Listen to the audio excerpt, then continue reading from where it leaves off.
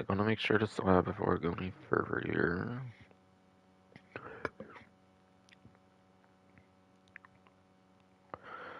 Alright, doing a Cyber Monday, December 1st, 2025 stream here, first day of the month of December now. Kinda did it today for the festivity, I suppose. But yeah, hello. Hello. It is the Senator Gambino here with a new stream. And this stream, I'm going to be going over the event week for this week from very early Thursday, whatever as per usual, like I usually do, and Grand Theft Auto Online. But yeah, I did have a busy weekend, Saturday and Sunday. I was actually playing some Pokemon Go content and stuff, and whatnot. So yeah, I didn't really have time for this on Saturday or Sunday, so, and I didn't really decide to do it on Friday or whatever. Could have done it for Friday as well, but yeah.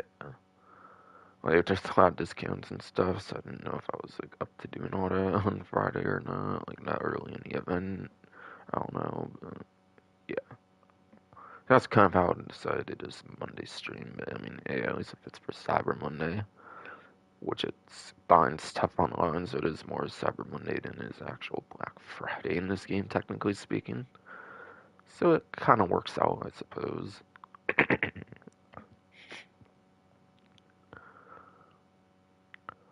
But yeah, for the first time in history for the game, I'm pretty sure, of course, there is a 5 times money opportunity on the Superyacht Life missions. That's going to be pretty huge.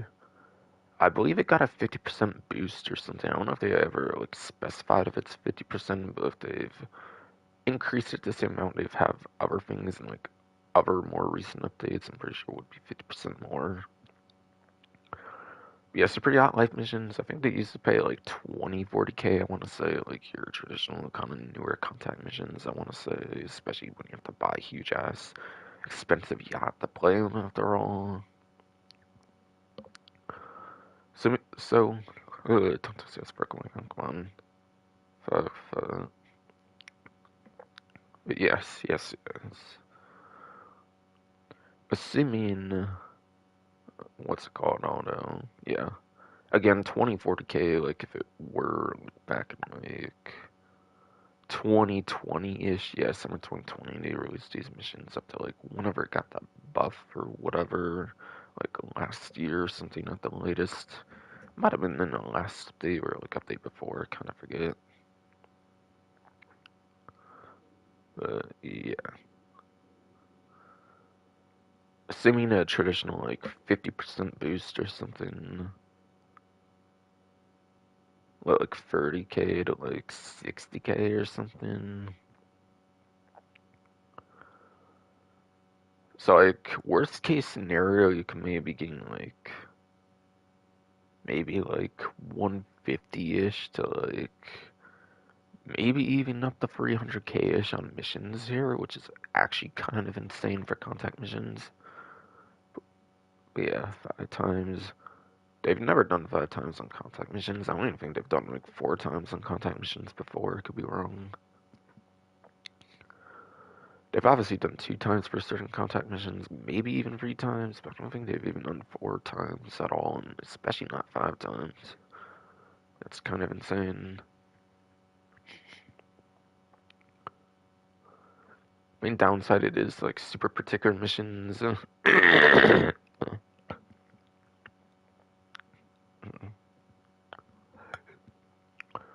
mean, oh my god, fucking ass. Hurry up, road shit, come on. Yeah, the main downside is, yeah, it is super particular sets of contact missions. One particular set of contact missions with the Super Yacht Life. Which is probably not everybody's favorite set of missions to play, quite frankly, but I don't even find these missions to be that bad for most of them anyways, unless you're maybe playing the one where you're like stuck on the yacht, maybe.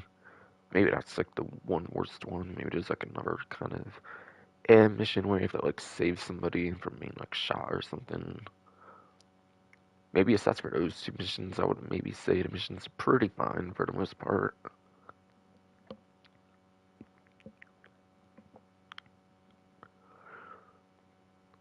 Yeah, I go more into the particular missions though when I get into the game.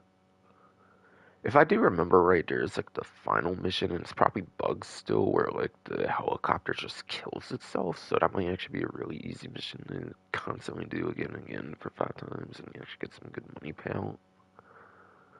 I think that one you mostly go in like a submarine, like underwater for like the final mission, and like don't get into like the zone where you're like marked for getting killed or something. And after that, you're supposed to kill somebody in like a helicopter, but I think nowadays the helicopter ends up killing itself somehow, which is weird. So assuming they haven't fixed that, that's a really easy mission to play, I'm pretty sure nowadays, for the final mission, ironically. But yeah. Now, as soon as they never fixed that, which I don't assume they probably would have.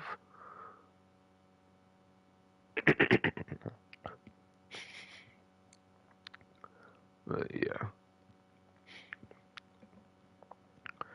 So I might check that mission out on stream, see if it still works that way. From what I've heard, apparently, like, it doesn't work properly on that mission anymore for a helicopter compared to when it first launched.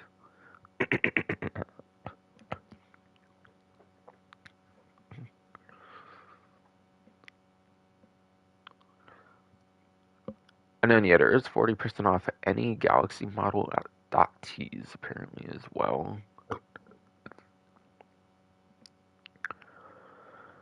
So if you do not yet have a super yacht, whatever at all,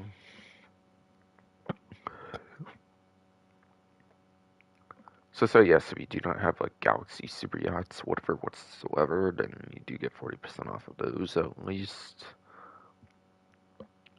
For 5 times rewards, I could very much actually see that being pretty worth it, to be honest. For once, for once, for once.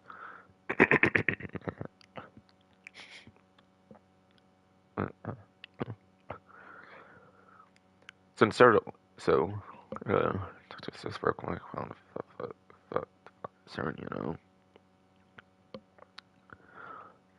So instead of having to spend like several $1,000,000, you probably have to spend like a few $1,000,000 or something for super yachts. So if you could afford that and get a mansion, you think for like next update, I definitely would actually buy one and just try to play like maybe the final mission if it is broken like that, like several times or something until you make your money back basically. But the money might be so good you might be able to make like $1,000,000-ish like an hour. I'm not like joking by the way. I don't think I think like at most for 16 plus minutes is the max you get paid, I think, on contact missions by the way, so you're kind of expected to maybe do like 4 to 5 contact missions like an hour at least. Like since max payout I think is like 16 plus minutes. Something I didn't mention yet I think, but yeah.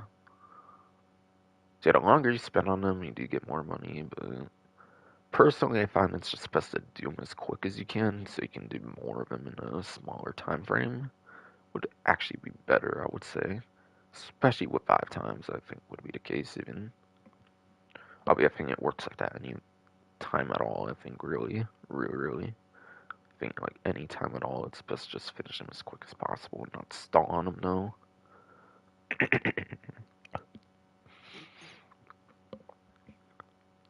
I do find yes that actually like finishing them right away instead of like stalling on them is probably better just so you get more missions done. Even if you technically get paid up to 16 plus minutes and more pay, like as long as you like spend up to 16 minutes, 16 plus minutes. Yeah, 40% of the Galaxy super yachts or whatever is huge though. I think they're normally like 8-10 million. So yeah, now some of them could be like a few $1,000,000 instead, which is nice. Also, it doesn't say right now, but I think if you get like the cheapest or the Pisces, which I think is the middle one, you do also get a free upgrade, I think, to the Aquarius.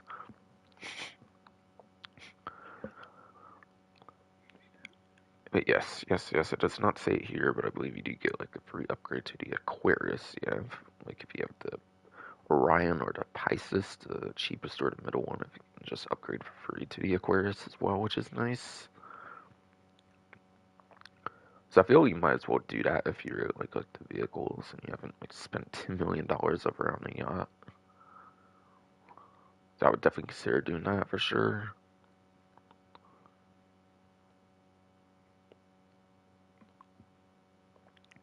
But yeah.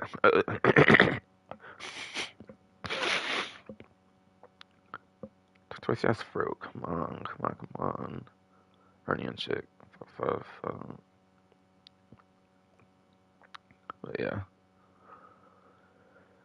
The yachts though, yeah, they pretty much give you the vehicles that they provide. Pretty much is the main thing. Aside for like a couple things, pretty much in like the amenities you get on the yacht, obviously as well. So you don't get much out of them, but you do get a couple like mission things at least. The first one that came out, I think, with the initial release of the yacht, was the only mission at the time was piracy prevention. I believe was the VIP work. Recently, I think it was on Triple like a couple weeks back or something, maybe even like the last event week, I forget. Like the previous one before this, I forget. But I think it was recently, it was on like Triple money for piracy prevention, which was like 90K per mission, which is pretty good. Assuming you win it, of course, and like somebody doesn't take it from you or whatever. In the like 10, like 15-minute timer or whatever timer it was.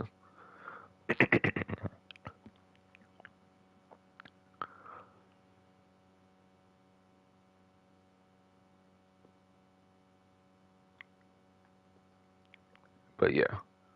Superyacht Life on 5 times is definitely probably the craziest money opportunity any yacht related mission has ever had, though, definitely. So, this is definitely the time to buy one if you have not yet bought one, for sure. For sure, for sure. Again, if that one final mission is broken, you could easily make your money back, I'm pretty sure, if you're willing to spend the time on it. Like, actually doing something that the yacht actually unlocks as well. And yeah, those missions were out in like 2020 with the like Las Dos Santos Summer Special. Los Santos Summer Special DLC, I think in summer 2020, added the Super Yacht Life missions on day one of that update, since it didn't really have like trophy much at all, aside for like one little thing.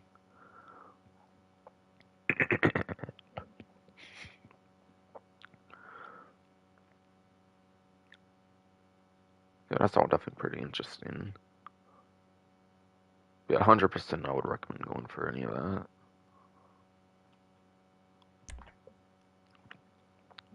Alright, and yeah, naturally with Black Friday, Cyber Monday stuff, you get 70% off. Up to 70% off, apparently, is the highest it goes to. And this is pretty much the highest discount right here, being the Avenger, basically, as well.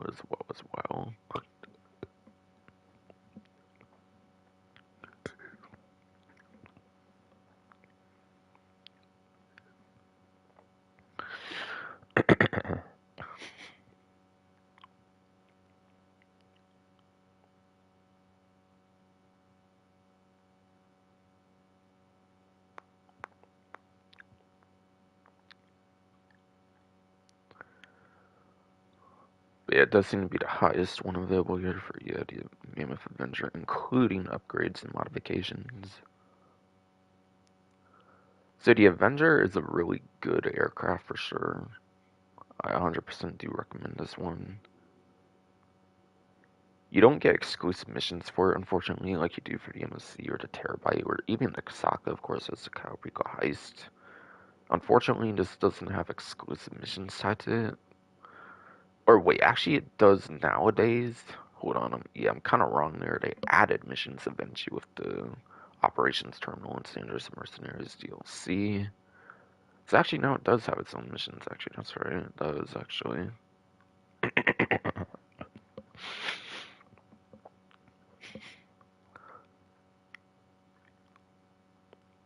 But yeah, my point was when they initially released the vehicle, there was no exclusive missions to do for it whatsoever. That was until Los Angeles Mercenaries Summer 2023. They had the like operation kind of things, whatever.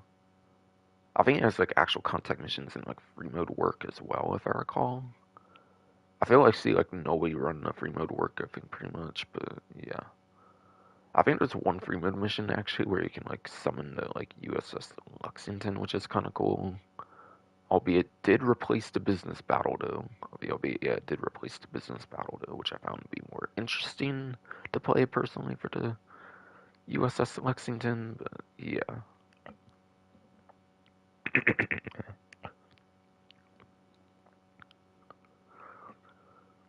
Yeah, before San Andreas Mercenaries DLC, I don't think it was really solo friendly too much for the aircraft. You had like bombs, I want to say, and that's pretty much it for weapons. But as a San Andreas Mercenaries DLC onwards, they had like a machine gun or missiles. I don't think you can do both at the same time, but you might be able to. I forget actually. But yeah, machine gun's non-explosive on this thing, obviously, because it's like a heavily armored aircraft, or it's supposed to be if it doesn't bug out. I'm pretty sure.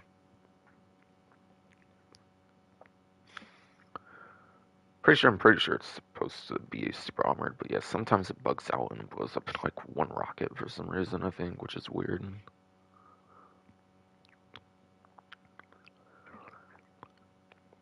But yeah, anyways, the pilot controlled machine gun is non-explosive because yeah, on something that's supposed to be armored, and that's obviously going to be very broken, since armor is actually really good when it does work properly. Has missiles that were added eventually in San Andreas Mercenaries DLC.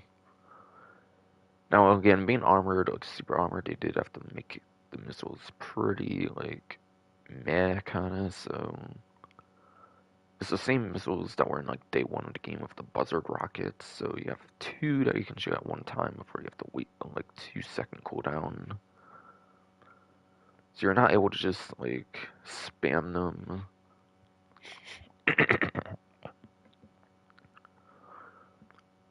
you're not you're not just Toxic says bro, fuck it, sorry, come on, fuck.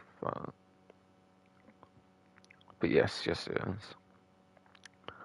So you're not just able to mindlessly spam the missiles, is what I'm basically trying to say. I was just thinking of how to word it. I was maybe thinking of like a fancier term for it, but yeah, I can't think of it. But yeah.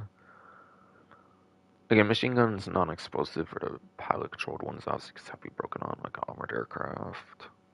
Obviously, like a heavily armored one when it does work properly. And yeah, the missiles are basic missiles that even the Buzzard has from like day one game, where you can only shoot two at a time, and then you have to like wait 2 seconds. So you can't like just mind. So yes, you cannot just mindlessly spam the missiles.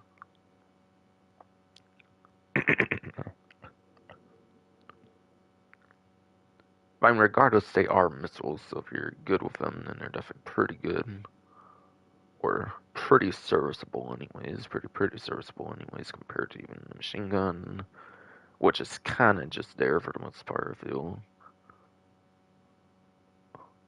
I mean, in certain circumstances, the machine guns can probably do a little bit over the missiles, depending on like what you're doing and everything. Of course. Like if you need more direct fire rather than relying on like lock on that might not actually lock on properly, per se.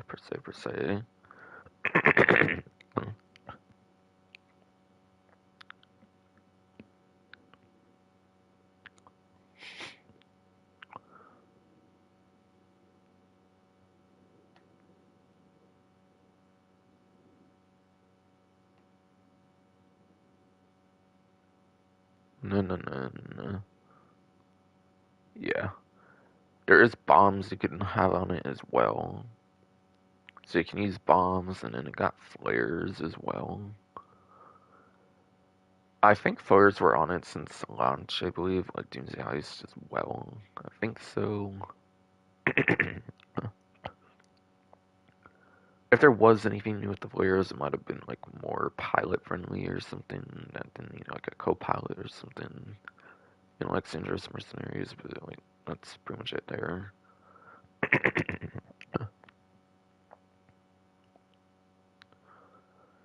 And I think the armor can go up to like the 20s and 30s, up to I want to say maybe like the 10s or something at the worst. The armor is pretty good for an aircraft, especially being like a service vehicle as well for like the service menu, the interaction menu. Then it's kind of meant to have good armor compared to your average aircraft, so that's obviously a strong suit there.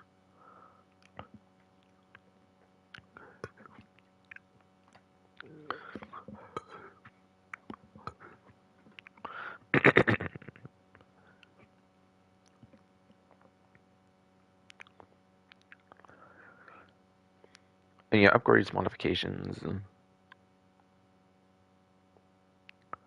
In the mod shop, I think you can do like the cannon things that like the MOC has as well, where you can do those couple explosive cannons that can actually do inside the like cab of the cab would maybe be more fair, I guess, for the MOC, but like in the like storage area for the Avenger, there is like those like cannon things you can use are similar to the MOC ones, basically. That's basically a much better version since you can just swap seats from like one seat instead of having to like physically go to each seat like the MOC, I think. Where there's like explosive cannons inside. See, I didn't even mention like the best weapon it has yet, actually, but yeah. It had that since the initial release of Doomsday Heist, but yeah. You need at least two people to use it quite effectively, and like 3 and 4 obviously to use it even more effectively. Pretty much. Pretty much.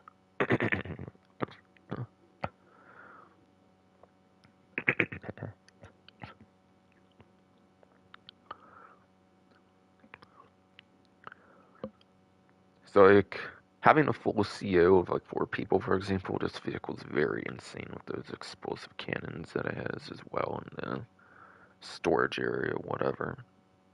So yeah, this is a very weaponized aircraft and everything. Pretty much does everything pretty well. The only downside is, of course, is that huge like armor bug where it can blow up in like one rocket, I think, at times. I don't know why that's a thing, but it is apparently.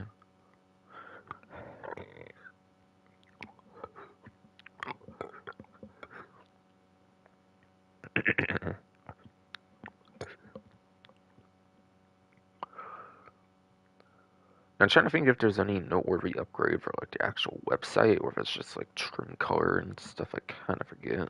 I'll go over that more in game. I think though. I think though, so I can just move on though. Move on though.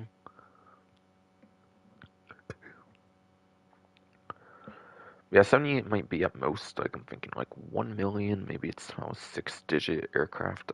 Maybe it's somehow a 6-digit price for this aircraft. I'm not all that sure, but yeah. I would say no more than like a million-ish or something for 70% off for sure. On the stock aircraft, of course, of course.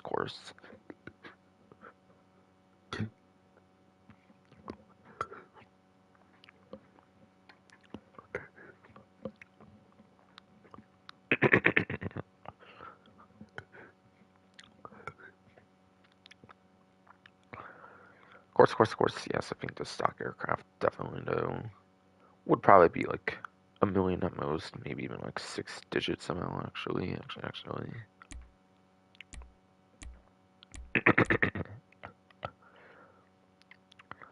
And yeah, I hit the gold tier. I hit it last stream unfortunately because there was an issue with my stream before that, I'm pretty sure, where Jackass brother reset the fucking internet or some shit. Because they're caught or some bullshit. Yeah. Into basic in yes, into the basics of GTA Online for the what's new section. If my Afro-Aryan bullshit can fucking speak well right now and shit.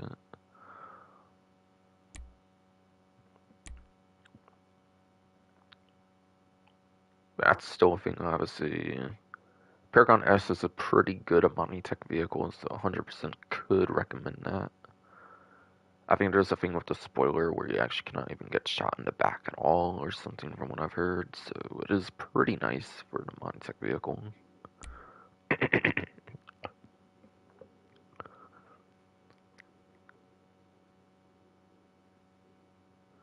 And yeah, you can go to the bridge or dial up to Captain Darcy. Or you can just go into pause menu preferably as well, and it's at like the top of the missions list as well, with the pause menu will add there as well. They actually mentioned like the worst ways to play them, I'm pretty sure. There for some reason. Some reason.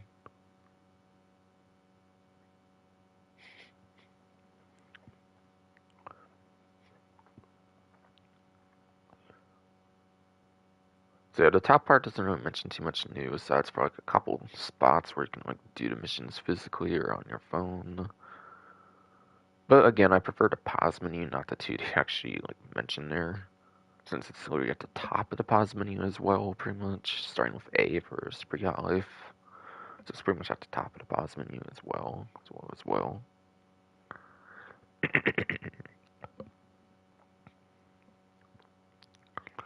And then completing 3 Super Yacht Life missions will accomplish the weekly challenge, giving you the Vibrant Check Smoking Jacket, apparently, for a clothing item, in addition to $100,000, the usual amount. They had like the huge time like a month or so ago where they did 2 times. I'm not surprised it's not 2 times, obviously, for the weekly challenge or anything. At least you are getting a clothing item, which you don't even get that each weekly challenge. When they probably have like a lot of unused clothing in like the game files or something, they could very much do something like that, I bet, or even just bring a bunch of returning ones for like each single week or something if they even wanted to. Yeah. See, I'll go over each particular one if you want to do like 3 different ones for some reason. Again, I will go over all the particular ones at some point in the stream, pretty much more when I'm in the game where I have more capabilities of actually doing that over just being on like the main menu. If you want to know like 3 more different particular missions that you could play, instead of doing like the same one 3 times. But again, if that final mission is indeed super broken and like super easy for that reason, then that's pretty much the one to play, arguably.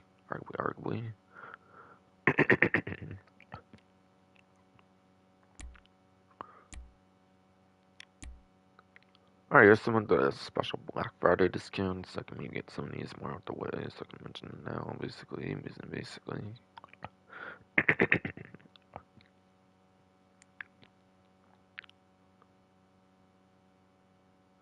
Yeah, some will be the highest they've ever been offered. Probably like the Avenger, for example. I don't know if that's ever been 70% off the Avenger, but yeah.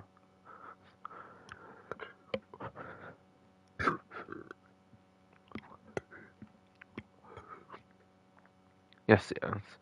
Goddamn fuck ass for yeah, come on. Stop.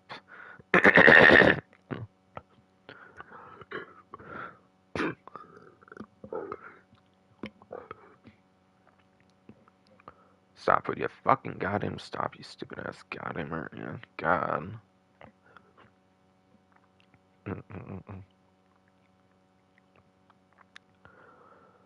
Yeah, some offered with their highest discounts ever offered, like the Avenger 70% off. I'm definitely imagining is the highest I've ever done there. I could be wrong there though, but other ones I feel would have been that high before, like the ones listed, for example. It could be wrong though. Could be wrong though.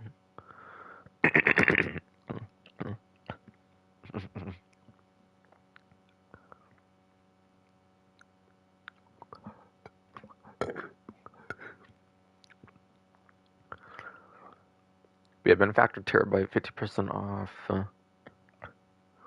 Has the exclusive missions of the client jobs.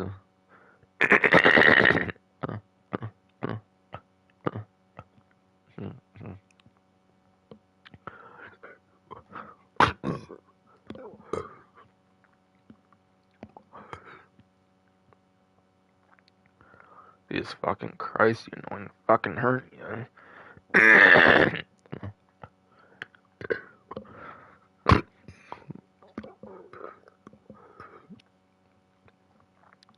God, can I even fucking say anything in this stream? Holy shit anymore. God.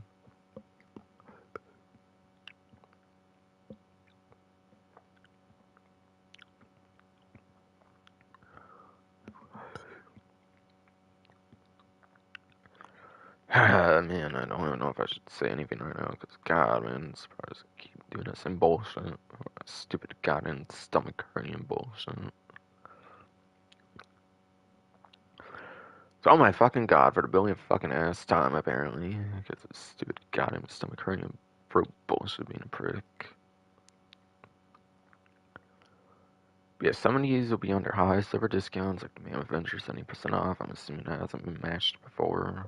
Especially on that one, being the highest one ever, obviously. Like, of these discounts, percentage-wise, being only 70% one. Otherwise, you have half off the Benefactor Terabyte from the After Hours DLC. Has the exclusive missions of the client jobs. which is like 6 different missions you can play from like Paige Harris, basically, I'm pretty sure. I forget if Paige Harris appeared in single player. I actually think she did. I could be wrong, but yeah. Character that was in the original heist, though, for online, for sure, though.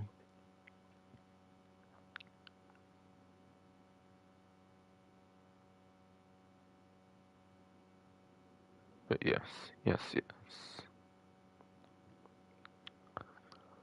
So she has 6 missions for you that are exclusive to the Terabyte. A couple of them are pretty nice sometimes. However, they rarely go on double money, I find, so like usually you're going to get like 30k for those missions. But on rare occasion, those do go on like double money, but that's actually not that often. It's 30k actually for standard payload. It's actually not that bad for free mode work in particular, I would say. At least for what they offer in the game, basically. But yeah. Or it used to not be until like security contracts and like payphone hits came out for like contract. And then I said, like honestly, when contract came out with the security contracts and the payphone hits, then I would kind of say maybe the free mode work kind of got outclassed for client jobs. But yeah. See, I think there should be more 2 times events nowadays for client jobs, but sadly, just not.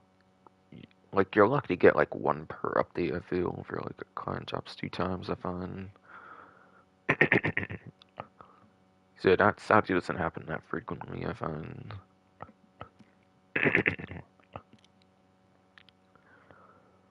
Yeah, there's a mission where you have to go in like the what's it called? I'm trying to think of all the missions like before like getting into the ones where you need like certain upgrades for it even.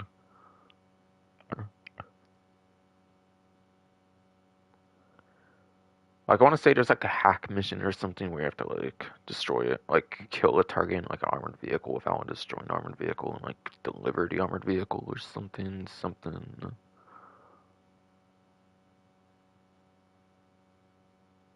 Forget.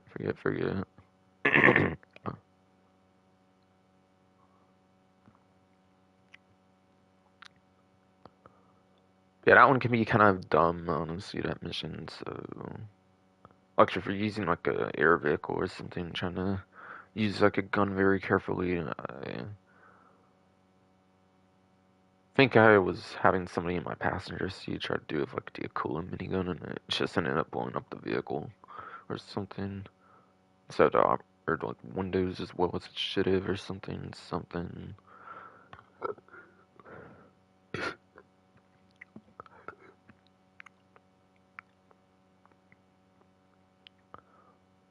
But yes.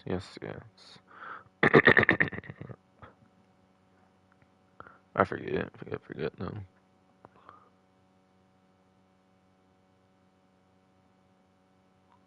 Um, yeah, whatever one where you have to like, get something from like armored vehicle, like take an armored vehicle, if you kill somebody in it or something, particular like a driver or whatever. Like you might want to have a weapon, of course, full metal jacket rounds for that, like the FMJ like purple rounds for that, for like a Mark II weapon. If you do that one, but even still, that mission I think is like the worst one you could kind of do, or one of the worst ones you could do. I'll mention there is 2 co-op missions as well, I think, where like you split the pay or something, which I don't like those either, because you actually don't get as much pay out of that, because they're co-op like missions where you like split the money or something. Which I think are like the 5th and 6th missions on the list, so I think nobody ever really does those 2, I believe, in particular, since they're kind of pretty bad, I would say. In terms of the payout, at least, and like the missions themselves, honestly, probably aren't even that good compared to the other ones, even as well. And I think from there, actually, I do remember what the other ones are. Robbery in Progress, I think, was the one I was trying to think of first. I think it's actually the first one on the list. I think the one with the armored vehicle was mentioned was like the second one on the list, I think.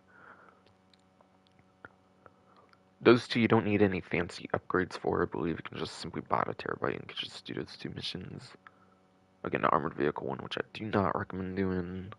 It's like a hack mission, I think, and also you steal like armored vehicle. I don't think it's that good. But yeah, Robbery in Progress, Yeah, robbery in progress though, you do have like 6 areas I think where you can go to up to. You have to look at the cameras I think and determine like which location. Albeit if you are good enough and know where the locations are, you probably shouldn't like use the cameras and then just search for them in the actual map. I think if you're good enough with it. Like I know one specific standard bank, which is a pretty unique bank interior. Otherwise, that's where I think it's like 5 different Felicia banks. Otherwise,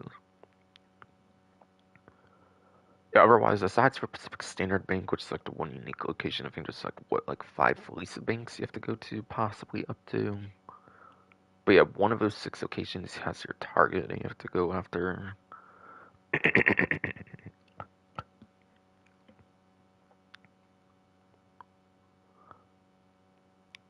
So that mission's pretty good if you know how to play it well, especially if you're good enough with the locations that you don't even need to use the cameras. Because, for example, there's one Felicia Bank in the like first original heist in the game for the 2-player original heist. That's the easy location to remember. I think there's a Felicia in like Vespucci. I think there's a like Felicia near Sandy Shores, like a little under Sandy Shores, or like under the airstrip or something at least.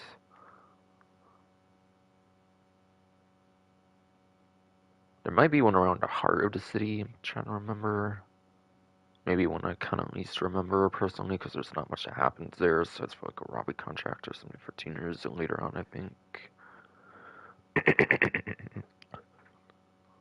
Yeah, I think it's the same locations as well. Maybe that's actually used in the later on thing they add with the tuners update for that one robbery contract where you can go to like where yes, there's that one tuners contract, the robbery contracts where you can actually go to like multiple Felicias and rob them all in like one mission. I think.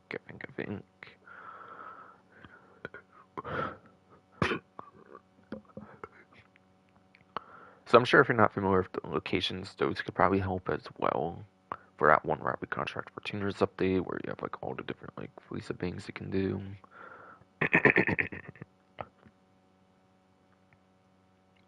So that's a way to familiarize with that mission at least as well. as well. And then yeah, I think the last 2 missions, the third and fourth mission, I haven't mentioned yet since they're actually some of the best missions pretty much to play alongside robbery in progress for the terabyte. Are the 2 that required a drone station, I believe.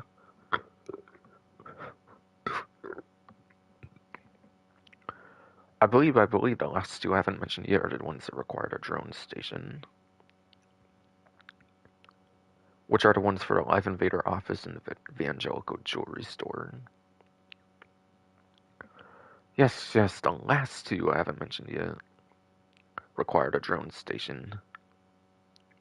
Which is the one in the Live Invader office and the one for the Evangelical jewelry store. Those 2 required a drone station, I believe, is the requirement to unlock those, I believe, for the upgrade you need.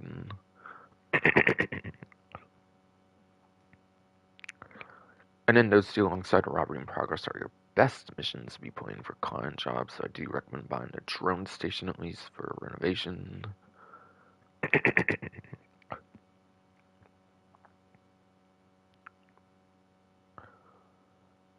But yeah, obviously the Life Invader Evangelico, I think they try to push you to use the drone station, but you shouldn't even use the drone station for those. It just makes it like a lot slower.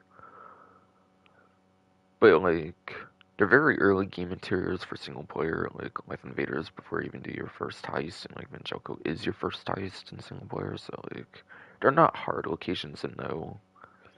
Life Invaders is a pretty unique looking building as well. Evangelico, you go into like an alleyway that's in like the city or something that's very unique looking. It's a small little alleyway that's just not much there aside for the heist location, I think. At least in terms of actual visible locations. Which obviously there's not much of those, but yeah. yes, though.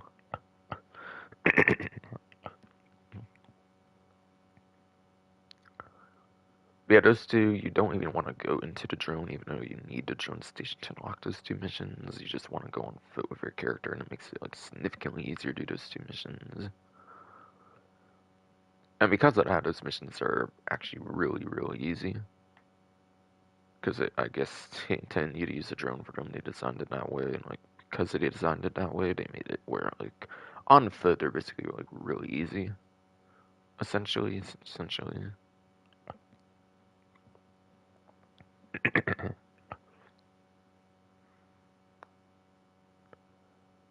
And yeah, it does include upgrades modifications. It doesn't say it on there, but yeah, it does include upgrades modifications as well. So drone station's gonna be half off alongside like the Mark II weapon workshop. There might be, you have to maybe buy the workshop for the Mark II oppressor. I forget. Do you have to buy the workshop for the Mark II oppressor, or does it come stock? I assume you have to buy it separate. I assume.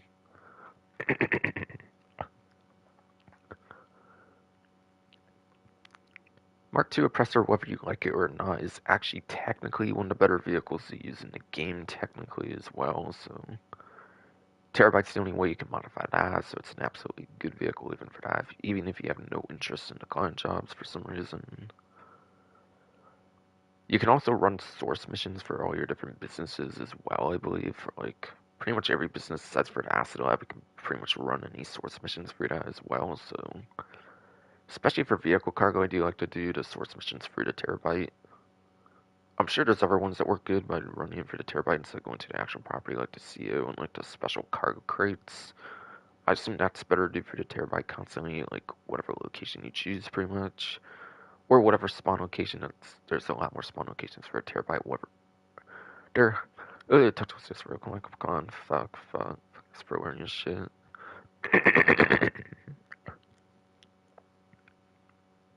Stomach and shit. No.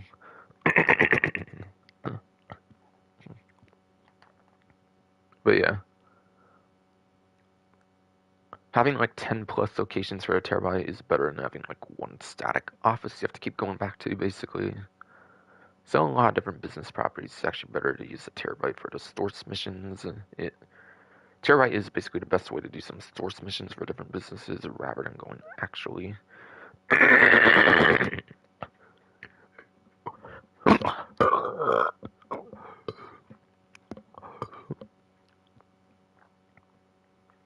Fucking throat hernia, stomach shit. Fucking stop, please. Fucking God, man. Christ, bro.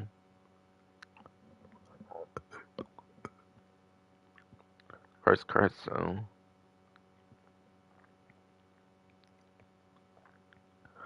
God no.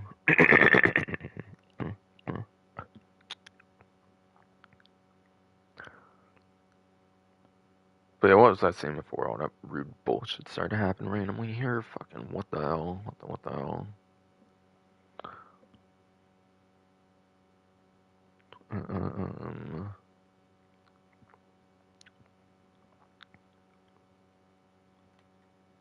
Gee, it's already 40 minutes long. God fucking damn it, you stupid throat hernia stomach shit. God, man.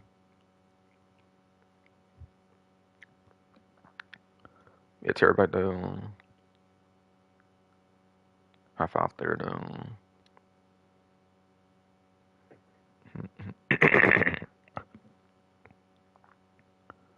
Yeah, half off drone stations, obviously good. And you have a Mark II weapon workshop, which you can get in a lot of different places. But yeah, the weapon workshop, obviously, half off of that would obviously be good. And yeah, I think the Avenger, of course, should have that 70% off as well. I think you actually can get it though. Yeah, Doomsday Heist actually did add like 6 more Mark II weapons as well. So the Avenger definitely does have a weapon workshop you can get as well. I'm pretty sure. And that one would surely be 70% off with the renovation, so you're actually better off getting that one this time around. But still, if you want to just collect every single weapon workshop for each property, half off the Terabyte one, it's definitely not bad, obviously.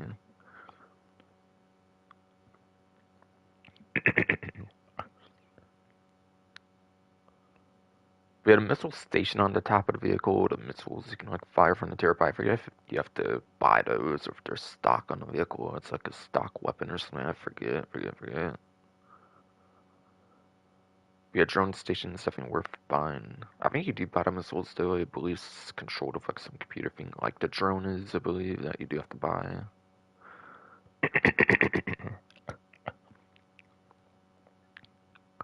And yes. Mark II weapon workshops definitely, or yeah, the Mark II like mod shop or whatever is definitely worth buying if that's something you have to buy, which I assume you do have to buy that. And it doesn't come stock, I'm assuming.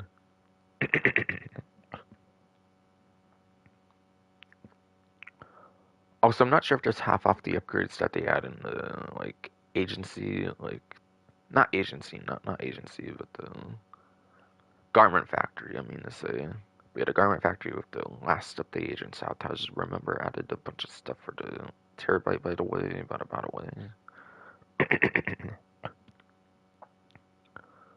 So I assume that stuff would maybe 50% off, like the lock-on jammer. I think there's a lock-on jammer for it. So it cannot be locked on the missiles, which is good. And it is a huge truck, so obviously you don't want people just to lock on the missiles, and it's a big enough target where a lock-on jammer is not going to necessarily do too much for it, but it's still good, obviously, regardless though. Better than nothing after all.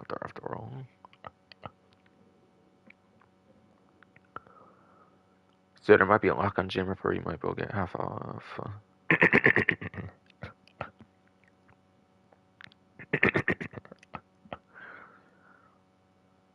There's a collectibles scanner you can buy, which makes collecting collectibles in game easier, which is nice. Which is nice. So for some reason you want to collect collectibles without having to like watch a YouTube video or something, collectible scanner is pretty good. And that was something newly added last update for it, for Agent Sabotage.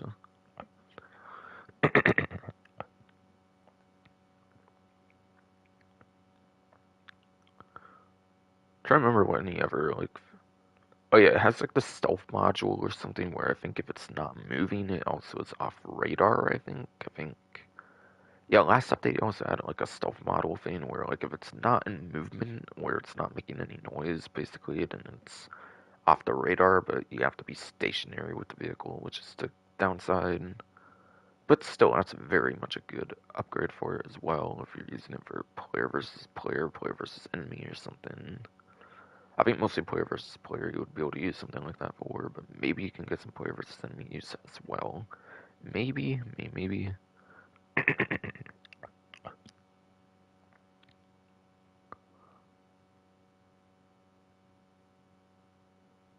Didn't they add like 4 things in the last update 4? I forget. I thought they had like 4 new upgrades.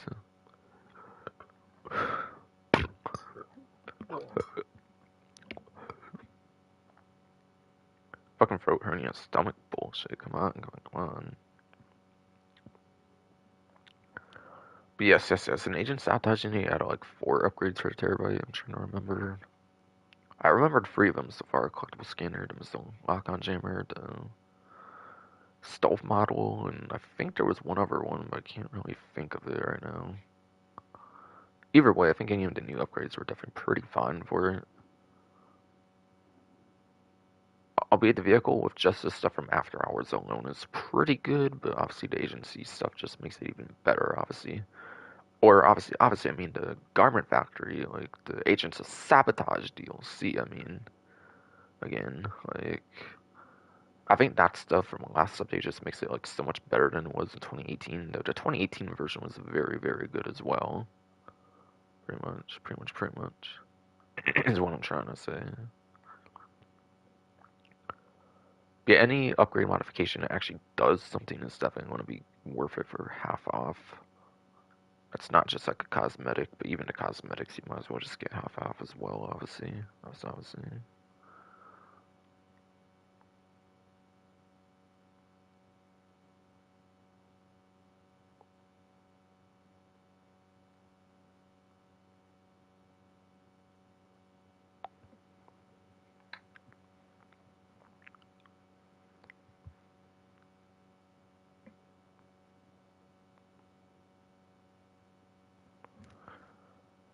Alright, and then there's a couple 40% off vehicle discounts they show off there, basically.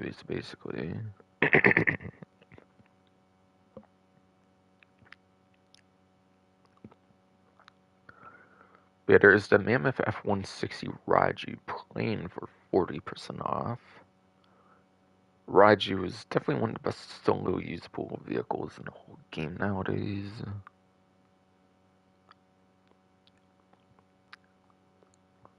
It is a stealth jet. So it does have a stealth mode you can just toggle on and off, like something like the Akula and the Annihilator stealth, basically. So that is nice. It's the only plane that also has that feature over a helicopter, so that's obviously very unique there. But yeah, it does have explosive cannons, which keep in mind when that released, they actually nerfed the explosive cannons on all the jets, not just that, but the laser hydra. Only the Savage has the original explosive cannons, and that's because it's like a helicopter, it's like much slower and everything. So therefore, it's one that can actually use it without being like too overpowered. So water explosive cannons are able to still be pretty good damaging weapons and whatnot. They are just generally a lot less usable, obviously, because it's like alternating shots and all kinds of stuff, basically.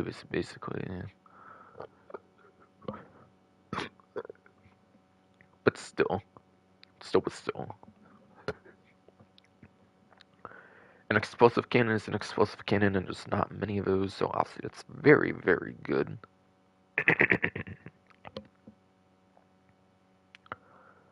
And it has the same kind of missiles that the stupid ass fucking throw hernia stomach shit. Come on, click on.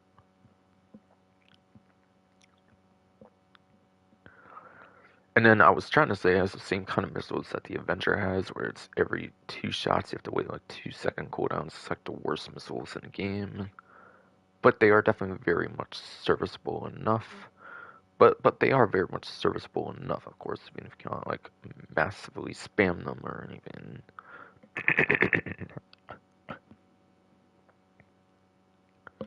even if you cannot massively like hella spam the missiles. Even yes, if you cannot like just hella spam missiles, they are fine enough for the missiles. Like at least you do have a lock-on weapon at all, obviously.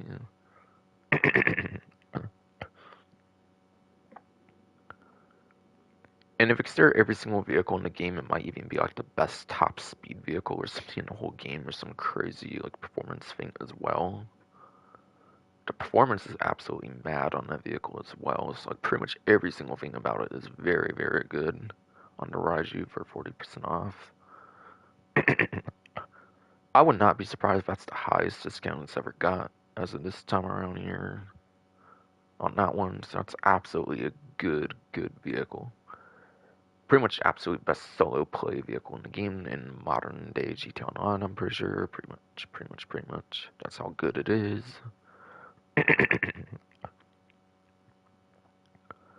Also, I haven't mentioned yet, but it's VTOL as well, vertical takeoff and landing, which is a huge part of why it is so good. If it was just plain takeoff, I wouldn't even be recommending it as hard as I am now. It's a stealth jet, and it is also vertical takeoff and landing VTOL, being like a helicopter and a plane in one vehicle, which is very, very good. A huge part of why it's as good as it is.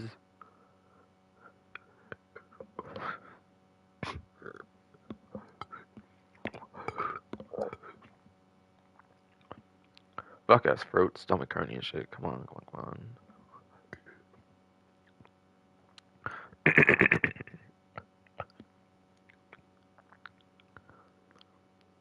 And then yeah, the Impante Deluxo, 40% off. That is the flying car. That is very much yes, a flying car in the game.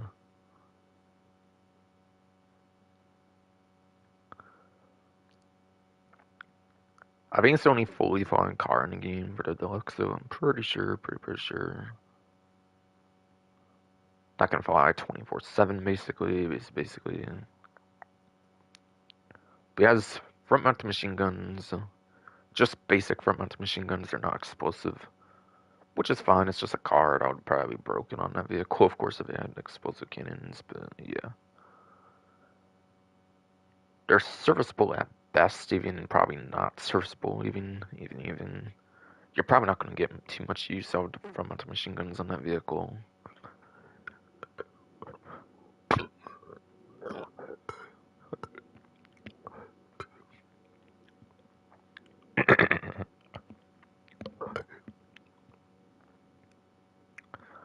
And then it actually has the best missiles of any of the vehicles on the image there as well. It basically has 30 of the best tracking homing missiles in the whole game. Yes, you have heard that right. It is 30 of the best tracking homing missiles in the whole entire game. So almost everything you're locking onto, you will be hitting unless it's like a plane going like circles, I believe.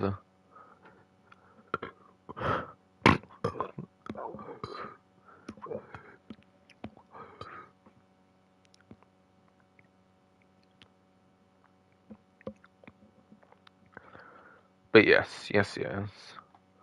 I find that almost anything that's not like a plane or a jet, you can pretty much hit guaranteed with like the best tracking homing missiles, as long as they don't like path incorrectly or something, like go like a wrong path or something. They kind of shouldn't or something, but they are best tracking, so that should be a rarity after all. After all.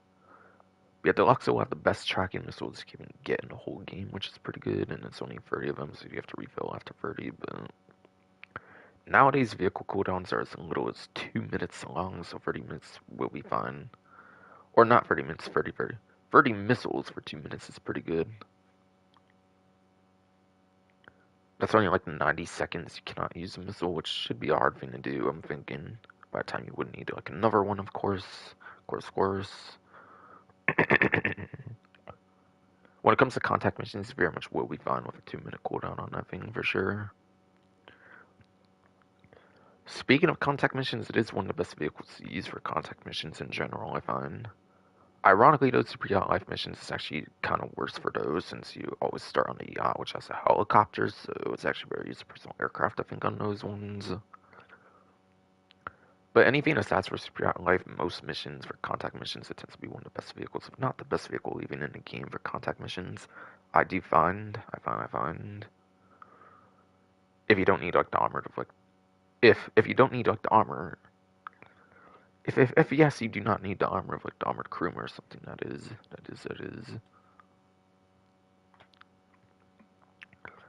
And it says and more, which seems to include a Torador, I think is what the red vehicle is there. I think that's the Torador there. I could mention it now since it's kind of image there, but they're not mentioning it, so I think I'll wait till I get in game where maybe I can talk about it a little bit better, even if I'm in the actual game itself, even.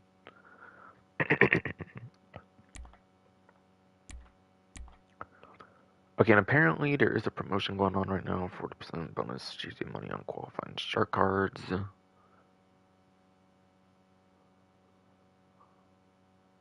have to opt in apparently by December 7th, which is a couple days before the new update comes out on December 9th, apparently. Apparently. For a safe house in hills or whatever. Opting in allows you to claim up to $4 million bonus cash when you purchase Megalodon, Whale, or Great White Shark cards before January 7th, 2026. So,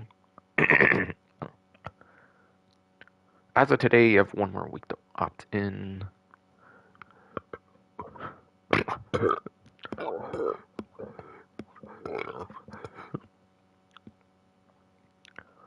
Fuck ass throat, stomach hernia shit. Come on.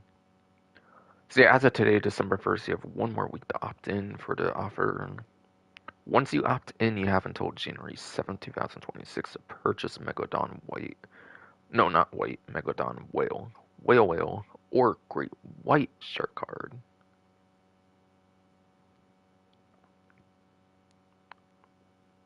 And yeah, there it kind of mentions it in like more clear language aside for opt-in. I think it was pretty clear on top what they were saying, but yeah. Again, I basically said it already. You must activate it by the 7th. by the 7th, the end of the day on the 7th Eastern time, it looks like it's by. So for me, I think that would be like 8:59, I think, for example, or something. Like the Pacific Standard Time. And then you have till January 7th with that same kind of time as well. For that month after the opt-in period to receive the bonus.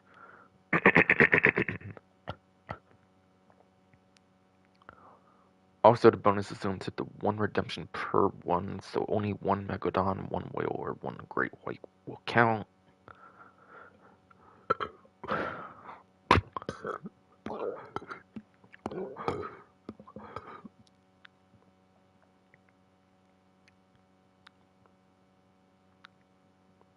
God, you fucking ass throat, stomach hernia shit. Come on now. Fuck. Yes. We have bonus offer for the Megalodon, whale, or great white, yeah.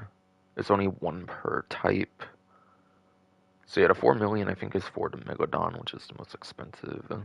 You'll get even less than 4 million, I assume, if you get the other two, and you can only do each one time, so... I would say probably like around like 9-10ish million, maybe like bonus cash up to if you get like one of each. Not that I recommend doing it, of course. I don't think you really need to buy shark cards nowadays in the game. Albeit, yeah, when they nerfed Cowprico, it really did suck for solo play, quite frankly, kinda. But I mean, it's still very much playable, even if you get like constant tequilas or something. I think very much it is still a nice solo money maker for the Cowprico if you know how to play it well. For Cowprico Heist. Otherwise, you have the D'Agostino Heist, which recently was obviously on that huge double money event, last event. So yeah, I think it was like 2 events ago, I think, for the VIP work meeting for the piracy prevention I was talking about, by the way, earlier. Not last week, but yeah, 2 weeks ago then. Yeah, that's definitely interesting stuff there.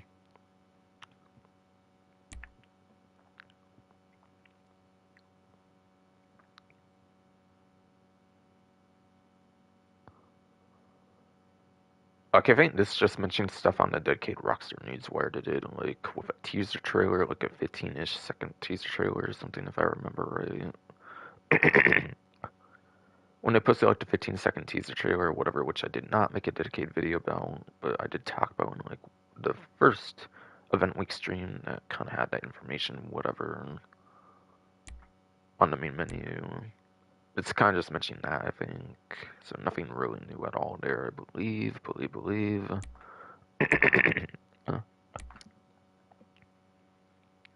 And from there, it's just money fronts now available. All the other, like, day one stuff for money fronts.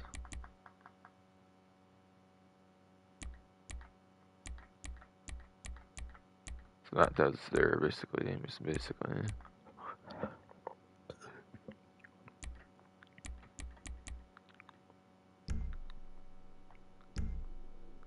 Alright, so yeah, sorry it took a whole hour. My fucking throat, stomach hernia shit was being a prick, but yeah.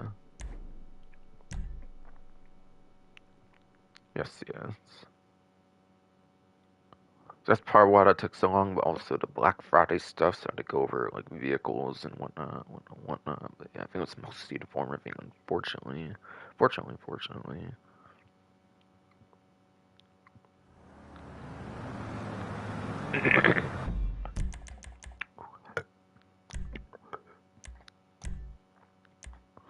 Yeah, to my invite only, of course, for story mode, like I usually do, of course.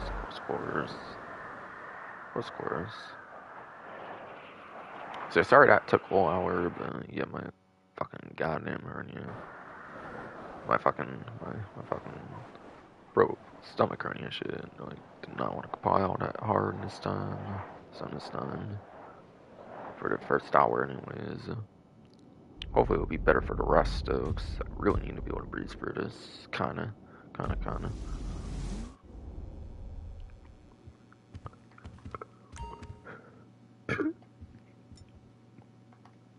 Pluck me sweater, apparently. That's new, apparently, since I've not had it before.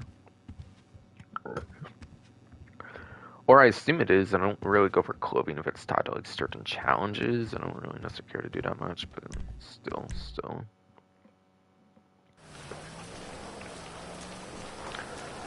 Oh yeah, and a week would be the next update on December 9th, since it would come out on a Tuesday, right? Surely.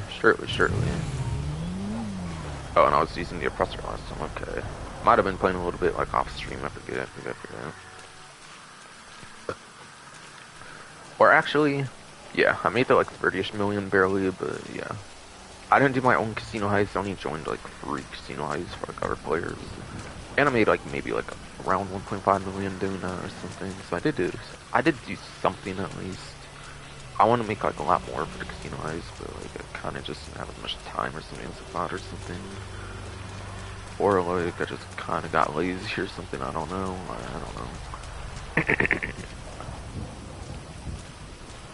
But I did do free people's casino heists, help them out with it, which actually wasn't too bad. I didn't actually get like a really bad group or anything crazy, surprisingly, I feel. Or if I had a little bit of trouble, it wasn't like as bad as it usually is. Like without an event, I feel. Where people are just so lazy as fuck with their casino heists or something, like not doing Duggan shipments and stuff. Which yeah, I don't think you really have to do if you play it right, but still. I think my point is I didn't get like shitty randoms doing like shitty like casino heists, like the bare bones, like doing like nothing, where you can have like that worst hack that you have to do that's not the fingerprint one, but the other one or whatever. That kind of, I didn't have like that kind of casino heist at least, that's what I'm basically trying to say.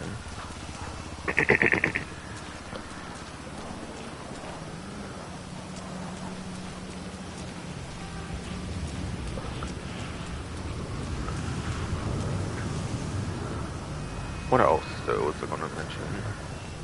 Oh yeah, I did also sell my like,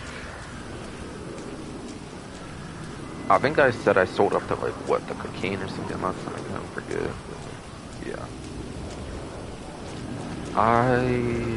What was it called? I sold any remaining business I wanted to sell basically though, like the nightclub and the acid I think were the other two pretty much I still had to do. I think those were like the main ones that really had to sell. Sold those as well. So any increase in money was because of like 3 random casino heists and also some like nightclub and acid finally. That's kind of all I did I think for the most part though. So yeah, I kind of want to do more, but yeah, I kind of got busy or something for some reason. I think just to get around as much as I wanted. And actually, I'm not doing my episodes. Get back over there. Get back over there.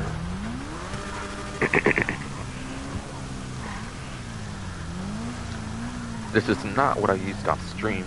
I mean on stream. This is just not what I used on stream, just off stream.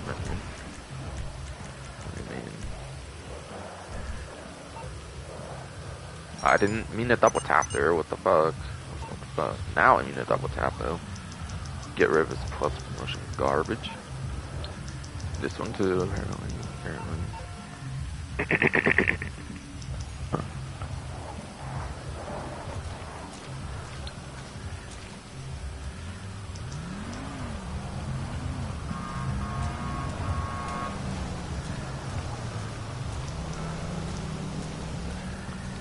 And yeah, I was going to do the mechanic, obviously, or what I was last using on actual stream. You calling for some wheels? I'm kind on the of do a spot. continuation on that. But yeah, it's the last time I'll be using it for like probably ever, I'm guessing, for the Vigero CX convertible, pretty much. I'll get there as soon as I can.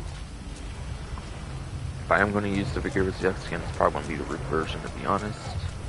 Not because I hate the convertible version or anything, it's just because they have the same performance, basically, as each other for the regular roof and the roofless one.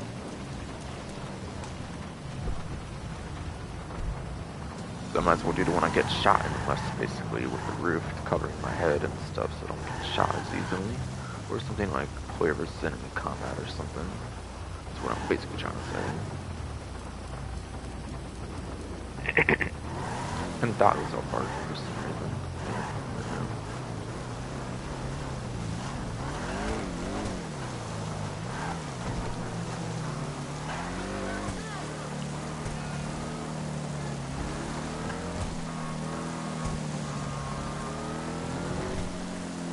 I was just going to take this over to the Higgins Towards, of course, just why I'm making like spawning there, basically.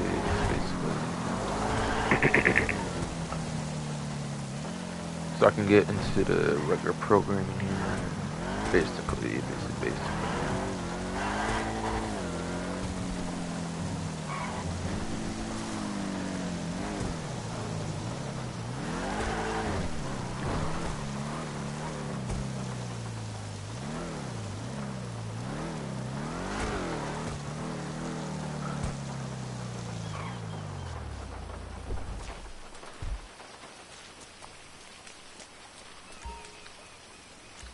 So yeah, what aspects vehicles are on? Even.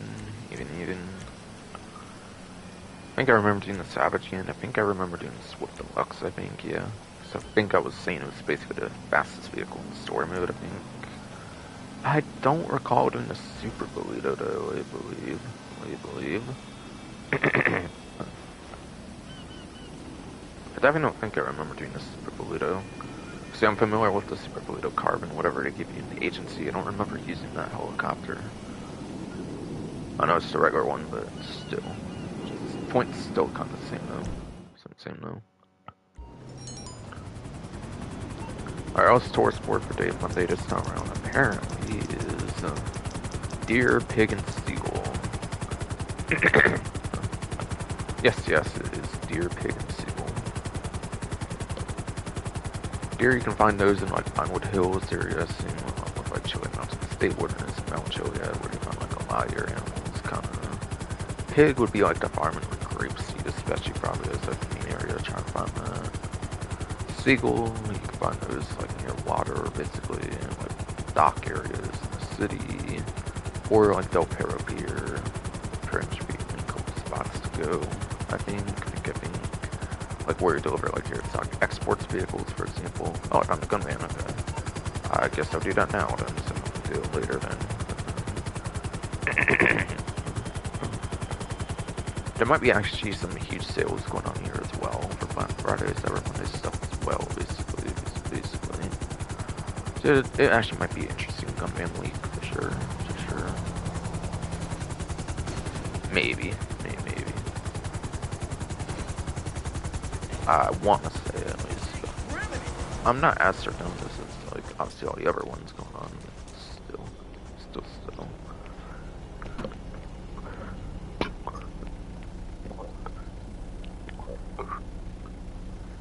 I assume they did stuff. I would assume they would do stuff here. This is more like your actual Black Friday, since you have to actually physically go to it after all.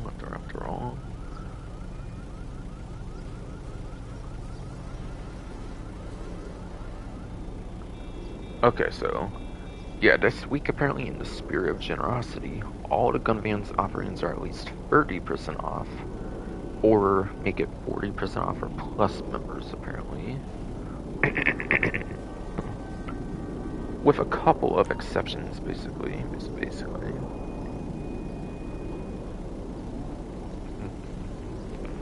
No one followed you, right? That one's brand new. Just hit the market. Okay, so I'll start off with the ones that aren't as special here, I think. Now that right there will make an impression. So the battle rifle will be 30% off, of course, or 40% off for Plus. Same with all the other ones below it as well on this lineup here.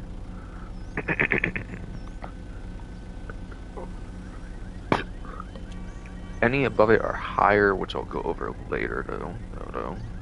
That kind of rifle speaks for itself. So yeah, I will say right now the two above it are your highest discounts. I think one's also the same 30% off if you're not Plus, I believe, probably as well. I would imagine. Or maybe on like 5% or something if you're not Plus, I'm not too sure. Now that rifle's a modern classic. Still. That was only released a little while ago. Yeah, the battle rifle is a gun van exclusive since one of the later weapon releases, so you can only get the gun van, no ammunition, no agency, just the gun van, I'm pretty sure, on the battle rifle. It does have 30 rounds on an extended clip, mind you, as well, which is pretty, unfortunately, very low. Trust for an assault me. rifle standard. You can trust that rifle. So that means on no extended clip, even it's like 20 rounds, it's just kind of a joke, but yeah. Has extended clip, which again brings a converti suppressor, so it is a suppressed weapon and not stealing attachments it actually gets, apparently. Apparently.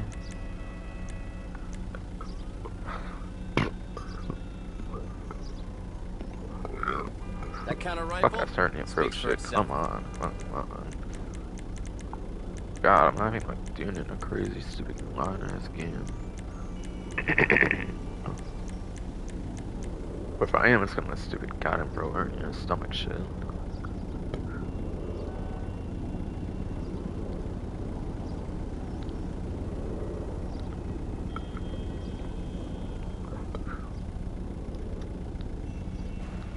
Hey, now that rifle's a modern classic. But yeah. But yeah, the main thing about this is but I know it may seem disappointing, of course, being at 20, 30 rounds, but there is actually something interesting, unique about it, I think, for assault rifles, and it's actually the best stealth weapon in the game when it comes to assault rifle, believe it or not. The thing about it is it does technically have a higher caliber bullet or something, Trust so I think it actually me. is like a You sniper can trust rifle in that the stealth rifle. missions where you can actually do 2 bird, 1 stone headshots on this weapon. I actually showed it off in a new listing mission. I think I got a 2 bird, 1 stone headshot on that, I believe.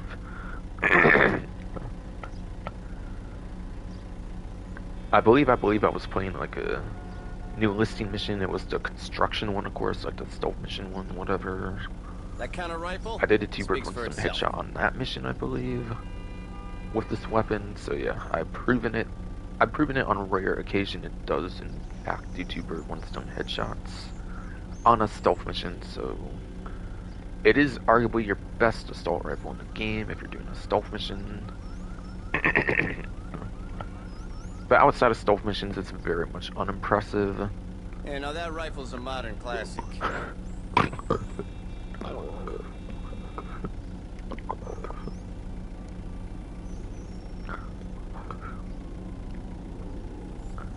Fucking ass, bro, hurt. Yeah, stomach shit. Come on. Fucking ass, stop, bro. Trust me. You can trust that rifle. But yes. Clearly, the little ammo count's not good for general use. It's just for your stealth missions, for those 2 bird, 1 stone headshots, as I was basically saying earlier. For 2 bird, 1 stone headshots, it's basically for those for stealth missions, and it's not a general use assault rifle. Arguably. That kind of rifle speaks for itself. It could maybe do more damage than other assault rifles, but it's not really worth damage over fire rate oftentimes over assault rifles. So yeah, just use it for stealth assault rifle. Best assault rifle for stealth missions with those 2 bird, 1 stone headshots, I think, is usually reserved for sniper rifles, which is unique. Which Hey, is now that unique. rifle's a modern classic. Which is, yes, very much unique.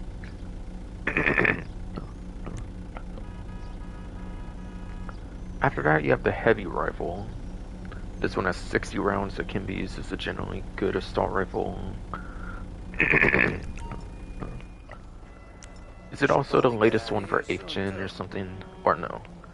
Well, actually, yeah, I mean 8th gen. As a scope, it might be, actually. Yeah, it is the latest assault rifle edition with a scope for the 8th gen consoles. In PC...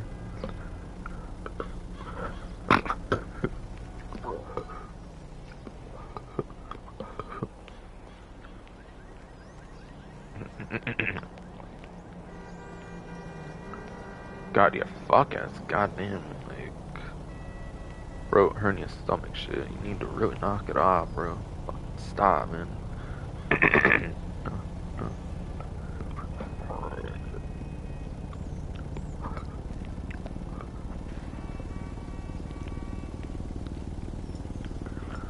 But yeah.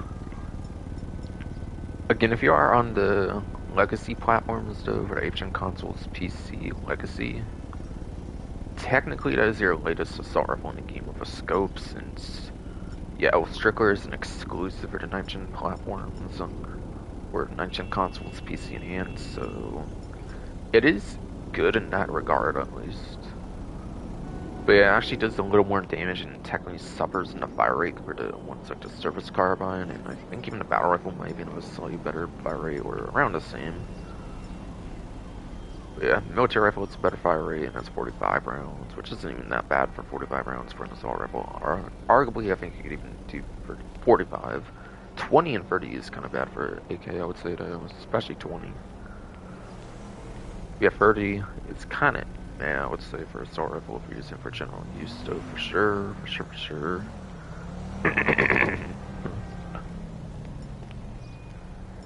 And obviously you have like all kinds of like Mark II ones and stuff. Looks like I actually put my advanced rifle in the gun locker, it looks like. Yeah, the advanced rifle is, I mean, kind of better fire rate, I would maybe think, than the heavy rifle. It could be wrong, no. Could be wrong, no. What's been for day one weapon before it got cut to contract DLC, so like it could perhaps be the case, of course, but of course. Even the advanced rifle would have a better fire rate than this, surely. Surely that is kind of realistic, even it was meant to be a day one weapon, but got cut. But yeah, it got cut until the contract DLC. Fuck ass goddamn throat, hurting stomach shit. Come on, stop. Fuck. Yeah, for those that do not notice, it was meant to be a day one weapon. But yeah, it got cut. It got cut until the contract DLC, but was meant for day one. Alright, gotta charge my controller apparently already, since it dies crazy as fuck, cause this fuck ass hernia throat shit, stomach shit got me like, not unplugging it when I should have a bunch of times, to where it just dies now, for the most part. And yeah, I had it plugged in when I was first doing the stream, so yeah. Didn't last all that long, You know the deal. So initially I had it plugged in, actually. And I unplugged it when I first got in it online. Alright, try me again soon.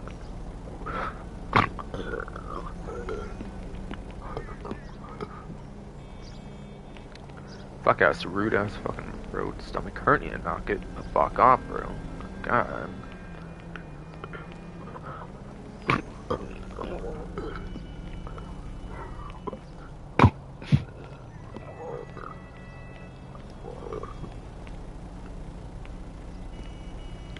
Like, holy hell, you. You were never here. I was never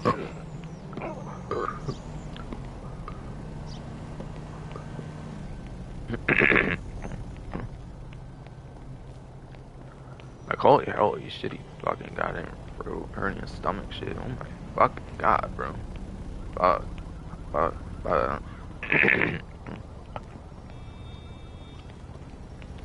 God, what am I trying to even fucking say now? Right. Yeah. I took it off from the, like, charger when I started controlling the online character when he was in the car wash, and then it lasted till the gun van here, basically, with this fuck-ass goddamn fucking ass dying stomach and shit. Pleasure doing business with you. So, yes. No one followed you, right?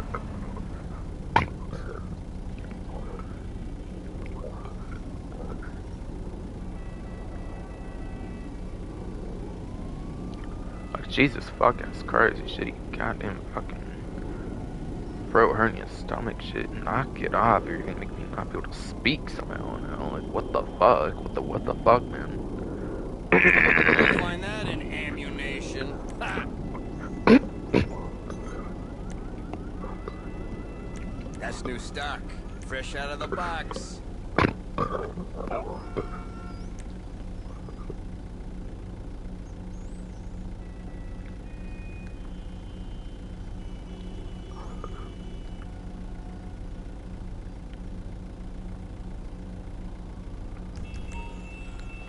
Yeah, I don't think I have precision rifle on right now. I don't think.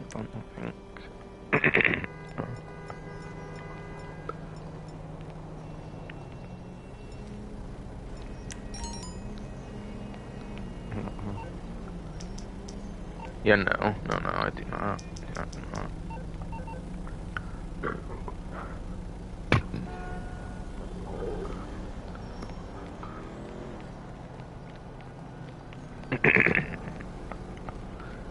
Holy goddamn fuck ass hell, you stupid goddamn stomach and shit.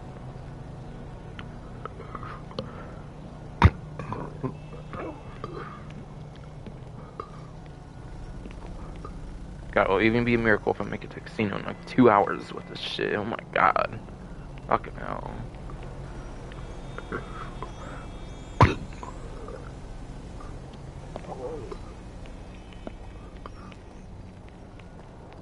Ah.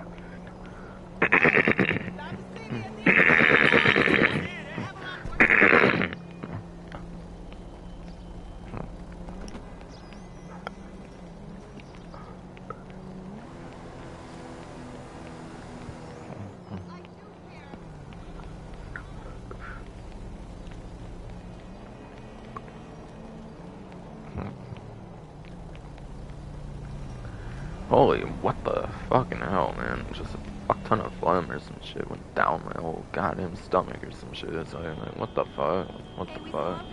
Probably why I wasn't able to speak much for shit lately. After a bunch of that fuck ass bullshit, of course.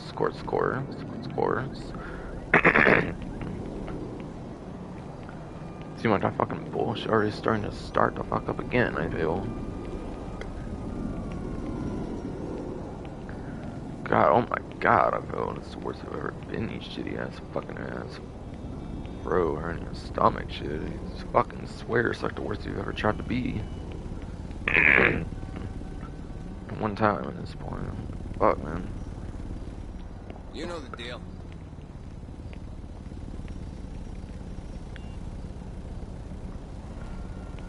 But yes. yes.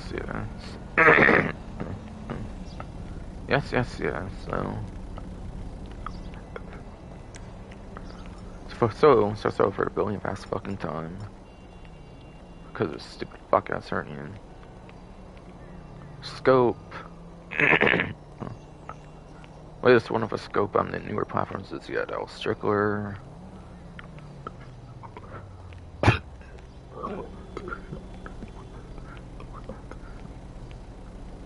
Really? Come on, you stupid hernia. God.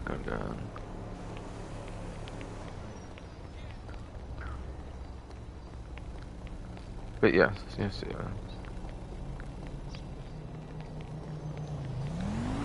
If I could even go through this, of course.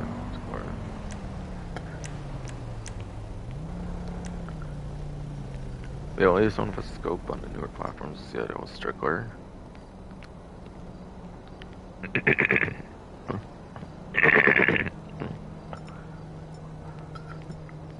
I'll Strickler, yeah, that's for the one on the latest platform. For the latest one with a scope. And yeah, heavy rifles, the latest one with a scope.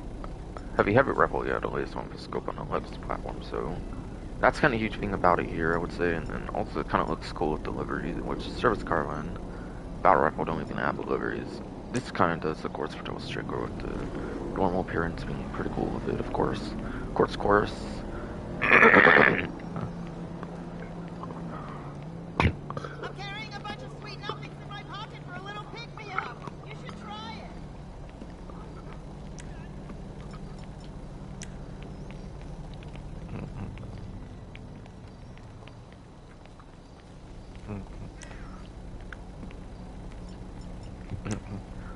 So in conclusion, hopefully, if it's fucking goddamn stupid stomach lets me fucking hernia shit, let's fucking even finish here. Come over anytime. I'll give you a makeover. Oh, Strickler is the latest one for scope in 9th gen.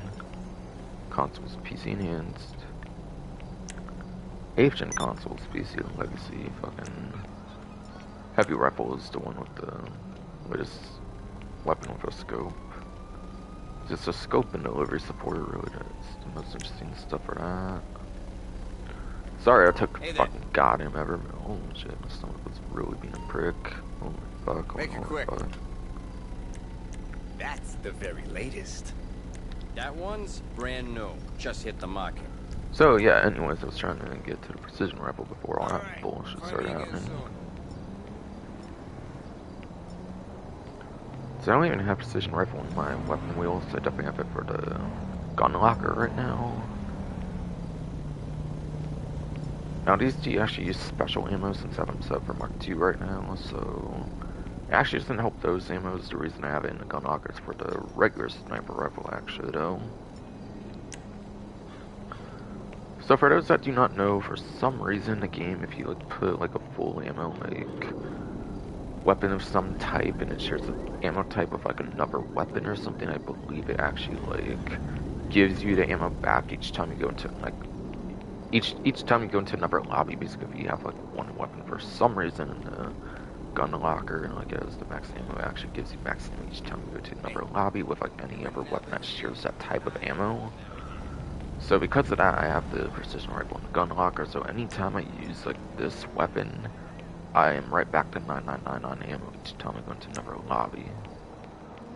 So you can actually use precision rifle for that, and it's not even that good of a... It is actually not technically not good of a sniper rifle. No one followed you, right? God, I kept wanting to say it, an assault rifle, yeah. Cause yeah, I'm so tongue twisted as fuck with all the bullshit lately.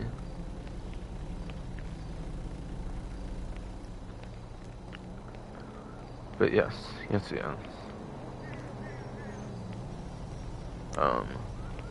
Yeah. For a sniper rifle, precision rifle is sadly not that good. It's a lock-on, which is shared with the Marksman Rifle Mark II if you have the holographic sight, which is just a much better option. So if you're using Marksman Rifle Mark II with holographic sight, you can even use it with the regular rounds where you get like a lot more use out of it, obviously. That's a lot better than the precision rifle for a lock-on sniper.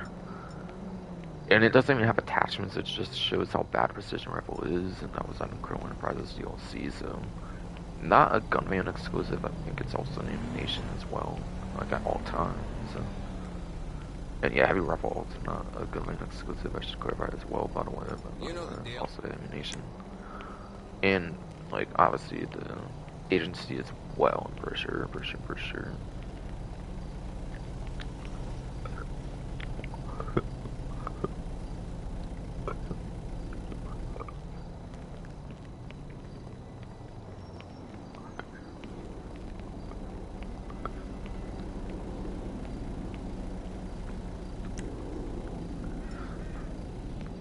But yeah, using it as a boost through the gun locker for your regular sniper rifle is definitely good use for the precision rifle for sure though. For sure though. Hey there.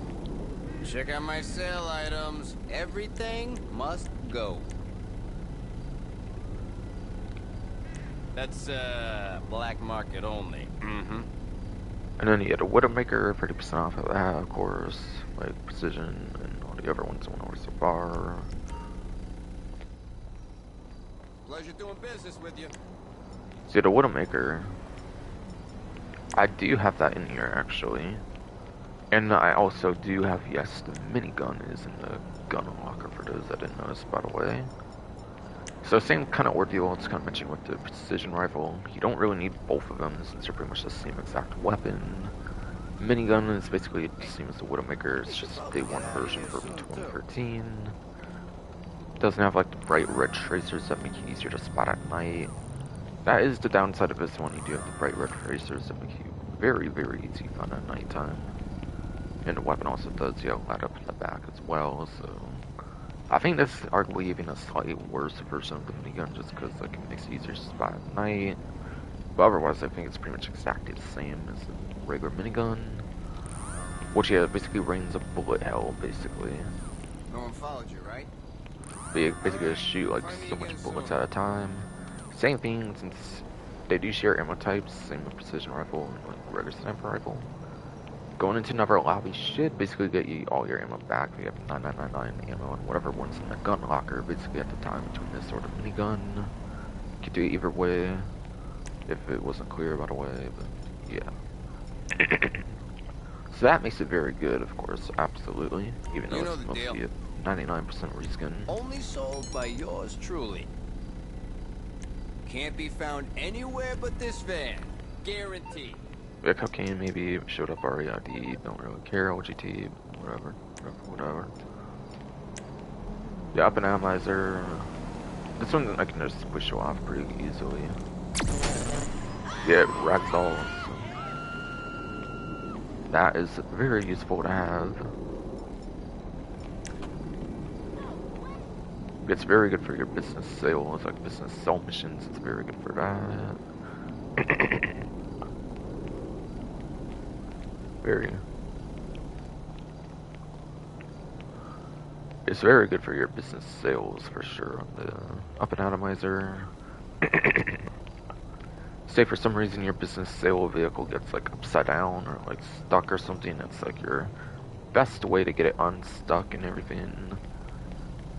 Before like 2018, late 2018, before that like actually came out, I'm pretty sure the best way to do it was like after like 2016 with like end of 2016 with like import export deals. You had both the Phantom Wedge and the ramp buggy especially to do that. But 2 years later you had an actual like handheld like ragdoll thing with the with you had a handdoll. Stupid tongue twister ass Pokemon. On. Fuck. See what you did here, you shitty fucking stomach.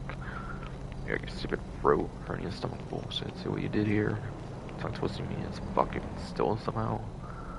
Somehow.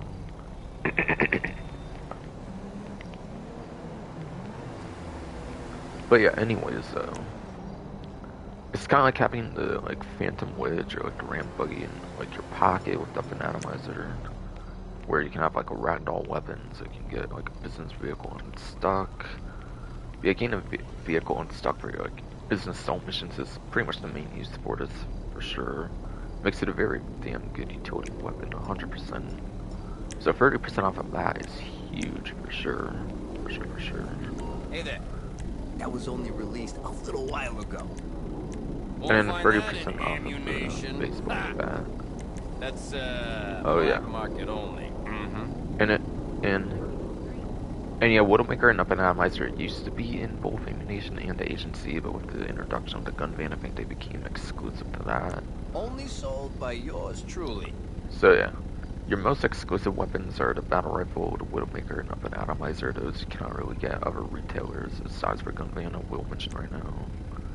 Also, I think Baseball Bat technically might actually usually have to be obtained in like the streets, or like a capture job. Or not necessarily a capture job in particular, but I think any creator job, as long as there's a baseball bat in it, is one of the easier ways to get it. I don't think you actually get this Ammunition, so this actually is kind of an exclusive. This actually might not be Ammunition, so this actually might be Gunman exclusive too on the baseball bat. It's day one though, so you can get in like a job on like a user created job or something pretty easily, I believe.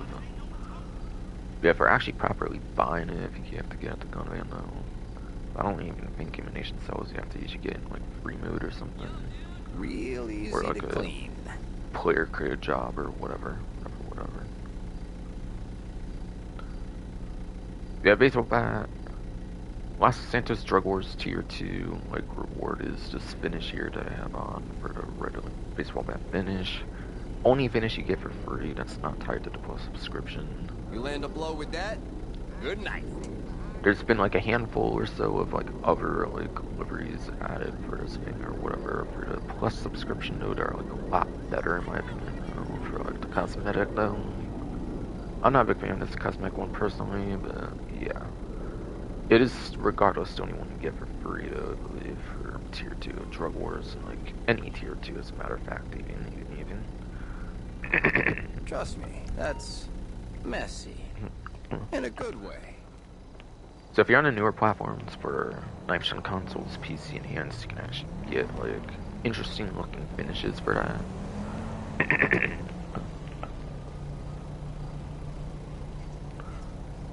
But otherwise, you're limited to like the metallic look of the basic look of it on the other platforms for HN and like HN consoles, PC Legacy is stuff like the metal finish on it, basically.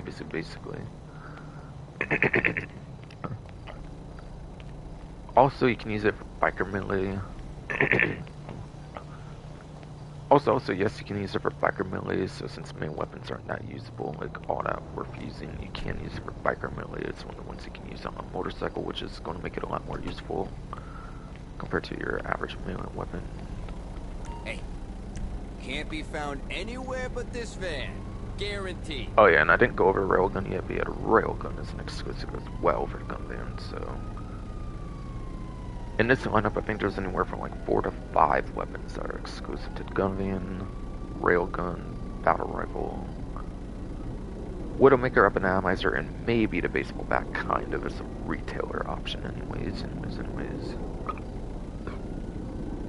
See, a baseball bat I don't think is an ammunition, You so want I a think it is signature going to be style? exclusive to That the baseball right bat. there is a signature style. Yes, baseball bat is very much exclusive, I think, to gunman as well, in a slight sense.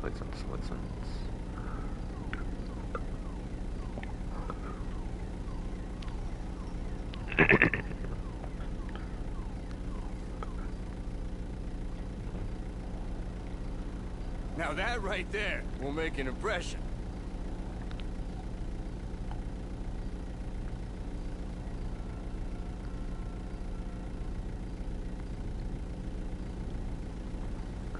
Alright, but yeah, railgun will be 50% for plus members, by the way, so it's not for everybody for half off on this one.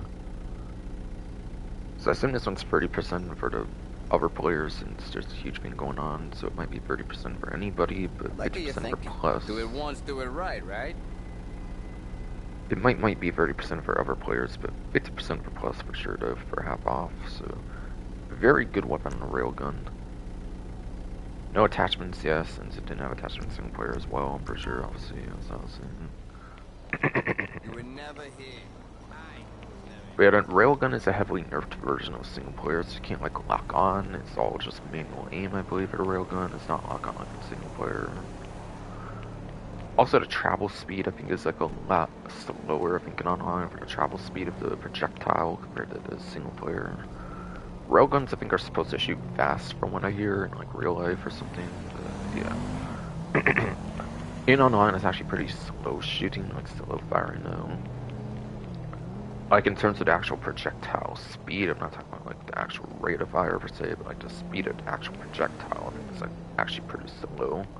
So you have to actually lead your shots, you have to predict where your enemies will be instead of like knowing where they are at a like direct moment, like you probably can in single player, like I said again, kind of, but in a way, for like something else about it, but still, with like the lock on, whatever, yeah. So I mean, those are the main two ways it got like nerfed compared to story mode. I'm pretty sure. But it has its own thing that makes it like really good for online that you actually can't really do as effectively in the story mode, though, which actually kind of makes it better in a way as well than it ever kind of was in story mode.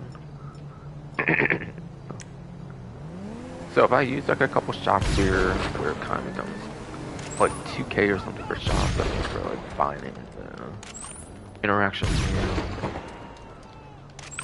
Since yeah, this is gonna be an exclusive, so I don't even know if you can like bot ammo ammunition. Obviously, so it's not actually after ammunition. Obviously, it's gonna be an exclusive. So like if I shoot like 3 rounds of bullet, it'll cost like 2k, for example, maybe like 1,050 if you just do 2. What you can do instead, which is actually like usually cheaper, is you're gonna be able to go to CO menu, for example. And CO abilities, you can also do it for Mirror Weapon, I think, as well. For Mirror Weapon, it was 2013 for Mirror Weapon, so they actually drop it off. It doesn't spawn next to your feed. It's not as instant as it is for the CO menu. CO menu, it's literally instant next to your feed. Mirror Weapon, you have to wait for it to get delivered. Yeah, for only $1,000, you can go from no ammo to 20 ammo with just $1,000 for the ammo box. Now, I think for some reason you have to hold the weapon, I think, when you do the ammo box to actually get the ammo for this weapon. But if you hold the railgun when you collect it, it goes from 0 to 20 if you are literally empty on it for some reason. So you can actually fill the ammo for really cheap, and it's explosive ammo as well, keep in mind, so it's really, really good. Considering that strat makes it a really damn good weapon.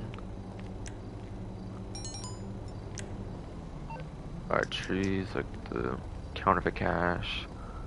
Yeah, counterfeit cash said money factory, so it's not weed, it's the counterfeit cash, counterfeit cash. As you get Tom Connor's, like, while being CO. Oh, no, it reminds me I have to unregister now. That I was going to, I think, there, but yeah, Tom Connor showed up. Showed up. But yes, Tom Connors very much did show up, so kind of had to No one wait a followed bit you, there right? because of that. Okay, let's do this.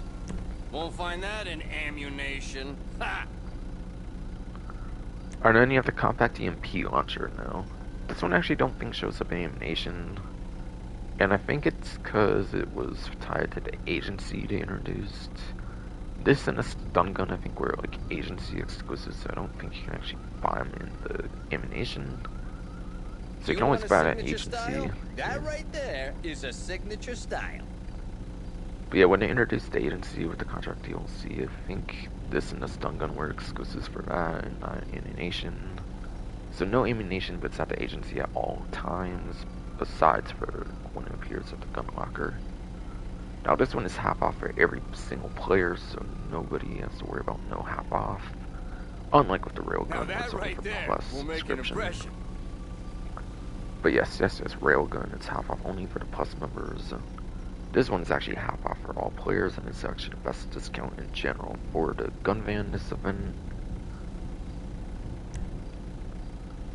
And yeah, this one's actually a really nice utility weapon.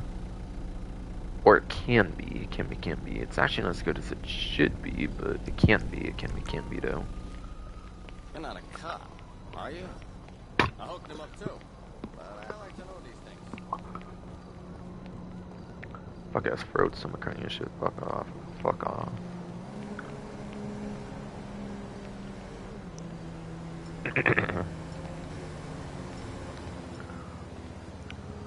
So yeah, the compact EMP launcher.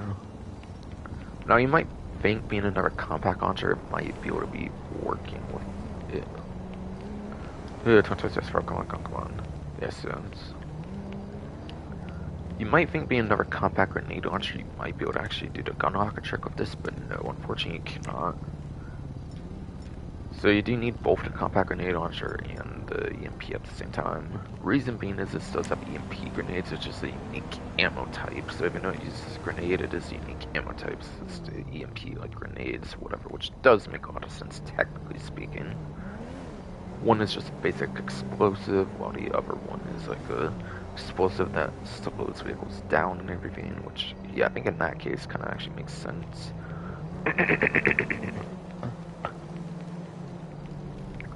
So this one, unfortunately, I don't end up using that much for that reason, since you have to actually buy the ammo each single time. You can't do like an ammo trick with the gun locker like you can for like the Widowmaker that I was talking about earlier for another heavy weapon. And there's also not another like ammo strat you can do like with the ammo box and the railgun for another heavy weapon. So this one at least I could use even compared to both of those heavy weapons, unfortunately. But yeah. Again, it's EMP electromagnetic pulse, which makes it a very good utility weapon in the right circumstances. Now, it's not airburst like the atomizer is, so it can't really hit aircraft all that effectively unless they're flying like really, really low or something. So keep that in mind. It's not really too useful on aircrafts unless they're like going real low and you can get like a really good shot on it. But it arches and all kinds of stuff, so yeah, it's going to be really, really difficult to hit like an aircraft. At least plane anyways. Helicopter maybe you can do if the pilot's like really stupid or something, but still. So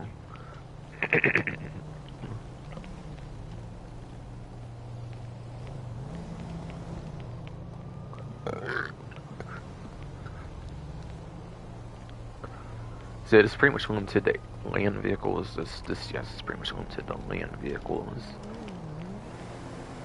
So you want to be using this on like weaponized vehicles and stuff that are on land. Now the thing is, speaking of weapons, it actually doesn't like stop people from using weapons unless you're in like the Buzzer attack chopper. I think it's like the only weapon. It's on it. So it says for Con 5. Yes. Buzzer attack chopper is the only aircraft in the game, like only weaponized vehicle in the whole game, I think, where the weapons are tied directly to the engine, which is the only one, therefore, that has the weapons not usable when you hit it with the EMP even in the first place. So say you hit something like a deluxe, though I was talking about earlier, for like that falling car. Any other good example? Maybe, of course, like that Torador that was imaged earlier, etc. Like, 99% weaponized vehicles, you hit them, they're not going to actually have the weapons disabled, so just keep that in mind. So depending on like what vehicle you do that on, you may definitely want to be keeping that in mind for sure, for sure, for sure.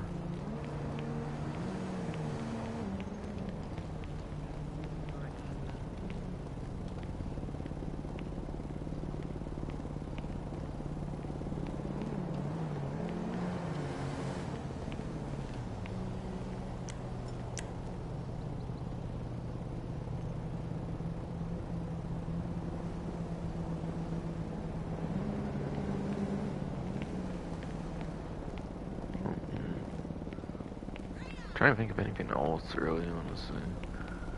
You're good though. Oh yeah, I don't think I mentioned it yet, but you can use it on a bike as well. But yes, you can use the regular one on a motorcycle. You can also use the MP on a motorcycle as well, by the way, So it's very useful on a motorcycle. I think you can also use on a boat as well. I think boats have the same drop by weapons as motorcycles, so therefore it can also technically be used on a boat, but yeah, on a boat, you're not going to really be able to use it all that effectively. I don't think there's much going on there that would really constitute using that most times.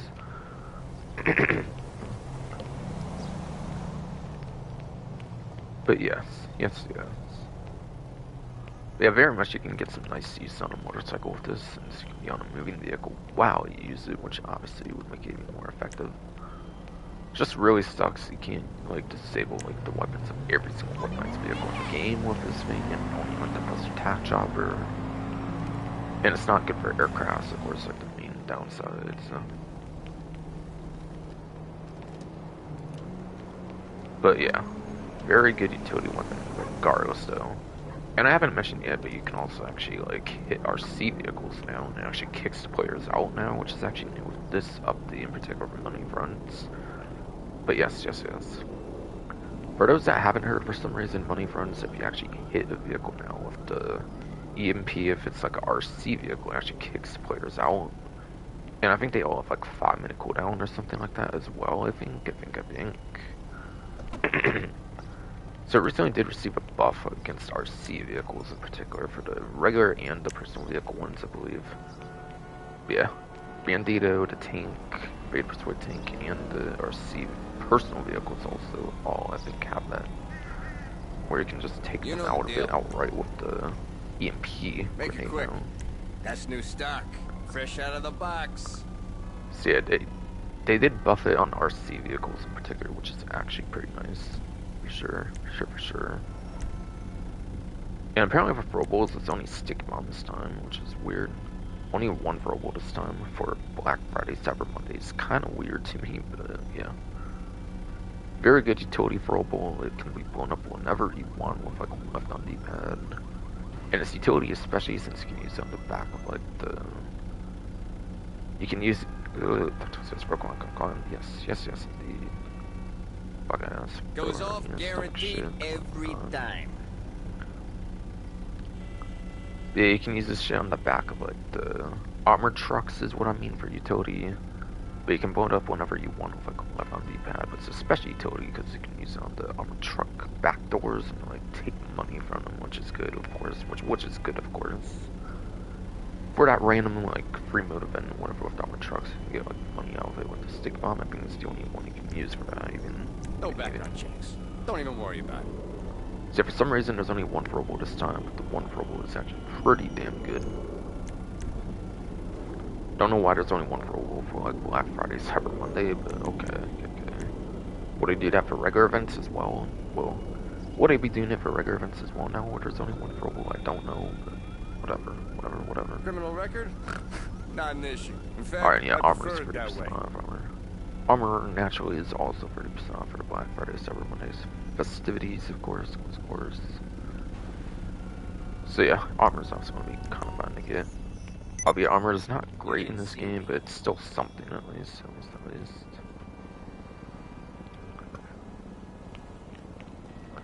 Alright, so now finally over to the casino. My god, I'm at least going to be near the casino by 2 hours. I think I meant to say, like, I'll be lucky if we make it to 2 hours, like, in the casino, I meant to say, though. Put this fuck ass hernia for bullshit, of course. Stomach shit, of course. Score.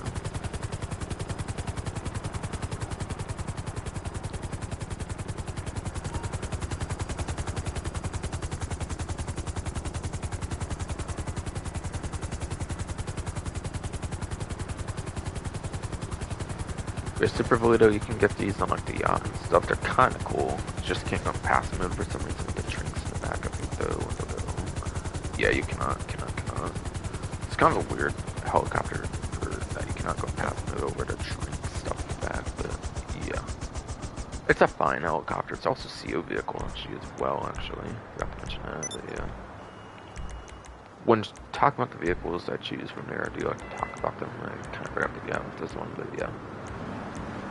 You can get the regular Super Volito as a CO vehicle as well, so it is worth purchasing the Pegasus Super Volito so you can get it as a free CO vehicle as well. You can also get free by just purchasing Plus, I think, but it's better just buy the Super Volito, get it free, and not have to have the subscription for that, of course.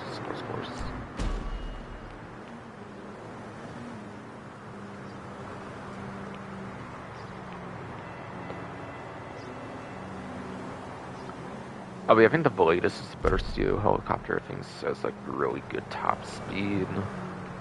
Yeah, Volatus is like second best top speed, I think, for a helicopter, and the Volatus therefore is a better helicopter for CO helicopter. And that's pretty much the same purpose of that. But, I mean, it's still fine, obviously. It's still a fine helicopter. It's fun for the CO for sure though.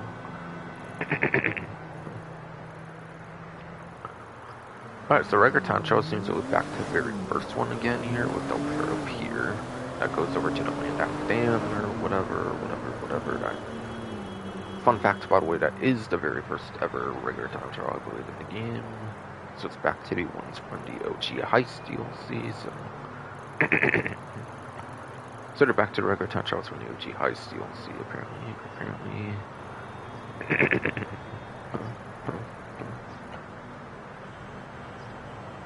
That one goes over, yeah, the Landak Reservoir.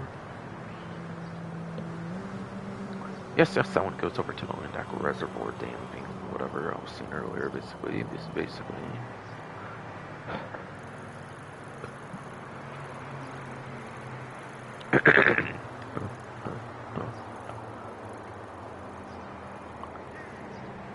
Yeah, that one you might be able to use the highway kind of well. Fucking ass, shitty ass, fucking ass. Bro, stomach hernia shit, come on. Yeah, Del Perro does have some nice highway access. You might be able to get some top speed use out of this one, and also being the first one, it might be the easiest of the, being the first one, it might be the easiest of the regular time travels for sure as well, so you might be able to get some nice highway uses for top speed if you wanted to. But near the end, you'll especially want lap times. You might just want to go lap time anyways, though. Like per usual.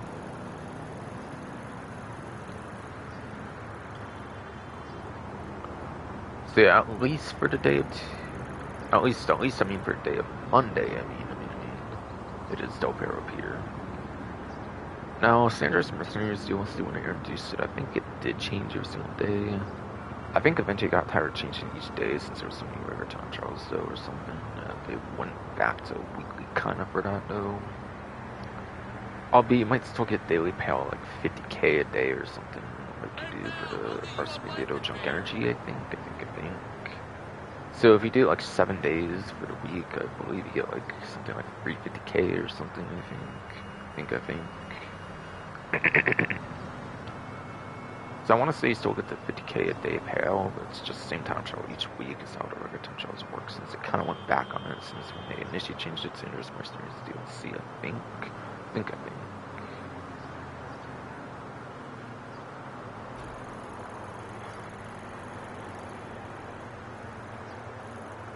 So yeah, for vehicle classes, by the way, I especially recommend motorcycle if you're careful and don't crash on a motorcycle, then you can definitely get the best use out of like a motorcycle on these time trials. Otherwise, I would say a supercar or a sports car, and I'll make it more clear for why I want to go to HSW in a bit.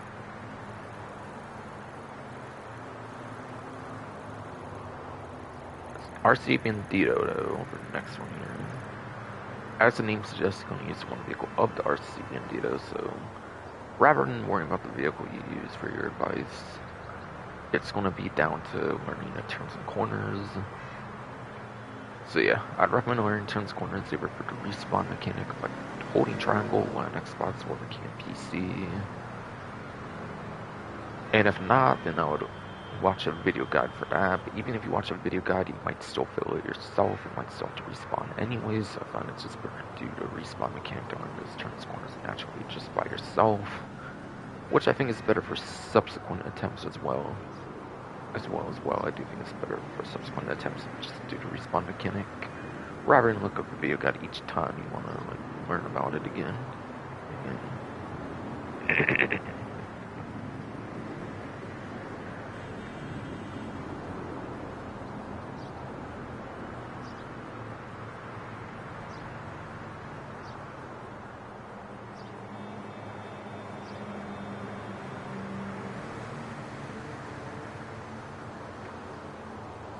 Again, this is a part-time of 1 minute per 2 seconds. I didn't mention part-time. The other one, hold on.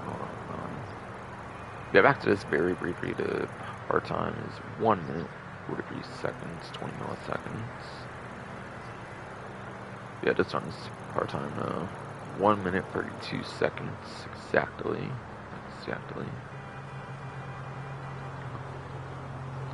And by the way, a miscellaneous strat for this one, I don't usually have like miscellaneous strats much for yeah, I think over here, I find it's like the rare opportunity where you can actually use a jump boost pretty effectively. Yeah, you can jump boost from like here to here, and I feel it helps a little bit instead of having to go down the incline. If you can do it properly, if you can pull it off properly with the jump boost, I'm like right there, instead of having to take the incline, and I think that could save you some time as well. But yeah, most times you don't really want to be using a jump boost because it's too risky, I find though, but in that one case, I feel it could actually work pretty well. If you can actually pull it off properly, that is.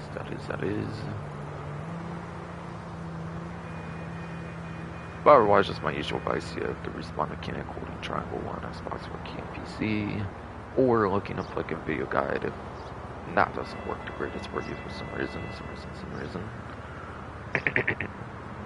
Or like a combination of both if you need to, of course.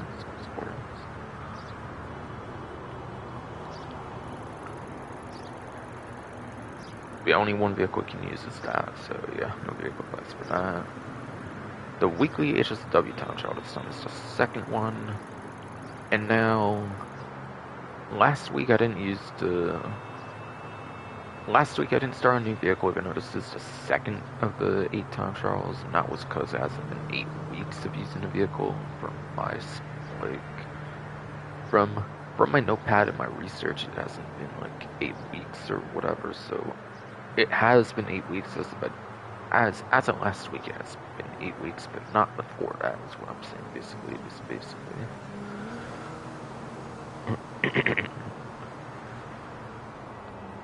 So I think I'm at the point where I am doing a new vehicle for these time trials here. Now the thing is, I don't really have like a great vehicle option anymore, because I either have to use the Fireball ASP, which I kind of did use when it was broken and had like zeroed out part times each time for the Fireball ASPs. I kind of did already use the Fireball ASP in a way, so I would have to basically use it with a proper part time now that Rockstar actually fixed it, of course. Cockstar actually did fix the part time on the Fireball ASP for those who didn't hear in this update. I think it was just, yeah, Money Fronts did fix the part time on the Fireball ASP when it was broken in the initial when it was broken in the initial like release of oh my god, Agent Sabotage was the last update. Yes, sorry, my update names are coming all over the place when I mention dangerous mercenaries a lot and all kinds of stuff, so yeah. Yeah, Agent Sabotage, yeah, it was broken for Fireball ASP's part time, so I could use that now that it's fixed in Money Fronts for this latest update. But again, I kind of already used it when I did zeroed out part-time, since it can complete the time trial. So I could actually basically use 2 vehicles when we did that, basically. So I kind of took advantage of it, and I did, of course. Since usually when you do it, HSW time trial, when you complete it, it's just gone until the next one, obviously. If you actually complete it within part-time and don't purposely fail it, like, over the part-time, which I have no interest in doing, of course. So I want to obviously beat the part-times, obviously. And when I do fail, it's not like on purpose or anything, obviously.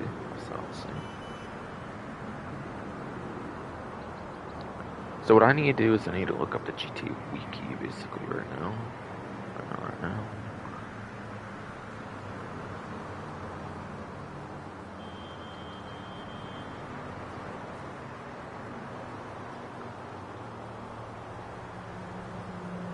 So I'll do that, basically. Oh, it's already going to House Special Works, so... It said that, but took me to the main page for some reason. Okay. So it'll stick me right to House Special Works on the page for that, since I go to kind of frequent or something. Or every once in a while I do, but no, it took me to the main page, so I'll have to look it up still, I guess.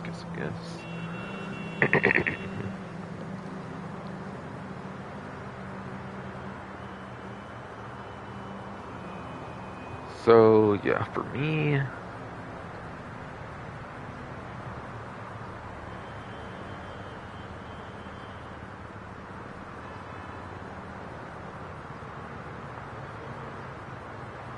I used, like... I kind of used, like, 25 vehicles. Technically 24, I believe, technically speaking. Yeah, I technically used 24 vehicles since, again, the Fireball ASP's part-time is broken in the last update, where it did use the Fireball ASP last update, kind of just to kind of be able to use 2 vehicles for once in HSW time trials. I kind of used the Fireball ASP. So again, I could redo the Fireball ASP with the working part-times, if that's an option. There's only, what, like 27 HSW vehicles? So I either have to use the Fireball ASP with the proper part-time, or have to take off slug mines on either the Stinger TT or the Buffalo EVX. I'm not likely to use the EVX since that's another muscle car. I just used the muscle car last time. So I'd probably do that for the Stinger TT if I do that. So really, that's my only 3 choices, I'm pretty sure.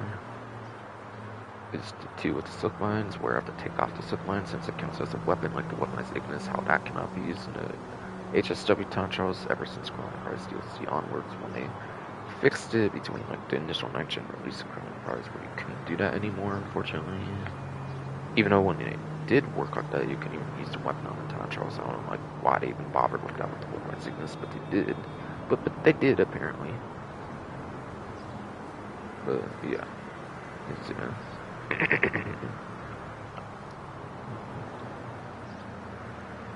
So I think that's quite literally my only options. And yeah, I have to do something now, of course, since I need a new vehicle to use, basically. Since I've already done 8 weeks with the Big Hero CX convertible, so I'm not going to use that again. So I can't just wait till next update, since I need to kind of have a different one to use right now.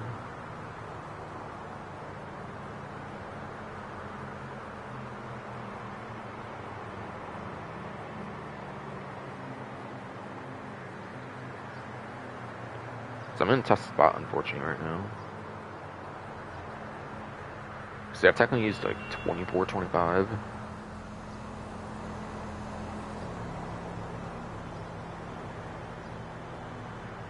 Yeah, 24, 25 if you count the botched runs of Fireball ASP where the part-time didn't work properly. Which again, I know I could use that again, but do I really want to? I don't know if I do, so I might have to take off silk mines on something, quite frankly.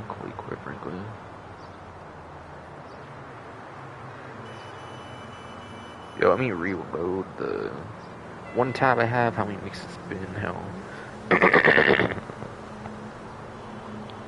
But yes. The tab of how many weeks it's been since March 15, 2022, the initial console release of the 9th gen version of the game for PlayStation 5 and Xbox Series X/S before it came out to PC again so many years later.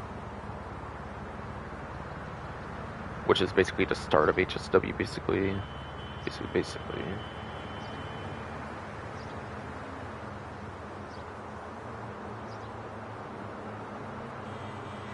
Yeah, I'm at 193 weeks, so I have to use something new.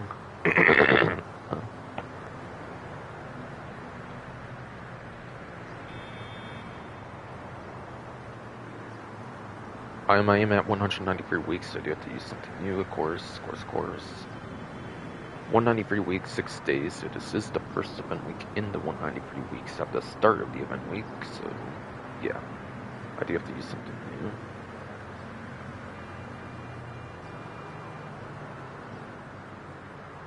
So God, do I want to do Fireball SP with working part-time if I don't want to take off silk mines, or do I want to like take off silk mines on the two that might be useful without that, at least.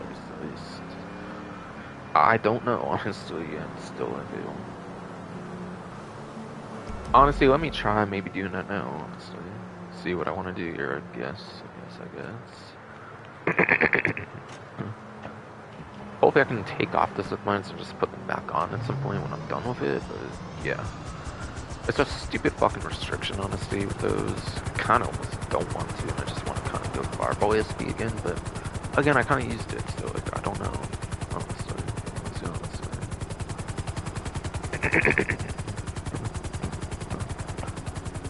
I don't know why the fuck the silk mines prevent me from using the time trial stuff for that. I really do not know why the like silk mines should prevent me from using a vehicle in it just a time trial, but it does for some reason. I think it's only because it classifies as like a weapon or something. It's fucking stupid, honestly, instead of just flat out preventing you from like using them. No, instead of just blacklisted. It's fucking stupid as fuck, honestly though. Honestly though. So I don't even want to use like any of the free, honestly, but I kind of have to, so kind of have to. Because I don't want to use like a same vehicle again that I've already used as well. as well. So I think I will just use the Stinger TT then. I'm guessing. Again, I'm not doing EVX because it's another muscle car. I just did muscle car last time. So I might as well go to a sports car I can do, since again I kind of already used the Fireball SP, which is off-road. And I don't necessarily want to do the Fireball SP, not the part-time actually works, since they should have got it right the first time, but they didn't. They didn't, apparently. So again, this is that muscle car I could use, but again, I just use muscle car, so Stinger TT, I suppose is what I'm doing here then. And then, after I make my money, I guess. 2K here, 2K here.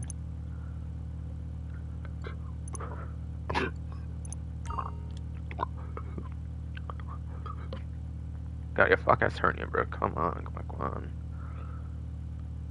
Fuck ass bro, hernia stomach. Fuck you.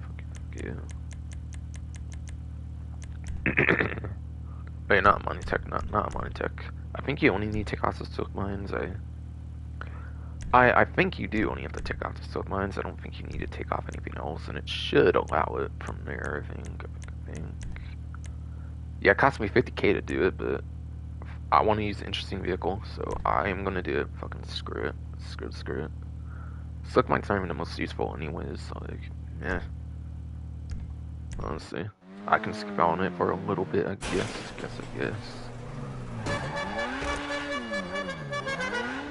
Alright, then my horn's active, I guess, that I bought, apparently. Instead of silk mines. So map to the same button, basically. It's basically like at the ball, of course. Of course.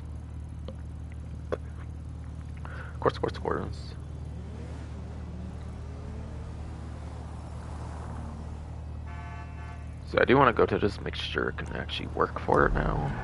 I assume it's just the silk mine that does it. I assume nothing else is tied to it since it's tied. It's the only thing that would be a weapon on this vehicle. Armor's not a weapon, obviously. It's just a kind of cosmetic thing, unless for some reason armor counts as well for some reason. But I don't assume it does, obviously.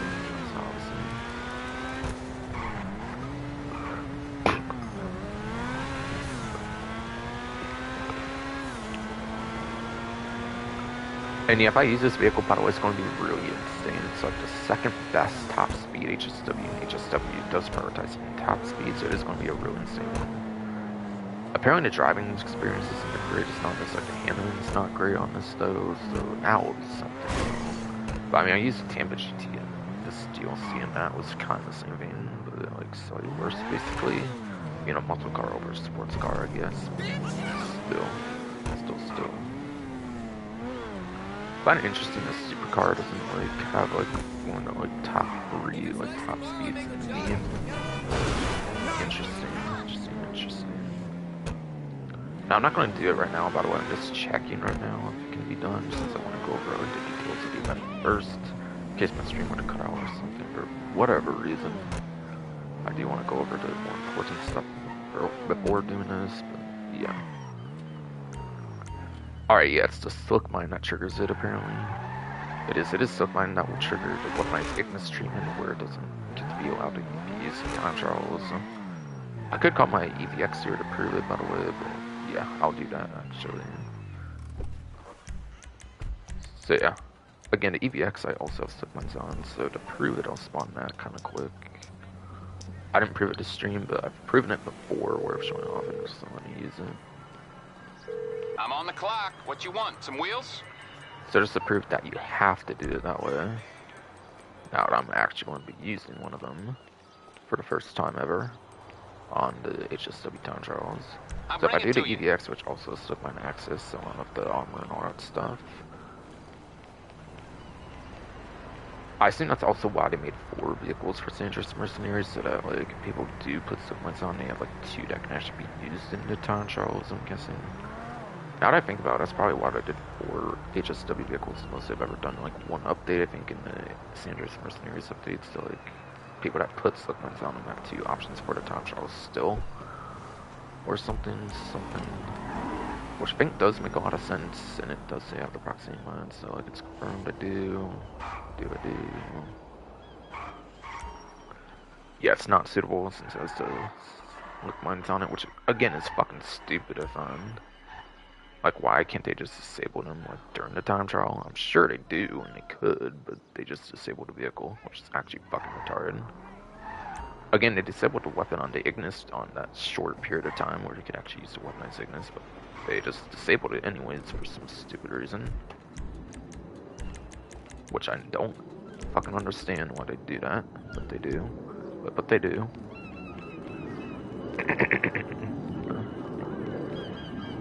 One of my biggest gripes when it comes to HSW time trials, which I don't hate them much at all, so it's like my only gripe with them, really.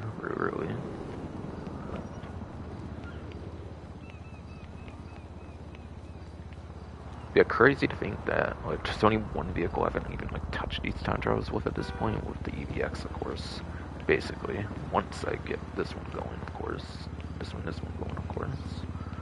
Which again isn't going to be now; it'll be later, of course. But still. Kind of crazy about that point, though. I don't know.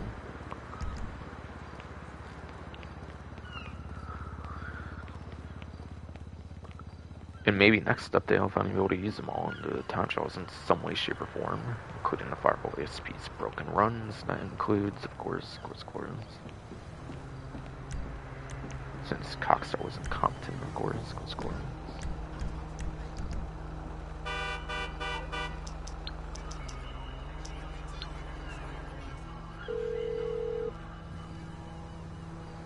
You're through to your garage. You, need me to bring you a ride?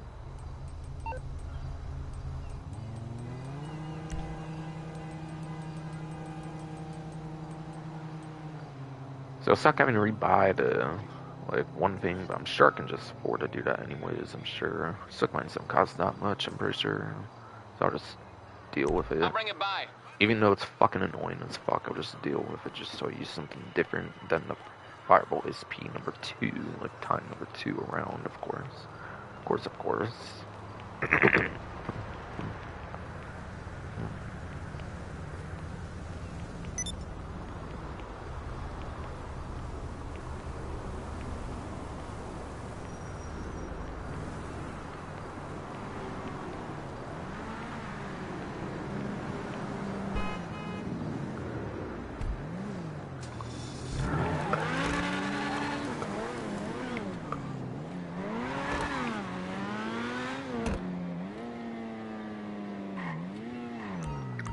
So sliplines are in fact the cause of it, like I predicted. I predicted that was going to be the case for why it can be used, but yeah, it was the sliplines after all.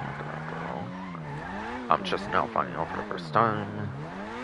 I don't think it's documented really on GTA Wiki or anything, so I did kind of just find out for the first time. Yeah, I looked up Reddit threads about it, but like aside from that, it was the first time in game figuring it out. Basically, in game, that was my first time finding out the cause of that. Of course. So at least you can keep the armor. All the other stuff's just the silk mines. You have to get rid of it at least. Again, it's fucking stupid, and that works that way, but like it does for some reason. It does for some reason. Alright, I'll take this over to my Superyacht again for the casino, and then I'll go back to talking about the time trials. Again, got HSW, the junk energy, and then I finally can go over casino, of course. Again, sorry it's taking so long, stupid fucking, it's like, bro, hernia stomach shit, being a prick, of course. At least it's not as bad anymore, it seems, after that huge battle I'm talking about the, like, precision rifle, or whatever the fuck.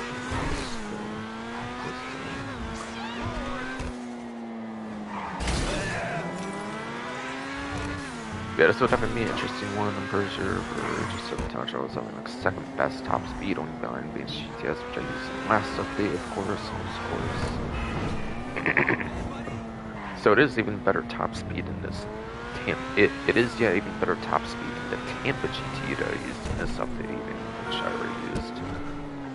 So again, some nice top speed options used lately, it seems, for some reason, in this game, and in this game. Just how things be working out, I guess.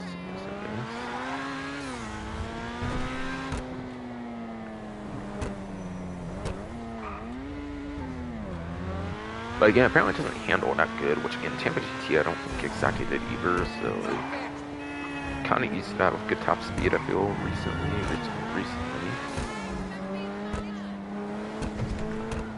Yeah, Vicaro's X convertible handles like a dream, I believe, so like, yeah, that'll be quite different from that, though. Actually, though.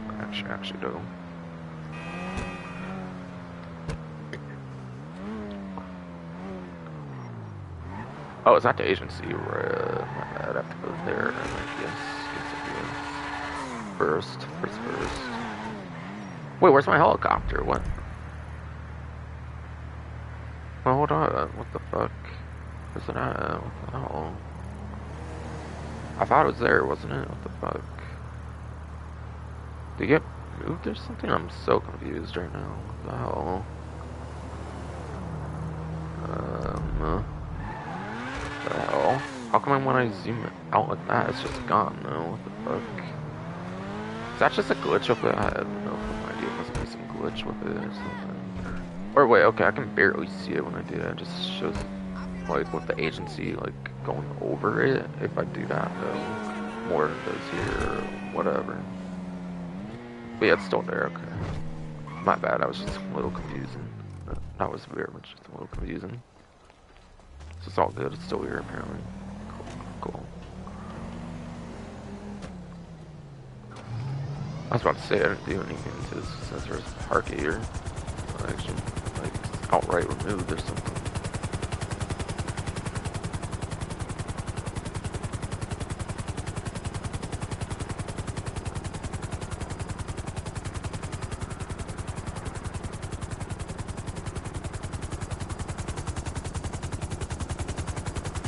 I was gonna wake up pulling up or anything, surely.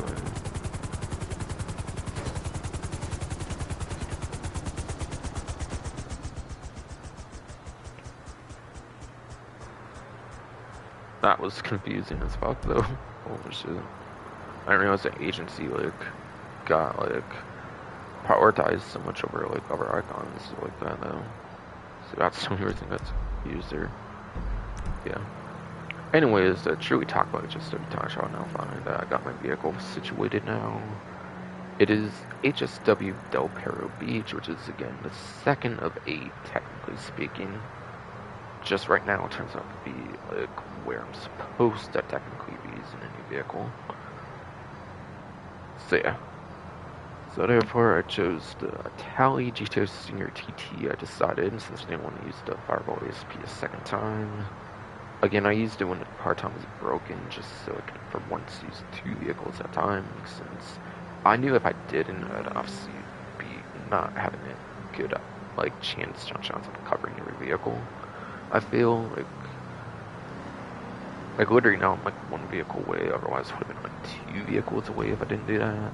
Kinda, basically. So yeah, I want to get as close to be done with all the vehicles as I could, obviously, so I took that opportunity with the broken part-time to kinda use it improperly, albeit, but still. I kinda count it, though. If I'm not gonna want to use it again, it is. When, like, I have an opportunity by possible chance next update, possibly. Which if I do have an opportunity to, I probably will take it next update. Yeah, I want to use the EVX, of course, before that first as well.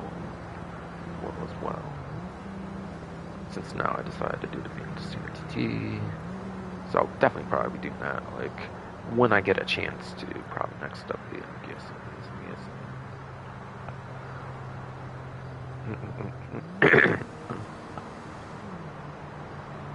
Yeah, Del Perro Beach, this goes all the way to, like, Marietta Heights, I think, like that warehouse area where, like, Lester is, and some of his contact missions, I believe.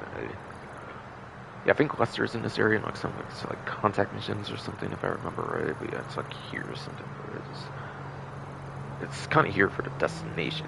It is kind of here, for the destination, for the point B, I mean, for the HSW town trial.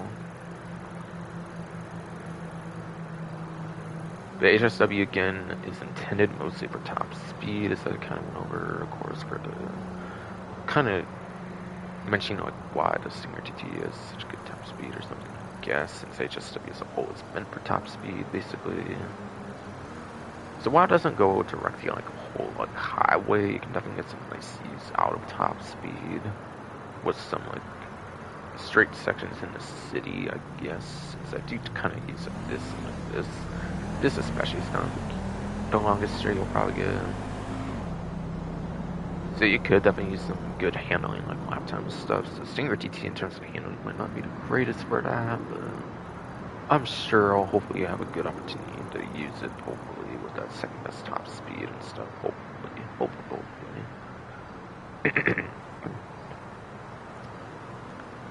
As me, there's some part-time, that's because I'm not in HSW vehicle. It's depending on, like, what HSW vehicle you're in. I believe it's confirmed there's basically 3 part-times. It's basically looked last time. There's one for Class A, Class B, Class C. Sometimes, like, the Class B, Class A will have, like, the same one or whatever. Or I might be mentioning Class A, Class B, Class C different in GTA Wiki, but I'll do it the way I want to anyways. Class C for me, ironically, is ones that are classes that start receiving compact coupes. So you have one compact HSW being different. So RA HSW, that's pretty much the only compact HSW in the game currently.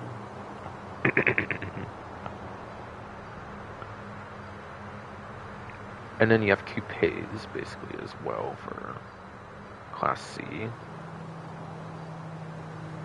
So you have the Urmax Sentinel XS is your first set of coupe HSWs, and then you also have the Euros Expert 2. That was added later on in, like, Bongo Bounties DLC.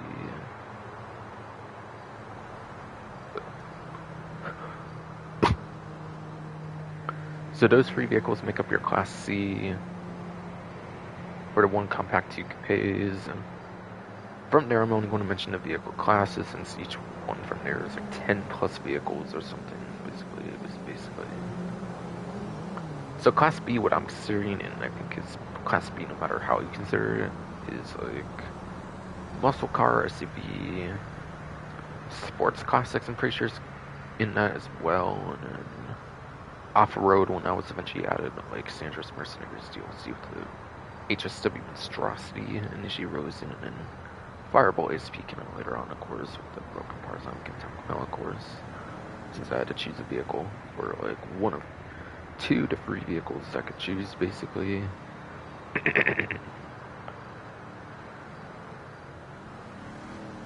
Yeah. Then, yeah, CSS. That's how things end up happening, basically, or something. For off-road being added later on as a class for HSW or whatever, and advanced technical class B, of course. So again, it's muscle cars, it's B sports classes, and off-road for class B. And class A goes back to what I was saying for the regular time trial, which is the sports, supers, and motorcycles. That's why I recommend those classes for regular time trials, because they're effectively the best classes in the game and the ones with the smallest bar times for HSW. Time trials, I'm pretty sure, which basically means they're the best vehicles to be using for classes, basically.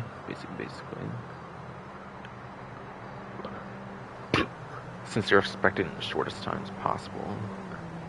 Since yes, stupid fuck ass, bro, hernia stomach shit, those are basically the ones that are expected to have like the smallest part times. So that's why those tend to be the best vehicles, of course, for the regular time trials for those free classes. And then, yeah, if you want to know the newest options for the latest update money fronts, Woodlander sadly was not very impressive, unfortunately, for Woodlander. Just a Woodlander. That one was third place lap time for SUV class as a whole, I believe.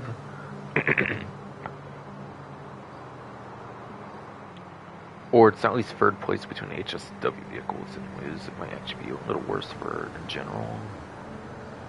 I know the Kniss Castigator, which is not HSW, actually has a better lap time than it as well for the Woodlander, so not amazing for lap time for the new Woodlander from only friends in SUV's class. Since even a non-HSW is a better one than top speed. It is, however, second best top speed of the SUV class since its introduction. Right behind it is the Rally HSW, so it is second best HSW for top speed SUV class. The more interesting one I would say to use this time for this update would be the Tampa GT, though. The Class A Tampa GT. And that one, I think between all 27 HSW vehicles, actually has the worst lap time of all of them, if I recall, which does make it the fifth worst one, of course, for muscle car class for the HSW muscle cars, since there's 5 of those. If you're just considering HSW, and it's like something like DT or something, I think at best or something, if I remember right, for like the general muscle car, which is not good. Muscle car class, which obviously is not good. But yeah, top speed is number 1 for the muscle car class of Tampa GT. With Tampa GT, I did mention, I think earlier, it's number 1 top speed for the muscle car class. I think I definitely said that earlier, but that's just my number 1 confirmation about it.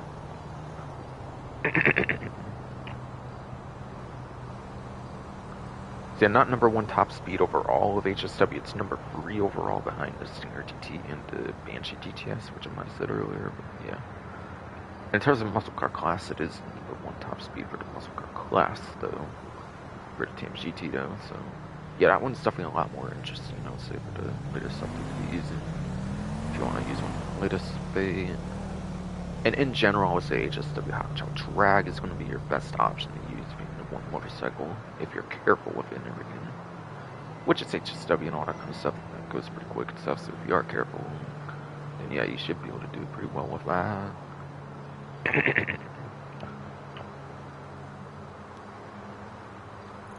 Oh yeah, I didn't mention shortcuts yet, by the way, but yeah. Shortcuts, I would say, pretty much are limited to beginning, to the beginning, I would say. It's pretty much limited to for shortcuts on this one. Like, you can kind of go under, like, a part of the highway or something, I think. Like, around here, like, you kind of do a diagonal over here. I think is, like, the main shortcut I do, and that's pretty much it, I think, for the most part, for shortcuts that I do, anyways. I think any other shortcut is very risk reward, if there is any other shortcut, even.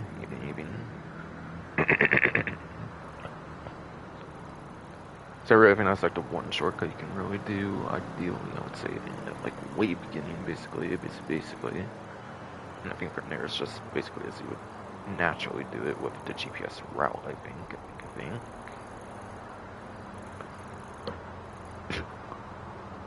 Okay, so now I think I mentioned everything for HSW Tantra I want to mention.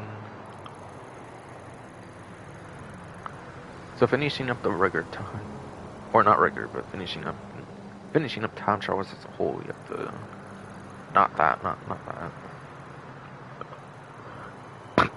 Because I obviously run over that. I obviously very much went over that, but yes.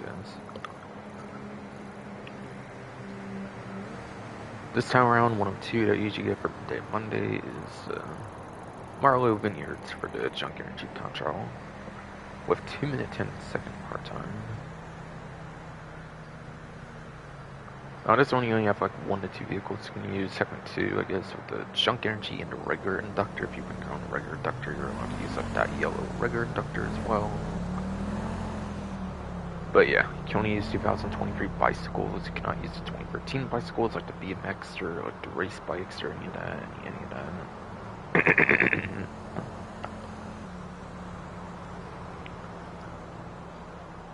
So as long as you maximize on your cruise boost, go where you need to go, don't fall off the bicycle, then you should have no problem beating it.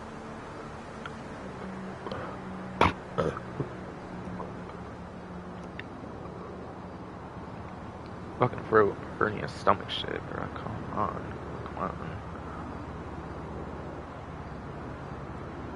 But yes. As long as we're, again, as long as you go where you need to go, don't fall off the bicycle, maximize on your curves boost, and you should have no problem beating it. But otherwise, I'd recommend like looking at some kind of video guide, of course.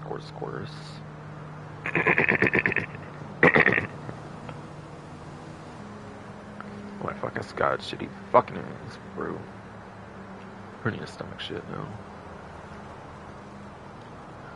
Hopefully one more fuck ass time and that's it. As long as you go where you need to go, don't fall off the bicycle. Maximize on your curve boost since you have to use the inductor bikes only. No other bicycle allowed. Then you should have no problem beating it, but for some reason you do. I don't know, some video guy basically.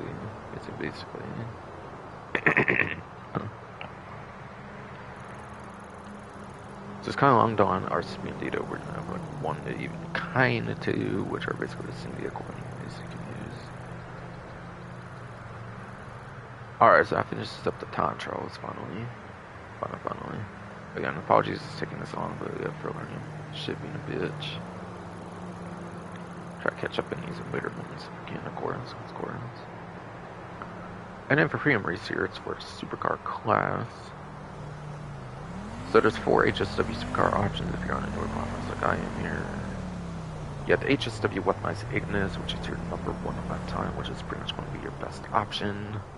Because lap time is what you usually want to prioritize on racing, especially you do want to prioritize lap time.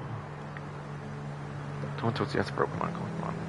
Bugs, got me. Throat, hernia, stomach, shit. But yeah, in racing in particular, especially, you do want to prioritize on lap time.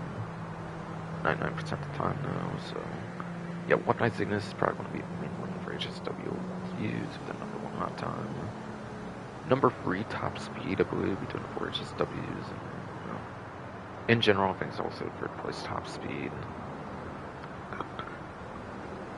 Between like all 6 sports cars, it is number 3 top speed in general as well, of course, since HSW prioritizes 4 top speed, of course.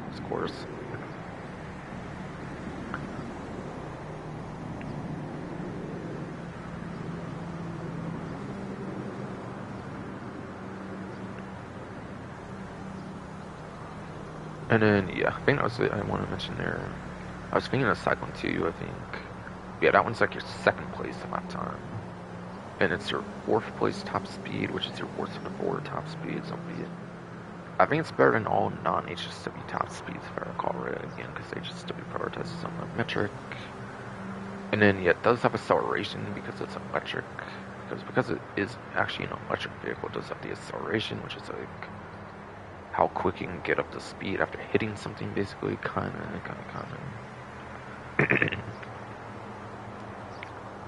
But yeah, electric has acceleration, just like 0 to 60, how quick you can get back to top speed from like no speed at all, so that is an advantage, and in time trials it can be pretty nice to have.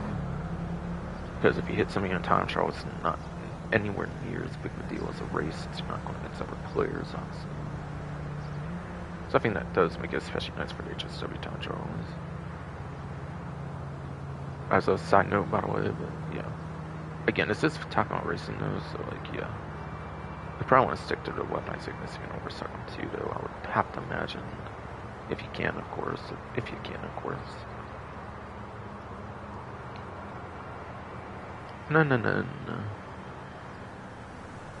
Yep, the Devastate 8 that came out a little in the drip feed when the Plus subscription first came out, I think. Yeah, but what's this broke? Oh my god, it's goddamn broke. Shit. Yeah, I think when Plus subscription first came out with like a little bit of the drip feed with the initial 9th gen version of the game, they eventually released HSW Devastate 8, and yeah. It's third place for lap time at the HSW cars.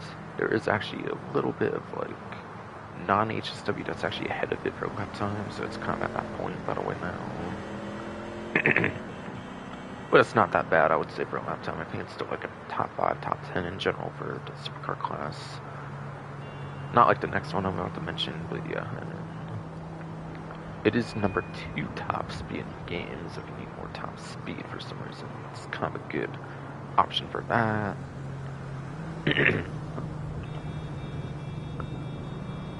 And the last one is in TNT HSW, which is your 4th place for HSW lap time. It's even in like 20s if you're non-HSW, it's even in 20s for lap time, which is a joke for HSW. And it is the number 1 top speed, so if it is a pure top speed course, which is a rarity, then it actually would be your best option, technically speaking. But again, a pure straight is a pure rarity. A pure straight is a rarity of the course, for sure. So most likely you want to use any of the other 3 before you use the TNT. In most situations, but if it is a pure straight, like a highway or something, yeah. Then you would definitely want to use the TNT. In that one situation. There's a couple of situations or whatever at most.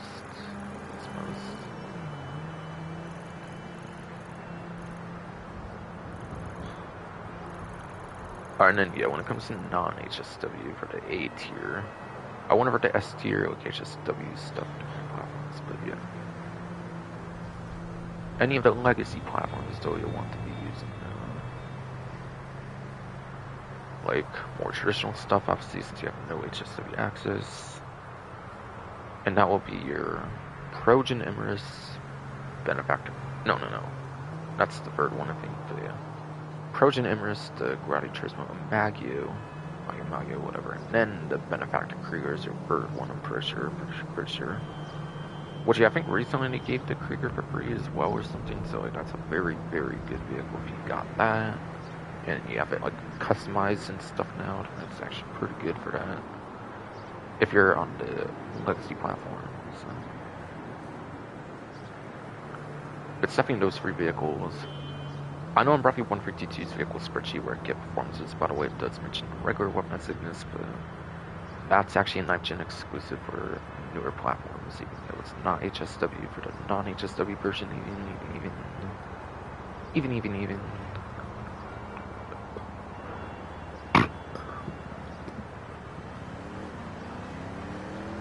Fuck, that's broke. Hernia's stomach shit. Fuck. You know.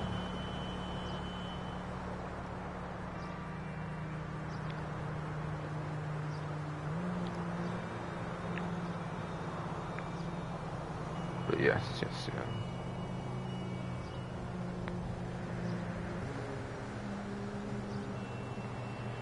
And yeah, I'm finally updating my spreadsheet, by the way, for the HSW thing, by the way, so I'm kind of doing that right now before we speak a bit more here.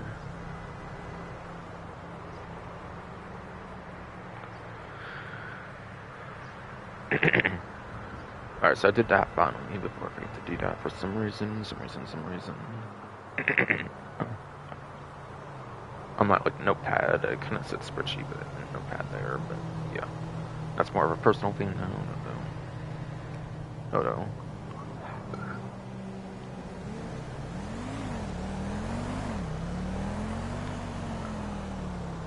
And I need to check the spreadsheet, make sure I was correct there. I believe I should be, but yeah, I go over Superyacht quite frequent, so I should have got everything correct, I'm pretty sure. Yeah. I'll check, of course, regardless though.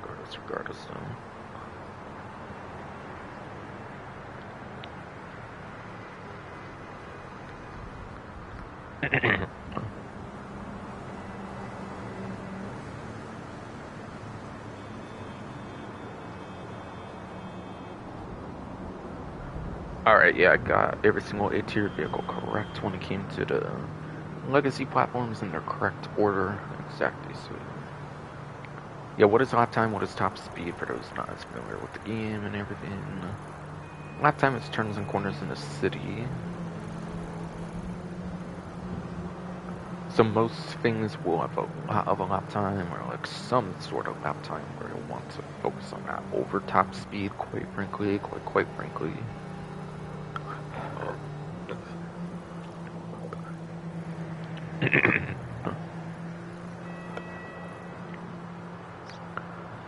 And then top speed is a lot more niche, and that's going to be your highways, like I was kind of saying earlier, alongside obviously other areas like that in real life, like your airport runways, and your airstrips, such as the more hidden tongue of the hills when I got like Agent Sabotage last update, and obviously the Greenstone Desert and Great Seed. Areas in real life where you expect there to be like on a top speed. Pretty much. Yeah, not many of those, but yeah. There are those situations where you will want top speed over lap time, but it will be a rarity, of course. Most likely. And yeah, contrary to thumbnail, I think there's always on these city courses for these premium races. I don't think they ever do stunt tracks on these, contrary to the like thumbnail thing. That might be a bit misleading, but yeah. So I think they're usually city courses, so yeah, it's probably most likely lap time focused though. Without like stunt track or something. And even then, it's technically on the airport or something, so too. So it doesn't necessarily look like a stunt track to me, even. But hiring races, I think, for Rock's Great ones kind of usually are, I think, so yeah, that's why it can be a little misleading. But yes. So after that, how do you know what the race course is going to be, since I'm not going over actual race course? You can do square, X on Xbox or key on PC, as you can see on the bottom right, like rectangle, you can see there's start job for square, X on Xbox or key on PC. You can also go to like the physical Corona or whatever as well with your character to do it as well.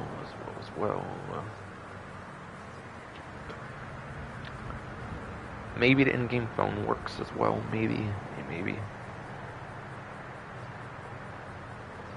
For like the quick join or whatever, maybe. So there's at least a couple options to do it. But yes. When you do the start job thing, whatever, then it will take you into the lobby screen where you'll see the name of the race. But from there, you can also do the same thing, square X and Xbox, square yes, X and Xbox or PC. When you're in the lobby screen, that shows you the map of the race, I'm pretty sure. That's the same button stuff. And if you forget to do it there, you can also do it when you choose a vehicle as well, probably. So when you look at a vehicle, you might remember like performance and stuff when you look at the racetrack and stuff too. I assume that's why they let you do that all in there, I'm guessing. And from there, that should be everything to know for that, basically.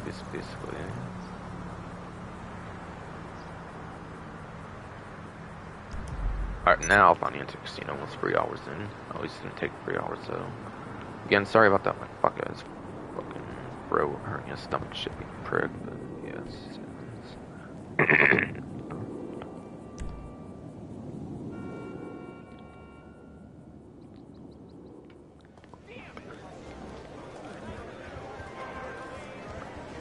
Alright, this one-seater, this might be what the benefactor only 7, or like the S80RR, or something.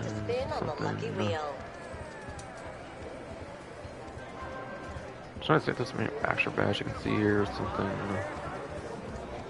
Maybe not, maybe not. I'm just seeing a livery. I don't know if I'm seeing like the manufacturer at all in here though. But I think it's either the S80RR, the original one-seater, or the Element 7. The thing about the Element 7 is I think it's on a discount, I believe, as well. It could be the S80RR, but it's going to be something not on discount, because most times putting vehicle is not on discount, but on a rare occasion it will make it like that, I think. So it is possible, technically, but yeah. But yeah, back to 1,000 chips visitor bonus. Back to the 1,000 chip visitor bonus at 2,000, like I think it was last week. My one spin, pretty much for the lucky wheel. Unless I want to change how I go about that with 6 a year out if they don't delay it again. I kind of don't feel they will, but they could, of course. $2 is what Red Dead Redemption 2 had too. But yes. $2 is what Red Dead Redemption 2 had, so I'm hoping $2 is all 6 will have, so I am kind of maybe going to take the game more seriously now that, like, it's the last event of November, of course, last November event, of course, for this event, so I might start taking the game more serious, of course. Oh yeah, 40k, just one random bank, alright, my bad. That's how it works there. So that got me $30,241,934 apparently. Cool. Again, should grind in more during the casino event, but like I kinda didn't have as much time as I expected for something, I think. Or whatever.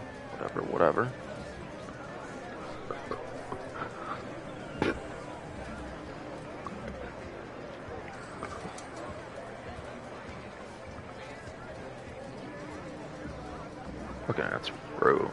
Bring your stomach shit. Come on. Gotta check Newswire, see if this is the SARR or the Element 7. I think it's gotta be one of those two. If they even listed on here, that is. They might not even listed on here since there's all the Black Friday stuff to post and everything as well. So they might have therefore decided to just opt out this time. I don't know. Don't know.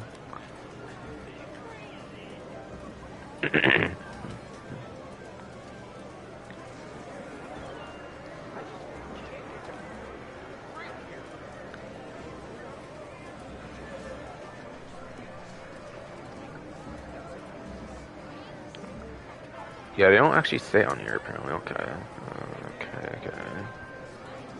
So I gotta kind of look at the front more, I guess, and so probably mostly show the front, I'm guessing, on the website. I also have 2 headlight things. So is this a CRR or is it going to be the Element 7? Because I think Element 7's on a discount, so it'll override with the discount. Again, they've done it before, it's just rare that they do that. And yeah, there's no filter for 1C, so it's probably just a 2-door then, I'm guessing. Is it this one for some reason? So that's the badge though, it seems on the center, so no, it doesn't say that, I'm guessing. So I'm guessing it's SARR, like that's kind of leaning towards, because again, the Element 7's on discount.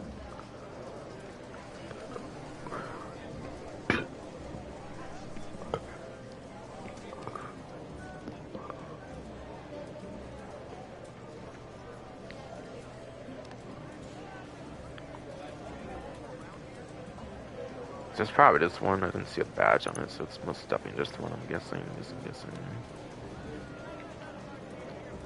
If for some reason I'm wrong, it's probably the Element 7, but I don't think I'm wrong on this, because yeah, again, it didn't have a badge on the front and stuff, so... The other one did seem to have that, for the Benefactor one, so...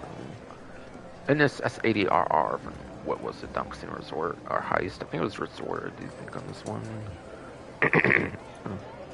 I'll check again though, right though.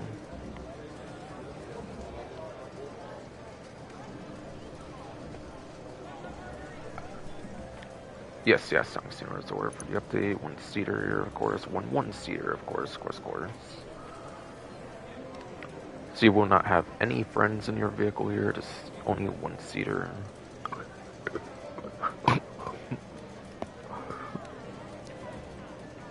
Shitty ass fruit, stomach hurting shit. Come on. But fuck you, honestly. fuck you, honestly, for missing on the stream constant stomach.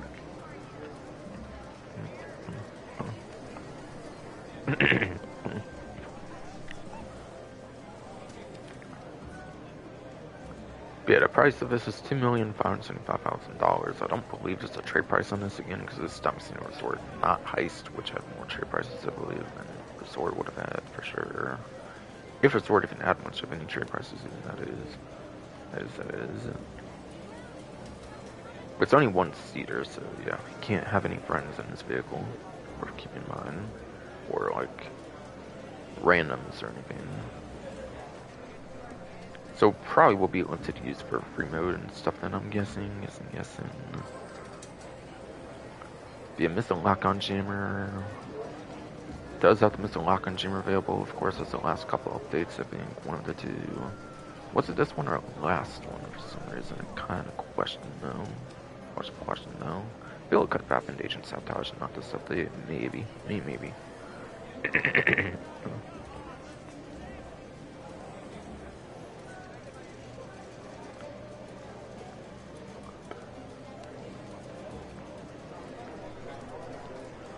It looks like it was Agent Sabotage that added for this particular vehicle, not the latest Money Prince update. So yeah, cool. That's the last couple updates. You can now put a lock-on jammer on this one-seater car.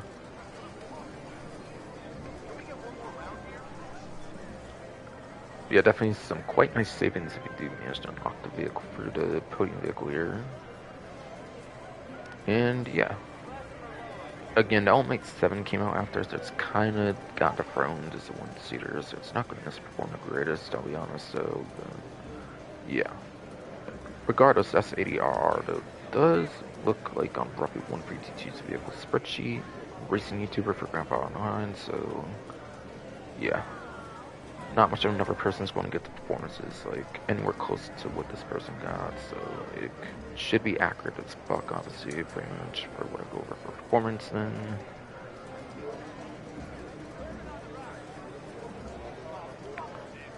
But yeah, SARR is a B-tier car, apparently, and it has 13th place in lap time, as well as 39th place top speed. So, I think there's only 3 HSWs above it. Lap time, yes. Doesn't have a good top speed. So yeah, top speed's below average no matter what. Out of like 64 supercars, it's just not gonna happen. Even if you take away the 4 HSWs, which obviously would increase its top speed by 4, since top speed is a huge thing with HSW, like I said before. It would have most get to like 35th place out of like 60, which is still below average. However, it could actually be a 10th place, but just barely on the lap time if you take away HSW. So, on the legacy platforms, you are technically in top 10 still for the lap time, which is actually kind of still good. Again, Element 7 is basically just a better one-seater though, and it's even on sale this event as well though, so it's kind of hard to recommend this one, but if you get it for free, you might as well just take it if you're on the legacy platforms, I feel, especially. Even on the newer platforms, it could still work if, like, the race host disables, like, HSW, or the race creator might even disable HSW, and the race host might not even have a say in the first place, so, like, in those cases, you might still kind of be able to use one. In the smallest smidge, you might still be able to use one like that, even on newer platforms.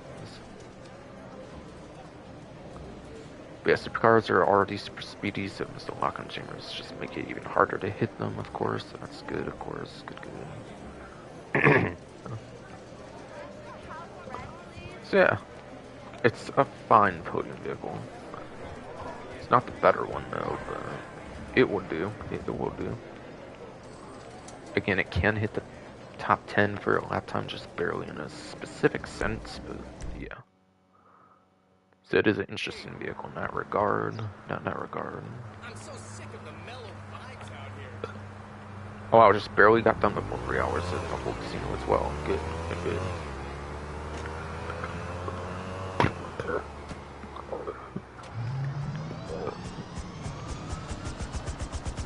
Fuck ass throat hernia stomach shit, bro. Come on.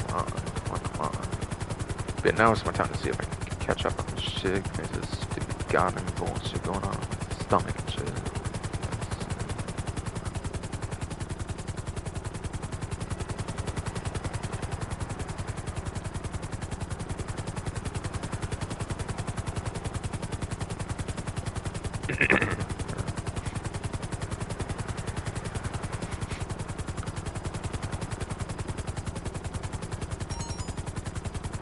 Jaza hit, I don't really care for those nowadays, so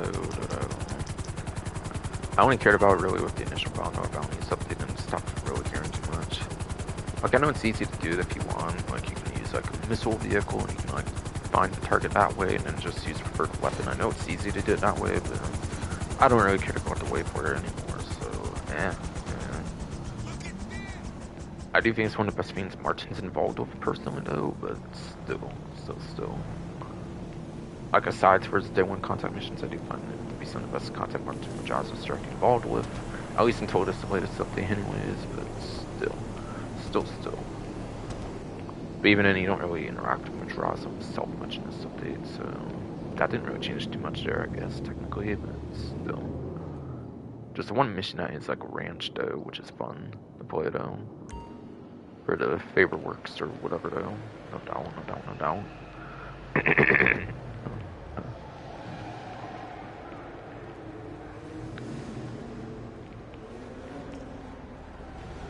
Alright, but yes. So, over to Dallas car meet, next like we usually do. There's the Karen 190Z, the Lamborghini Michelle GT, and the Ocelot Leaves, apparently. All of which are probably going to be vaulted, I'm guessing, like usual. I'm guessing.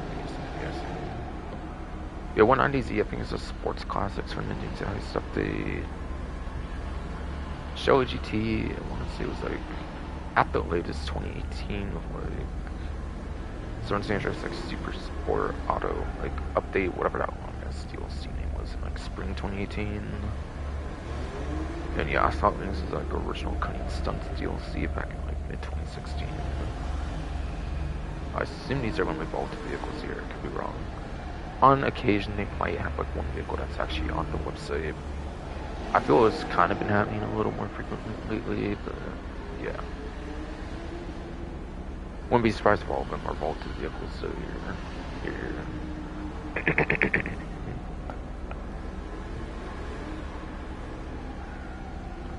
So I'll go over to remove vehicles dates, part of the spreadsheet here for Breath 152.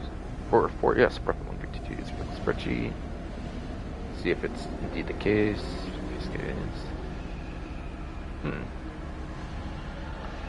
It looks like that's all the vehicles actually were vaulted vehicles this time. Looking at this, like, dealership here, seems Simeon's might all be stuff actually on the websites. Actually.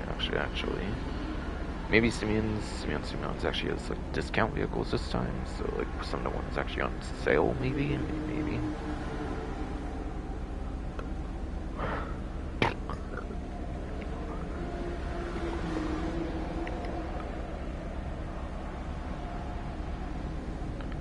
I don't think any of these are going to perform good for their class battle is. I don't think you'll want these for performance. Look, guys, bro, hurting some shit though. Come on. Fuck you.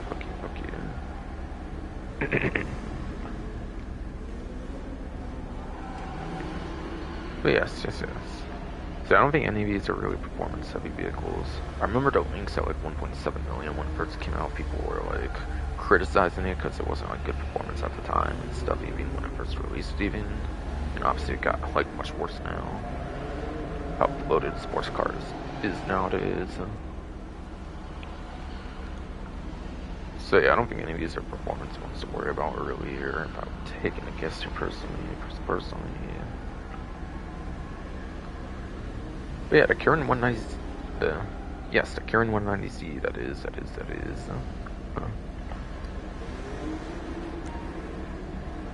Pretty sure it's a Karen, but a Karen 190Z here, sure. That one apparently has the least appearances of any of the three vehicles that are vaulted this time on the dealerships, which it only seems to be for this dealership this time, apparently, even. At 9 appearances total, it's appeared on dealerships, apparently, as of it being vaulted. And soon there's the Mercenaries you'll see back in like summer 2023. But yeah, it's kind of been like around 2.5 years, getting to soon with a new update on the horizon, of course, of it being vaulted, and it's only been available 9 times now. Okay. Not quite 10 appearances on that one. Not exactly anywhere close to the rarest vehicles, I believe, of these ones, but still. Like, for example, I'm seeing one in, like, the recent events that's appeared on, like, 5 times. So, like, it's nowhere near the most rare vehicle in the dealerships nowadays, but still.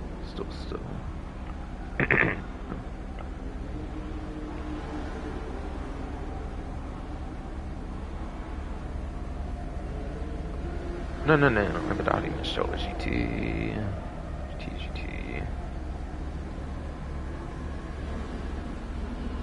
Actually, it's the most appearances, being 11 appearances for the dealership in the last about 2.5 years at this point.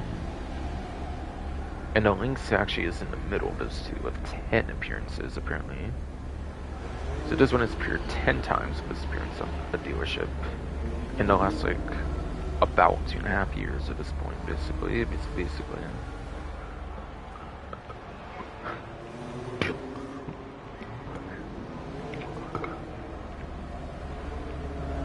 Fucking hernia. Fuck ass hernia. Fucking broke stomach shit, bro. Come on. Fuck you. Fuck you. So yeah, 9 appearances, 11 appearances, and 10 appearances apparently for dealership appearances in the, like, about 2.5 years for these free vehicles now. And who knows, next update they might put lock-on chambers on some of them and they might end up coming back. Who knows. They did that the last 2 updates, maybe the next update will do more of that, even. Alright, it looks like it's the Ennis Heroes for a prize start this time around, apparently. For that one, for the prize art challenge, you have to place top 2 for 3 days in a row, apparently. Okay. Well, street races are definitely pretty easy to do with just 2 players. I'm pretty sure if there's only 2 players, I think it just gives it to you, basically. So, basically just do a street race for 3 days in a row, and I'm doing this on Mondays. It's kind of like the final good day to start doing it, I would say. You can also start tomorrow on Tuesday, but then you have to, like, play early on, like, Thursday, depending on, like, what time zone you're in. I'm in one of the time zones that gets I think I'm in one of the time zones that gets screwed the most. Because, like, my time zone, I think it happens for event changes at, like, 1 or 2, like, in the morning on Thursdays, so not a lot of time for me in particular. Yeah. If you're more further to, like, the east of the world, I think you get more time, I believe, on these things on Thursday, I think is how that would work. I think only, like, Hawaii time is behind me, for example, so, like, yeah, I kind of get one of the most screwed time zones, I guess, for that, but still.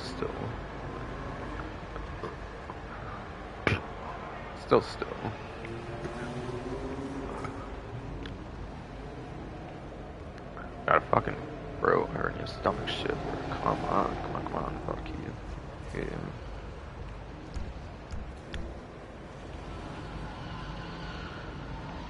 The Yours is also a tuner subclass vehicle, by the way,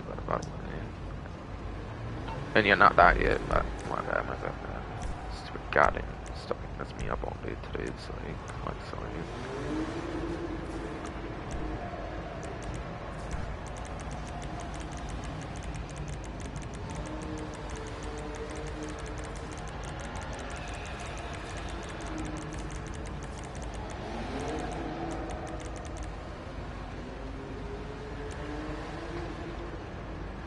But yes. We have Pursuit Race though. These are 4 players, so getting top 2 on these is just not ideal. You would have to be, like, in the top half on these with the minimum player count, again, as a matter of fact, by the way. So I don't really think Pursuit Race is an ideal way to go for that one.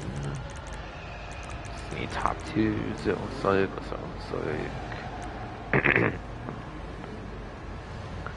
Street Race is perfect though, since there's only 2 players at a minimum. It's easy to do 2-player, like, Street Race at a minimum. If you're hosting one, just take, like, 1 person and just go in it, and it should be pretty much a guaranteed entry for both of you, even. I believe it's how it works be a top 2 in which is 2 people. I think both people just get the top 2, I believe, for the challenge. I'm pretty sure.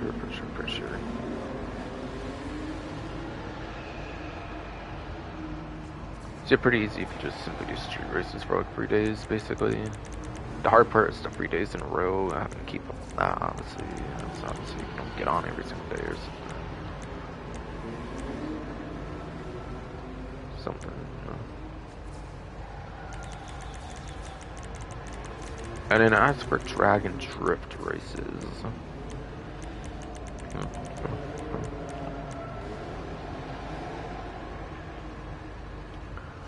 they're doable solo, but I don't think they count for a challenge, at least solo anyways, they don't. I've not really tested it with a group of players either, though, to be fair. I assume since they came out like 2 years after the initial prize rights system, they weren't really like included in the prize rights system when they came out, I'm guessing. So unfortunately, you probably can't really do a drag race or drift race to count for the challenge, even with like 2 players or something. Is what my guess would be. I don't assume they made it consistent with the street pursuit races, like the initial like Ellis Cartman stuff that came out in 2021. So I'm just assuming they don't count at all. I'm guessing personally.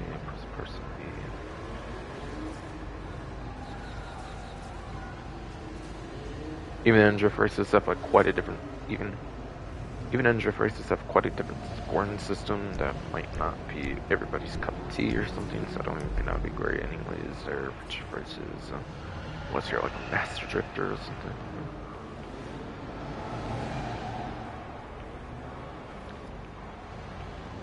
Though you could always do 2-player being, I guess, if it does happen where like you can just let one person win or whatever, or yeah, just 2-player being whatever. But again, I don't assume it counts, of course, since it came out like a couple years after the street pursuit races. Alright, so into the actual vehicle, Venus Euros. At the time, this technically returned from Grand Theft Auto San Andreas, but now the Euros like X32 actually looks more like the Euros from San Andreas, so I think that's more like the modern like Euros for 5 online, more like online obviously it's not an actual 5 at all, but still. But now it's on Luxury Motorsport if I remember right, and then 2-door. Also, I think it's one of like 2 trade prices that weren't tied to Tuner's rep, and I think it was tied to like buying the like Cartman membership. I think for that one, so I think the trade price is actually pretty easy on that one to get. I believe.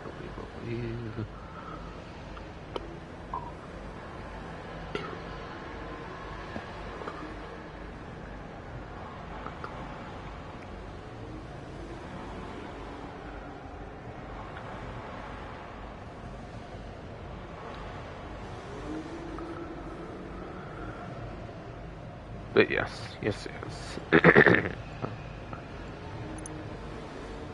So the Venus Euros for the prize right vehicle though. On a trade price again, it's $1,350,000, which usually I would say like 1 million, 1.1 million.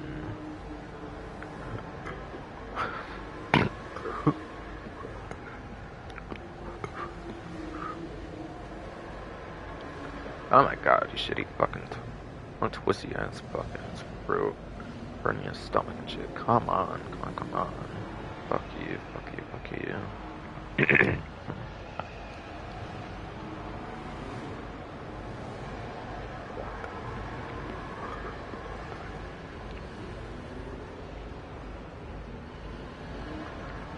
But yeah, the Euros.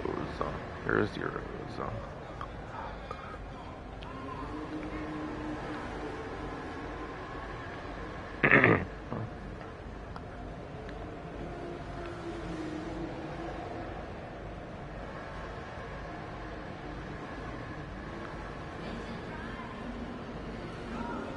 But again, on trade price it has $1,050,000. And again, I think this trade price is actually one of the easier ones to get for tuners, where you just simply buy the LS Cartman membership. It might even be basically the easiest trade price to get for the tuners update, if I remember correctly. I think it is simply just tied to the like membership purchase. If not, then it's like rank 5, 10, 15, 20, 25, 30, 35, 40, 45, 50, 55, 60, 65, 70, 75 for the Ellis Cartney. Like, each of those 5 ranks from like 575.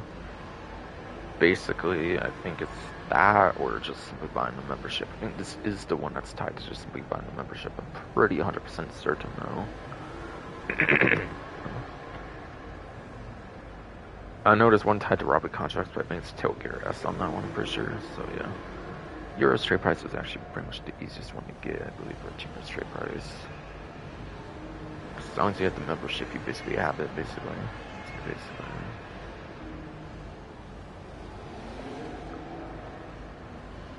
And yeah, for the money though, like $1,050,000, for yes, $1,050,000. You're saving, I would say, like hour and a half maybe of grinding, maybe for that vehicle, which is kind of nice. Definitely not as good as the other one, of course, being $2 million for the S80 for the S80RR. That one's like more expensive, so that one's easy, like a couple hours of grinding, I would say, for sure. If not even like 2.5 hour grind, even a little more than that, possibly even. Yeah, this one you're saving like hour and a half, which is nice, of course, but yeah.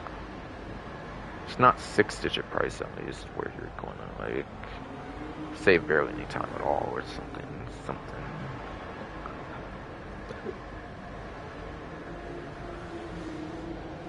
But yeah, old school Caprica days, I think you could easily make like 1.0, 1.1 million with a tequila or whatever. Of course, that's since changed, I think, with the nerf of Caprico and stuff, with huge nerfs it received, but yeah. Like, I think that's a good basis, like, starting point. Like, you should expect to make at least $1 million, 1.1 million, I think, an hour if you're playing ideally or something.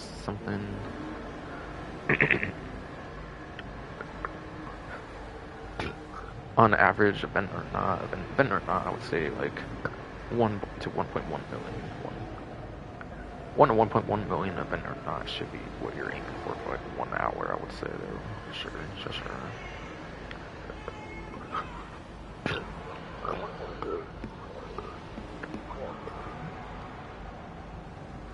Oh my fuck ass god, you shitty fucking ass throw her in your stomach and shit. Come on. Fuck you.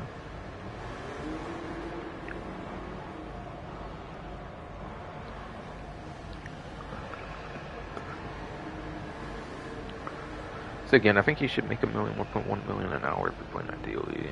Like event or not, so like old school Caprica could make like an easy 1.0, 1.1 million, I think, with the tequila. Which I think is a good basis point even still nowadays. I think with all the other stuff that's out in the game now, with like Clock and Bell Farm Raid, like the thing at the Mackenzie, of course, not one thing obviously, from like Mackenzie and like Oscar, whatever.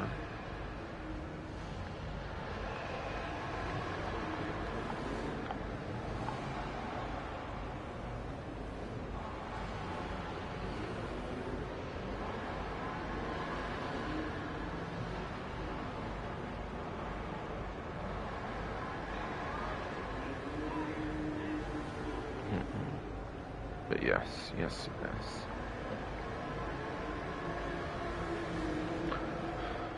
So has drifting available apparently, so can use it for drift races, which is nice, but thing is, you don't even get performance benefit out of like personal drift vehicles. Drift vehicles are just for free mode pretty much, since there's no performance upgrades for drift vehicles, so it's basically the same if you just use a stock one, so just keep that in mind. So yes, you can turn into a personal drift vehicle, but it's not really too useful to do so. Exclusive liveries available with drift tuning, apparently as well.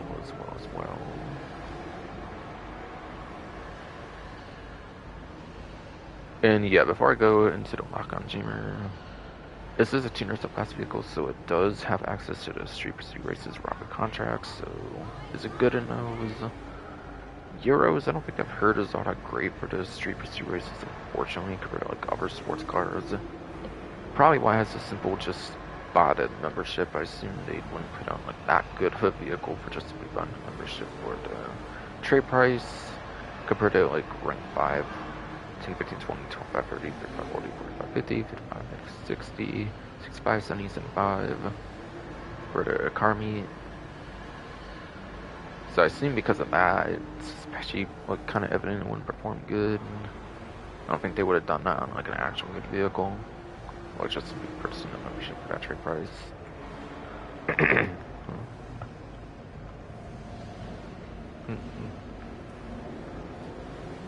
Then you get a robbery contracts. Depends on if you can get like a rear louver in the back of it or something, but even then, you have the regular Chester R that has like the you have a regular Chester R that has like the rear louvers on the back window that you can do. It has like the best top speed, or it did until like I think the Hardy came out with this update. I think. However, apparently the new like tuner subclass vehicles actually don't get even put in robbery contracts whenever, so that might actually not even be usable there anyways. So that might still apply actually for what is basically the best vehicle to use for the robbery contracts. That again is like best top speed and rear louvers, which means there's basically no better option to be using. I think even there. And then yeah, there's a missile lock-on jammer available for it as well, which is nice. Which is nice.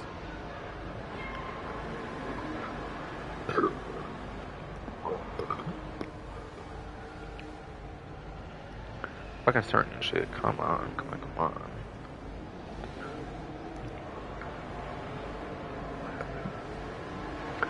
Fuck. You stupid ass fucking ass. Bro, it hurt your stomach shit though. Fuck you. But apparently just this money front stuff, they also got the lock-on jammer. It wasn't available like last update and sabotage, so yeah. You probably definitely want like a lock-on jammer if you're doing drift and free mode. If you are doing drift and free mode, you'll probably definitely want the lock-on jammer, assuming you can do both at the same time. Obviously, I assume you would be able to on like performance upgrades or whatnot.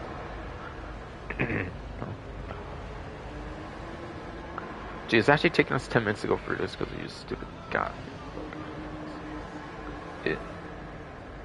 It's actually taking goddamn like 10 minutes to go through one vehicle right now with this stupid fucking, it's like, throat hernia stomach bullshit. Are you serious? Fuck you.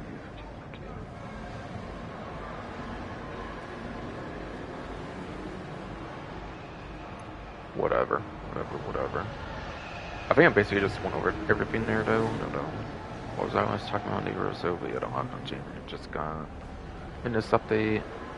Definitely would want it for drift tunings, and drift tuning is going to make your vehicle handle like ass most likely, and easier to get hit. Therefore, for using drift and free mode, it's especially useful for that. Otherwise, it's only like a mid-tier sports car, I think, so it's not the craziest speed or anything. So the lock-on chamber definitely will help on that, no doubt. And probably is a fine kinesthetic for a lock-on chamber for sure.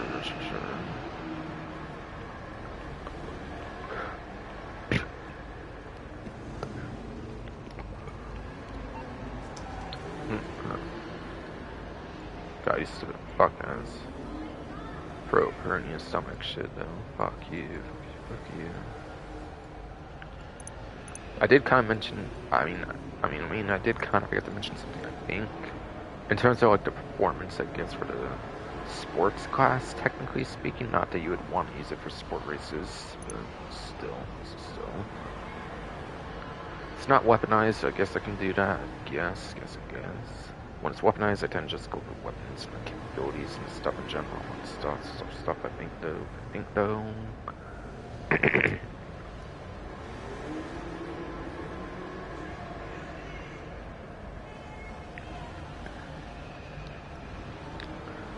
But yes.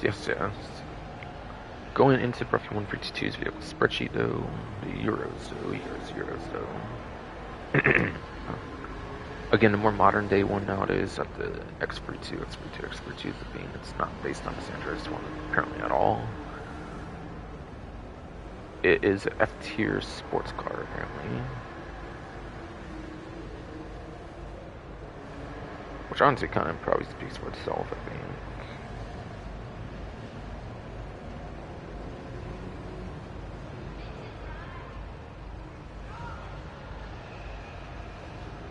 Yeah, I think F tier kind of speaks for itself, but yeah. It is 54th place for a lap time, as well as like 76. But yeah, 54th place lap time and 76th place top speed. So yeah, no matter what, it is below average on the top speed, even with taking away 6 HSW, that's 70 out of like 113 or something. Or no, like 111 actually, since there's 117 sports cars and minus 6 would be 111. Yeah.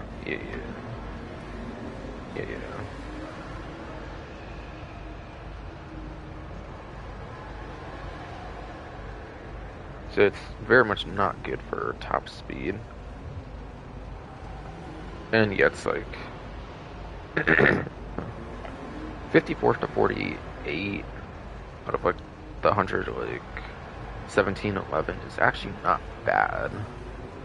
It's actually not too bad, I guess, for the lap time, since it is above average for the class, again, no matter how you slice it.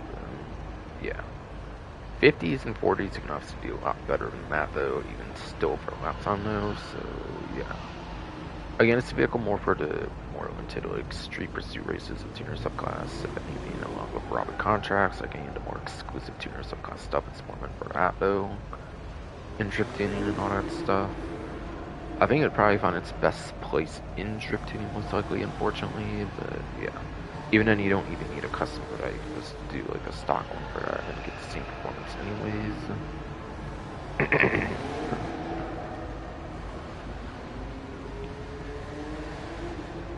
So not necessarily a great vehicle for the prize ride, I feel. I feel like the podium vehicle is definitely a better one this time around over the prize ride. Although you can at least use it for the robot contracts, you actually could technically make some good money. So actually they're both kind of good options, I would say, for the podium vehicle and the prize ride. I think they're both actually pretty fine. Pretty fine, depending on like how you look at it, of course, school scores.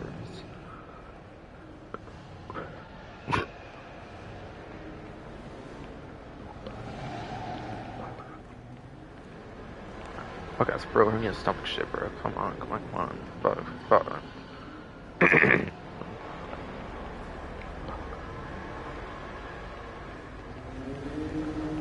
But yeah, yes, dude. So yeah, podium and prize ride are pretty fine depending on like how you look at each one. Like each one's good at its own things, basically. It's basically one's good for being like a good lap time, depending on like no HSW basically, and the other one is usable in robot contracts. And yes, the other one is usable in robot contracts, which can actually make you good money, and also is a drift vehicle, which could be one of the better ones as well. I'm not really sure since that stuff doesn't get tested much, since obviously there's no engine upgrades for the drift, so not much to test there really.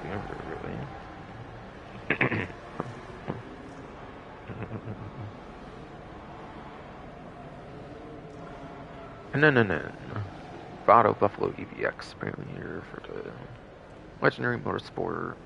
Well, good thing I was in that. I guess I foreshadowed what it would be. I didn't know it was going to be this, but I don't even think it's featured on Newswire. That is this even, since it didn't feature like test rides or any of that. Got this Newswire, so I don't think they featured that on the Newswire thing. But yeah, it's Bravado Buffalo EVX. Again, if you want to use this thing in HSW time trials, you have to like not have slip lines on this vehicle. If you want to use it for HSW time trials for some money making. Otherwise, you're gonna be limited to using it for like muscle car, like premium races, or like traditional muscle car race things, or something. Which isn't a bad use for it, I suppose. It is electric-y, it seems, so like it might have some advantages over all the other options, but still. But especially that goes more for time trials and racing, like I kind of said for the cycling too earlier. To be fair, still. So it could be worth using it for the time trials for sure. It is kind of a fine option for that. I'm guessing, especially with that acceleration kind of thing that it might have going on for it. Yeah.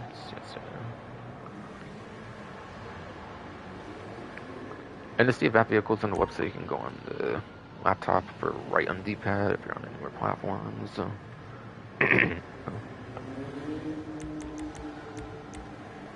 just about everything is correct, I think, on here, aside for the Sterling GT, where it claims there's no website for it because it was vaulted between dangerous mercenaries and agent sabotage, where it finally got brought back with lock on jammer. So it was correct for a time, but they haven't updated to like put it back on the website, like acknowledge it on like how special works. But yeah, it is very much on the website though. I'm not going to show it off, but it is actually back on the website. They just haven't fixed that for whatever reason. But yeah, it's on there. It's on there.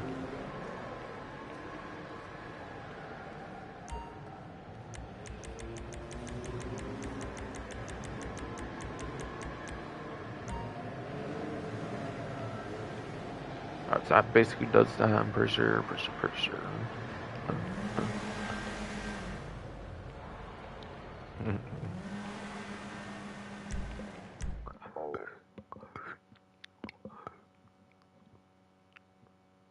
up? I know, man. That was insane. What was the name again? Alright, so that was it for the area over here. Now it's time for the luxury autos, of course. Of course.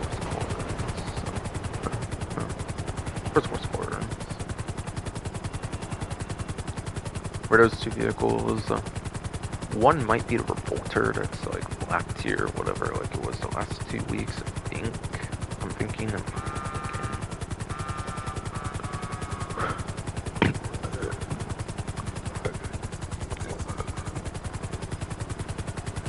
My fuck ass god, these shitty fuckers. Hernia, like, throats, tongue shit. Come on, fuck.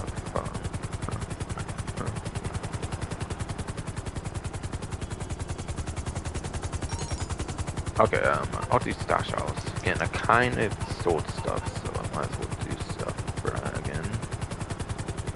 Finally got my assets sold, like the last event, so I'll finally do these on the stream again for stash houses. So I'll do that.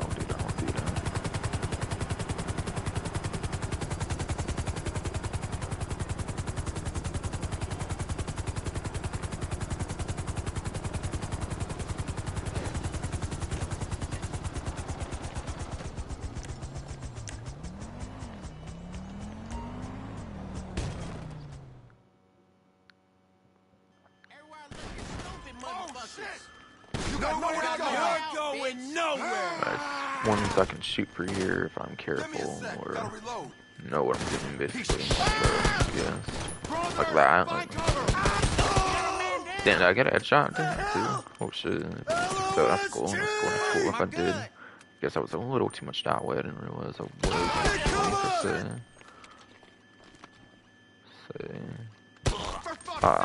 Okay, then she angled enough down, I guess, so I could do that. Interesting. Oh shit. Watch it. Take That guy's the leg. You're dead. And yeah, I know I should use the assault shotgun, but I say I do really like to use those strickers, so that's why I use it, obviously, as I was saying. Wait, somebody's... Oh. I stepped on somebody and their gun shot me a little bit, it seems. Okay. Interesting. Yeah, I think that's what happened, is I got shot when I stepped on somebody's gun. That's very interesting. I don't think that usually happens to me, but cool that it can. It's kind of interesting thing that can happen. I don't think that's the only time it's happened. Maybe it is though somehow, but interesting. 1287.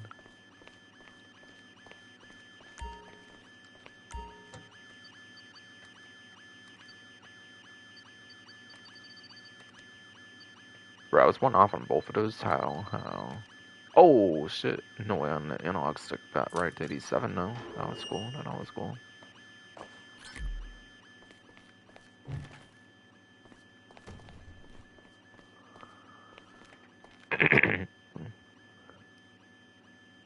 Alright, looks like half on my health. I'm not gaining any new health, it seems there. I wasn't really sure if I was half or not. Fuck ass. Throat hernia, stomach bullshit. Quarters.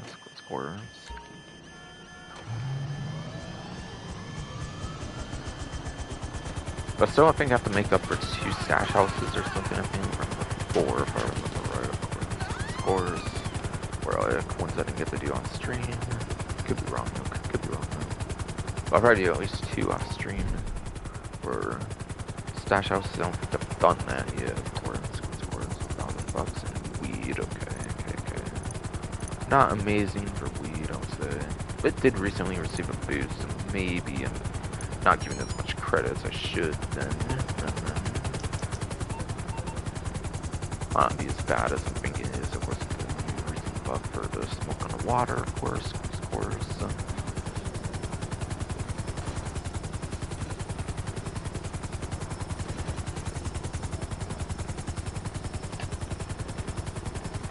There we go, just trying to fix it a little bit. But yeah, I was trying to say to Revolter, yeah, my stupid stomach bullshit might have been interrupting, but yeah.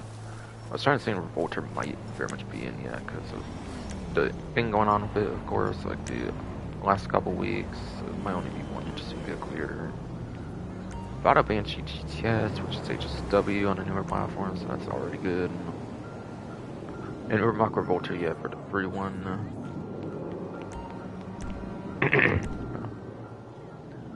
So yeah, this is HSW vehicle if you're on newer platforms, which is actually the #1 top speed as well overall for all 27 HSW vehicles. So this one's amazing to be getting. I'm sure even the regular version is pretty good as well, so I'm sure it can be pretty fun in all platforms. But yeah, especially for the newer platforms. But yeah, I'm not sure if this thing is on discount, so I'm not going to speak much on the performance. Take that with a grain of salt, especially on the older one, but I know the newer one. I know on newer platforms is obviously good with HSW though. And then the Revolter, again, kind of a sedan vehicle that it's kind of a sedan, got don't success for what the hell, come on. But yeah, it's like a sedan got put into the sports class basically, kinda looks more like it should be sedan, but it's in sports. Kind of a sporty-ish sedan, I guess didn't feel like it should be put in there for some reason. Has front mounted machine guns you can put on it if you have the MOC, Avenger, or like Arena Mechanic. MOC is only if you have like the vehicle workshop. MOC. Yeah, you can only do an MOC I think if it's the vehicle workshop. I know I don't, so I can do the vehicle storage, and I only have like the weapon workshop nowadays for it. So you might more so want to use the Avenger, especially, and if you have the weaponized mechanic for the arena, then you can also do the arena as well. Those allow for game front mounted machine guns, and you can use it for like small VIP work, like Headhunter for like kind of 20-ish K that you can easily make with the vehicle if you wanted to. Albeit even then you have better options for a Headhunter VIP work or anything. Like, yeah, it was Trouble Money like a couple weeks ago, which there might have been a free Revolter for that, which you could have done for that, of course, but yeah. Yes. Like, it's a fine vehicle, especially with the fact that it can have the front mounted machine guns on it. It does make it pretty nice. Pretty nice. I do like the Revolter, definitely, with the front mounted machine guns. I do definitely like the Revolter with its front mounted machine guns can have, for sure. Oh, I got some kind of notification. Okay. 47 minutes ago, final call for final. Yes, that's 47 minutes ago. Final call for Black Friday sales. Oh, fuck me. Sorry. Throw her in the stomach shit. Fuck you.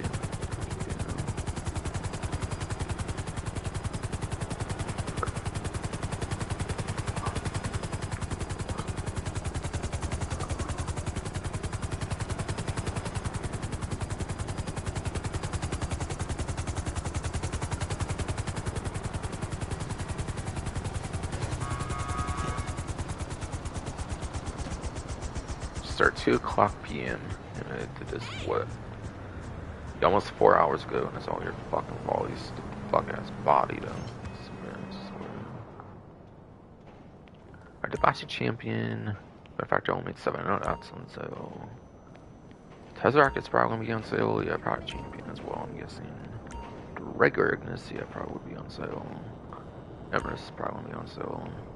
Yeah, these definitely do not seem like vaulted vehicles at all. Champion's definitely not being a money tech. I don't think any money tech got vaulted. And like the ones with like armor and all that kind of stuff. Again, I saw that one already. Tesseract, I don't think I looked at that one already, but I don't doubt it's on sale. It used to be one of the more expensive supercars, so HSW was a thing, I'm pretty sure.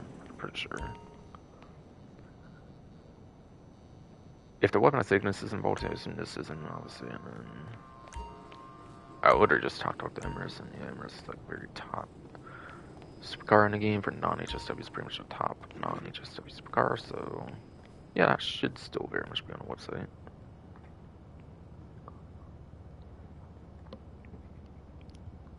So I shouldn't have to go over any of the vaulted stuff. I have to just look more if they're all on sale or not, which I assume they'll all be on some kind of discount. I assume so. I assume so.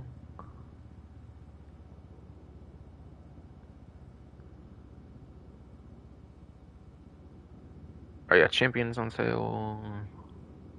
Oh, it's 7 I saw earlier. Tesseract is yes on sale. Ignis is yes on sale. And then yeah, the Emrys is on sale. It is, right? I didn't seem to see it on the Black Friday sales, but maybe more for general sales than I'm guessing.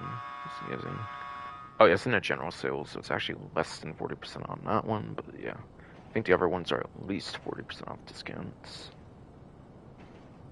at the showroom here. Alright, so yeah, the Bocce Champion in Supercar is a 40% off sale.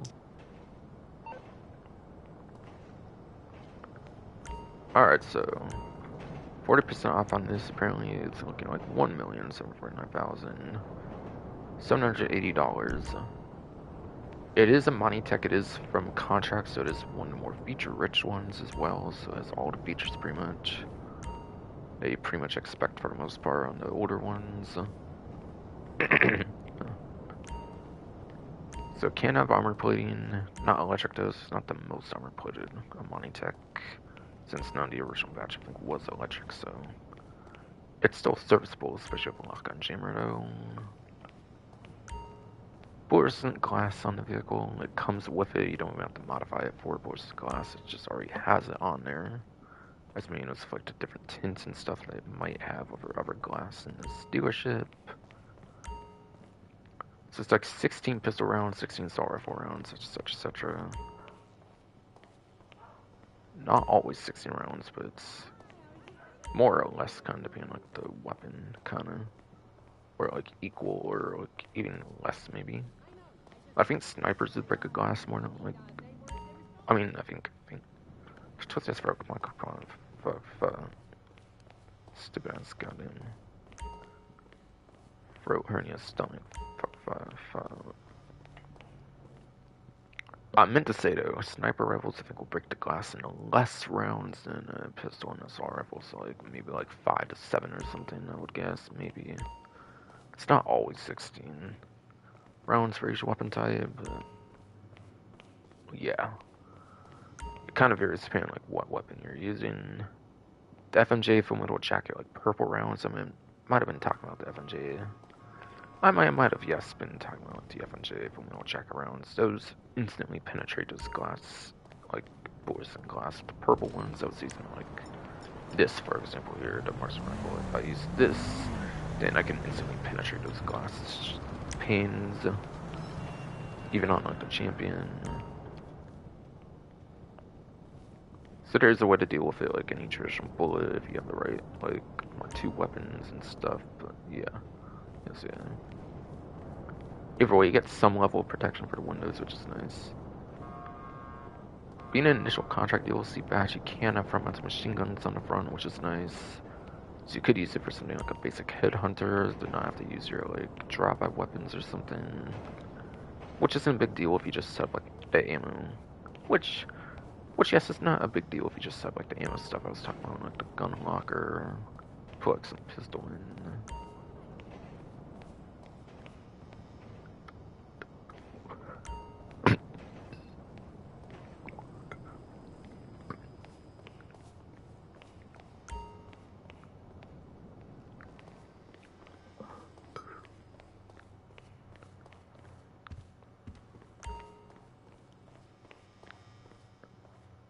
Oh shit, bro, like hurting his stomach shit though. Come on, fuck.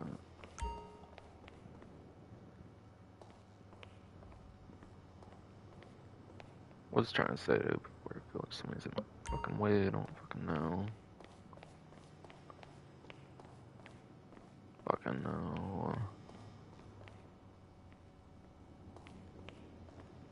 The initial contract patch, it does have front mounted machine guns on it.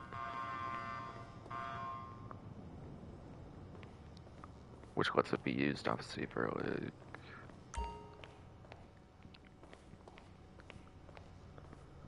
something a little like Headhunter for like 25-ish K or something.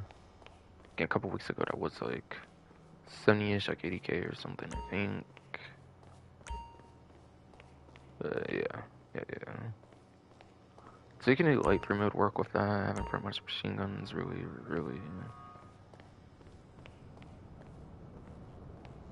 But yeah, mine tech vehicles pretty much always have silic mines as your only mine choice, so yeah, you can have silic mines on that then.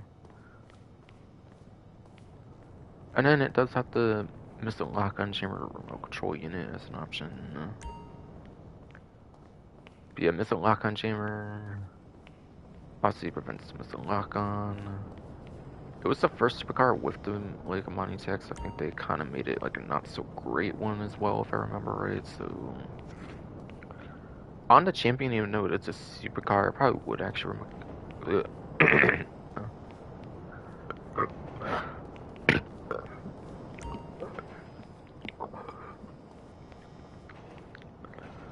shitty tongue twisty ass fucking ass, bro. Freaking stomach shit. Come on. Fuck.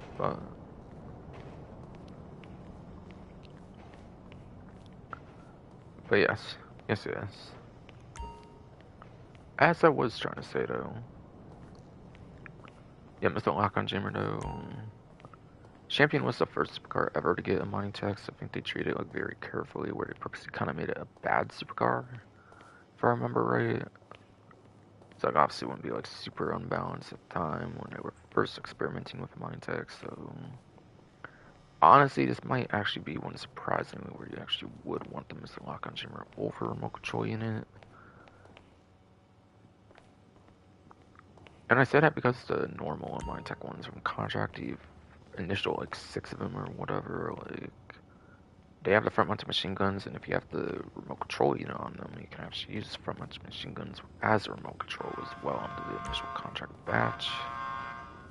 So like I'm not really sure like 100% on a definitive answer for that, but yeah, it's not a very good supercar, so you actually might want the missile lock-on jammer on this one though, compared to like something like the Virtue or some other like better supercar mine tech.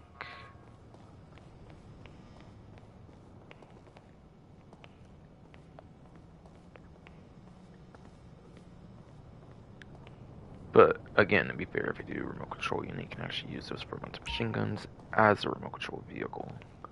But I did also mention they did buff the EMP launcher, where EMP grenade launcher can just take you out of the vehicle. So just be aware of that, of course. Just be aware of that, of course.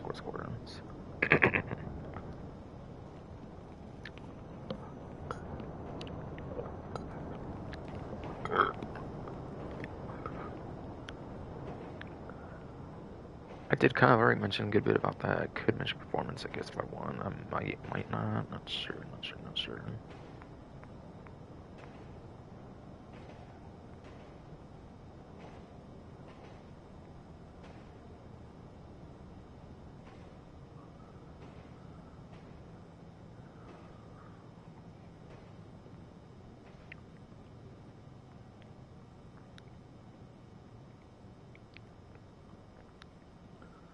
But yeah, to show how good it is, the champion though, like how not good it is more so. It's apparently at the bottom of the I tier, apparently. and it is therefore a 58th place apparently for lap time, and apparently it's 32nd place for top speed actually, and against out of 64, so it's actually technically just barely like above average for the class. Albeit the non-raceable ones are rocket boosted and there's free non-raceables, so it actually might be a little skewed a certain way on the spreadsheet. So if you count for rocket boosted ones, it's probably not like above average even for top speed. But yeah, minus 4 HSW, that's 28 on top speed out of like 60 vehicles. In that case, probably actually would be just barely above average for the class top speed.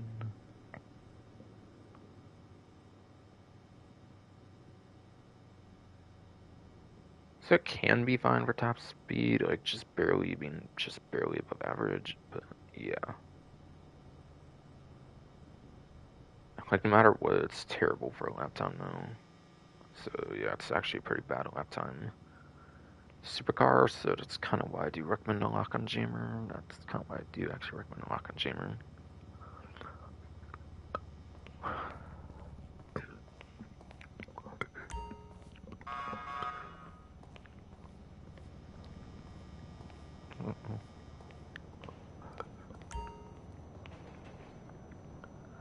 And yes, benefactor only made 7 for the 40% off. And by the way, I think it is like 20 for the K for like liveries, so yes, I'm not 20 for the K of like the price you see is actually a livery now that I think to bring it up now. But yeah, 2,102,050 might be like 2.0-ish million more so on like the website. Now that I brought that up, of course, actually making it less than S80RR on the 40% off too. That's cool.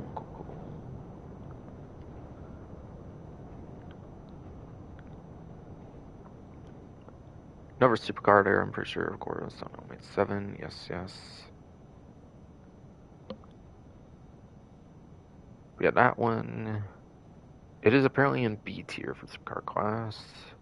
According to Profi 1322's vehicle spreadsheet. That is.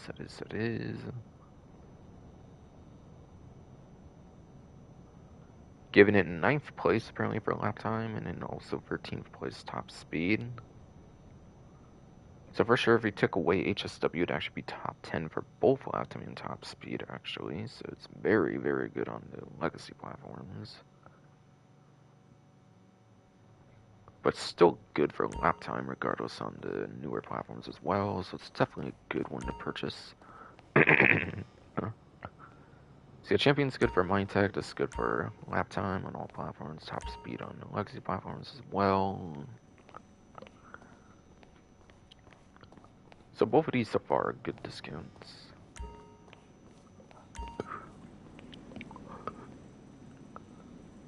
Oh, and right, these are actually all supercars as well, actually. Right, just part of it much even. Yeah. Gassi Tesseract, I believe, is 40% off being a Black Friday sale, like the other two over there.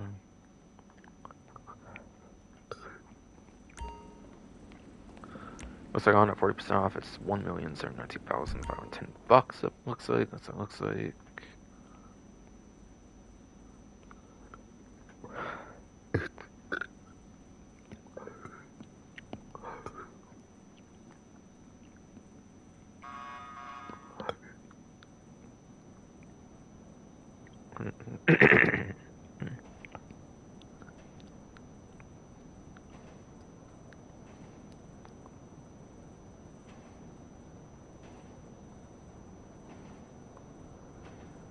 Alright, and then just gotta find it right now.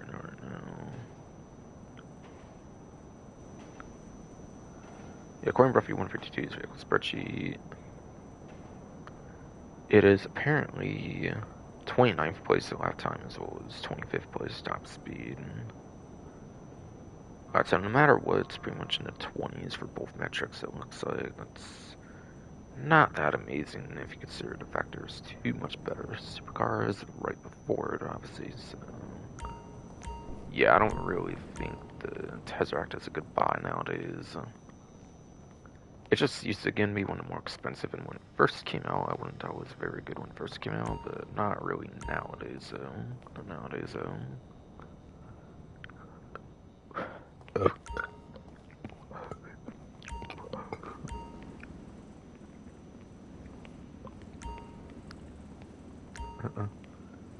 Though actually, before I move on here, I should bring up though.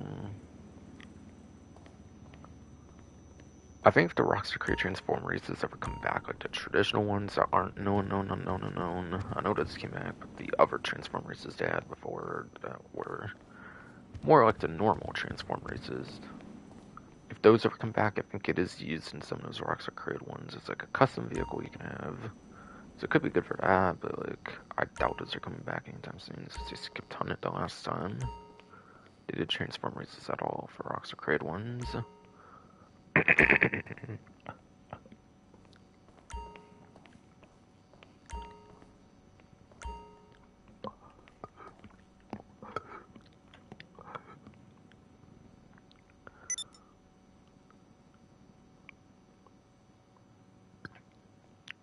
And then Picasso Nisto, no.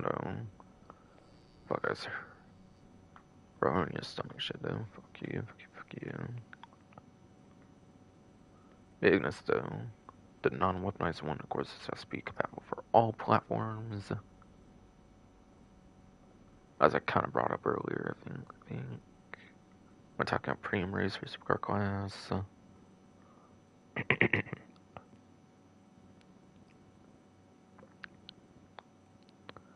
But it's not as good as the weaponized one, even when it comes to like the non-HSW one, I think, even. But yes.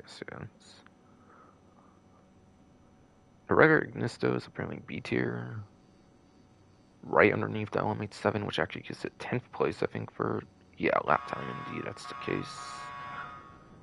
And it's 30th place top speed, apparently, okay, so...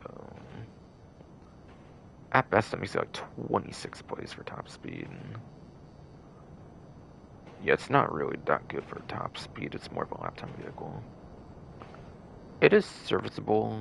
I will say it's not going to be worth it on 9th gen just because there's the weaponized one. It's just better overall. Whether it's HSW or not, it's still better performance as well for the weaponized one.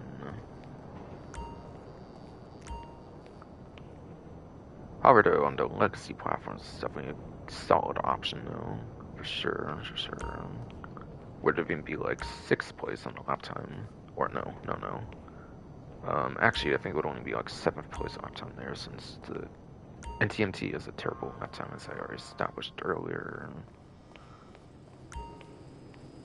For HSW version, obviously, that wouldn't be in the legacy platforms.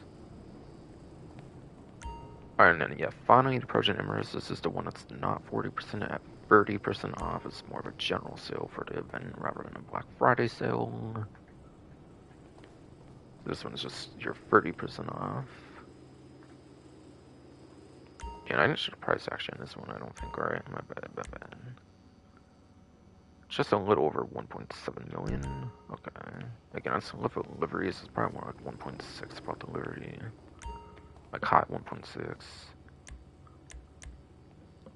And with a livery, it's almost 2 million at 30% off. On this one. We had Emirates. Said earlier, it's actually the best non-HSW for lap time, which I think makes it basically like 3rd place. I think there's only 2 HSWs at the top of lap time, I think. Yeah, it's 3rd place for lap time, okay. Which basically, obviously, at the top A tier would be your number 1 on legacy platforms. And then 17th place to like 13th place on top speed at best. Which is in the 10s, it's not anywhere near the worst, at least, but yeah. Obviously, you can get better for the top speed, though. So literally, I would say any vehicle here is actually a fine one in some way, shape, or form for performance or capabilities in case of the champion. Aside for the Tesseract, which is kind of just dated. But if they ever bring back the more traditional transform races that aren't the known unknown or the known unknown, that could definitely have a little bit of play in any of those that feature it, like the split personalities, possibly, or whatever. If I'm remembering one of them correctly, which I can't even look at them, obviously, because they're vaulted pretty much. In the last couple of like months or so, they start vaulting the regular Transformers, so I can't even like check on it anymore. Kind of unfortunate, but it is what it is, I guess.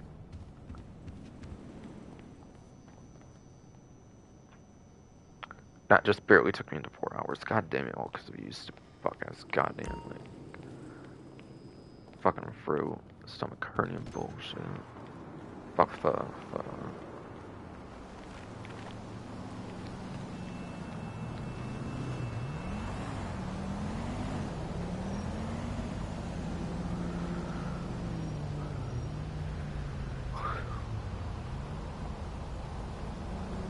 Alright, so now that I'm out at dealerships, I should probably go over any remaining opportunities, and also I haven't checked my stream in a while. I should probably do that as well, actually, before it gets any later. Later. Stream's still working fine, it seems. Okay, cool.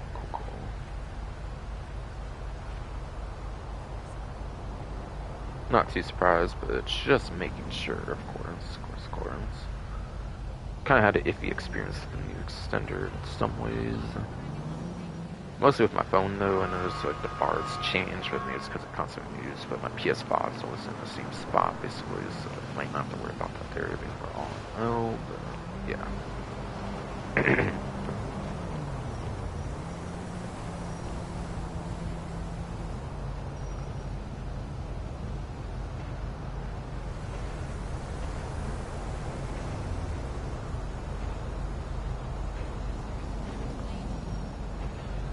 So I did kind of want to go in more details on Superyacht life missions. I kind of forgot to mention something important, but I can't verify it since I haven't like done it for my contact mission content series yet. But if you can make a playlist of the missions for some reason, which they are a little more story based, like I don't know if you can. I assume you could though. But, I know lowrider missions I think you can't make a playlist of for some reason, but yeah. That might be like the only one actually. I think even Casino you could if I remember. Yeah. So you might be able to do like a playlist of the missions and like do like just a playlist of like one particular mission you want, like that last mission I was talking about basically. I may verify that later if I do have time to play that, of course. What's sadly the stupid goddamn throat hernia stomach bullshit might not end up being the case. Yeah. The missions again though. Massive 5 times 1 RP. See if I can see the order, as a matter of fact. Should be in clear progression, I'm guessing.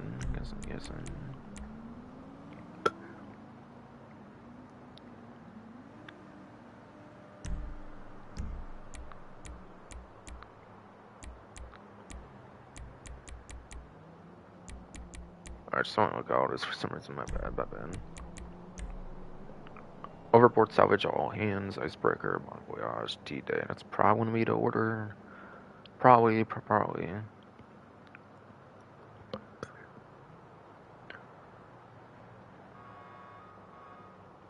I'll say BD, basically, I guess, if I want to kind of try and remember.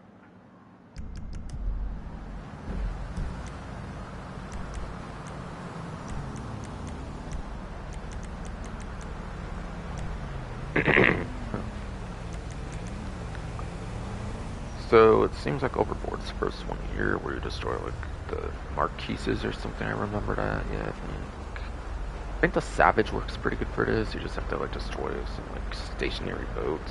I mean, before that you might have to destroy some like moving like sea sharks. But yeah, Savage, of course, like I said, is the only one that still has that very good explosive cannon. So obviously that's going to be pretty good for that. I think being the first mission, I don't think it's all that bad. So I think this one's a good one to replay. A Superyacht life salvage. This one you might have to scuba dive, which might be a little annoying for some people, but I don't even think scuba diving is that bad if you use like a scuba suit outfit or something, or if they give you a scuba suit or something, so I don't know. I forget the later part of this mission's that bad, I kinda forget.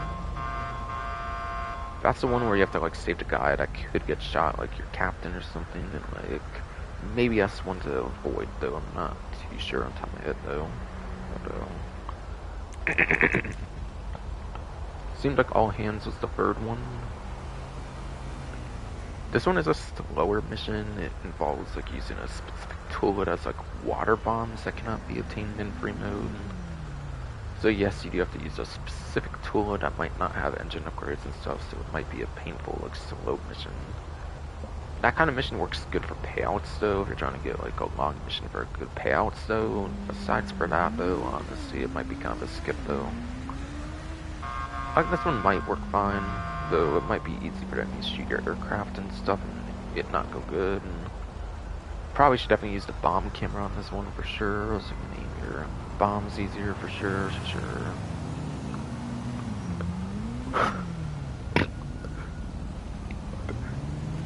God, you fuck ass, goddamn bro, or in your stomach shit, god fucking damn it, fuck you, okay, fuck you, but yes, you know.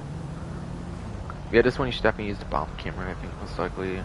And yes, VTOL, so you can definitely get some good precision, but you have to be careful not to get shot too overly much, of course, as well, though. Sim may be good, may not be good. I'm not actually all that certain there. A Superyacht like Icebreaker. I do find this one's another good one for the Savage, I do think. For like just absolutely decimating everything. Oh yeah, I think that would make the Salvage one the one we have to like save the cabin from getting shot or something. I'm not big on that mission, yeah. So I think I would avoid Salvage now. Yeah. I would maybe kind of avoid all hands. Depends on how much you like the tool with the water bombs or whatever. Again, it could make for a long mission, which could be good, but also kind of not.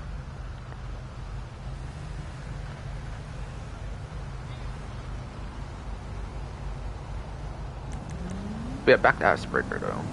Again, I think like the first mission, the salvage, not salvage.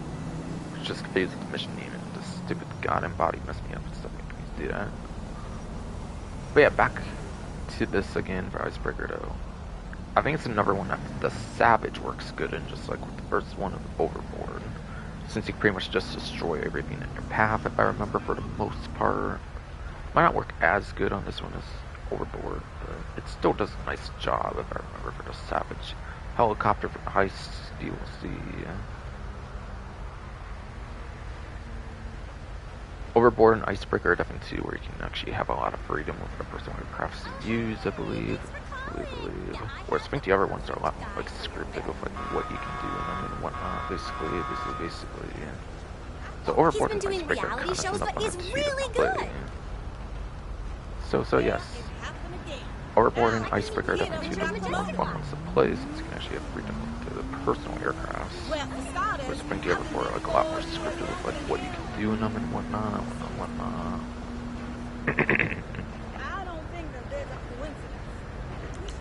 Alright, so yeah, I think next was Bon Voyage. This is the one where you're stuck on the yacht and like just storm the weather and everything.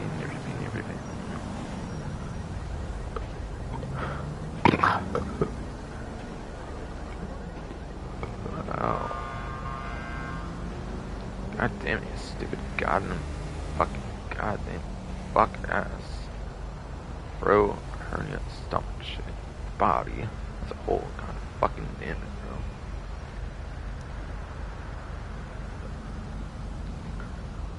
But again, this one's the penultimate mission. It's in like that stormy weather where you're like stuck on the yacht or whatever. I don't think this one's that enjoyable, honestly, since you're just stuck on the yacht. You can't really go much of anywhere, so unless you're a big player versus enemy player, I don't really think it's that worth it to keep doing this one over and over again.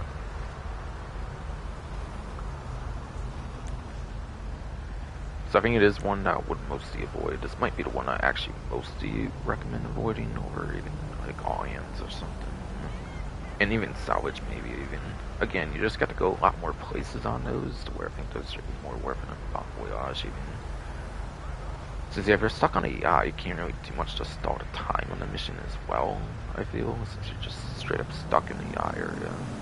So you can't just go a bunch of places to entertain yourself as well, to stall the mission time or like a better payout either. Or pointed out as well.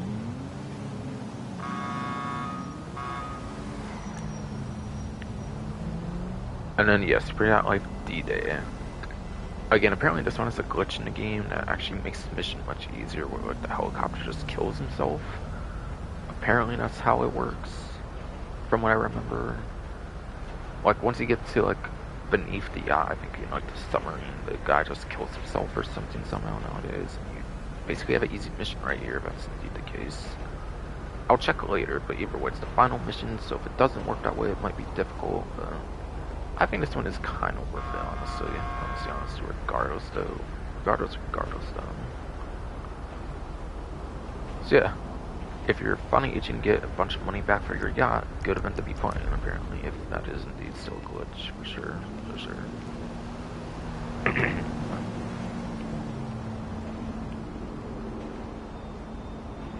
And yeah, I'll see if you can make a mission playlist, but if you do get the ability to make a mission playlist, again, if I have time and everything, again, might not, because this stupid body being a prick. Yeah, if you go to create playlists, I think you can go to recently played job, and it might show up there for anything you play, yeah, anything you played might still show up there. Oh damn, are those still in the game? Still special vehicle races? Bro. They were in transform races finally, like the last couple-ish months, but then those get to stay around for a couple months. I mean, I do like them, I do see the enjoyment of them, but like what the hell, man? Like, you could actually give you, so, like, that Tesseract in there if you would keep the transform races, but okay. And I would actually recommend the Tesseract a little more if, like, you could actually play those right now, but you can't. And when they brought back transform races, last time was just no, like more modern ones, like from a couple years ago. Not the ones from like the late 2010s or whatever, I think.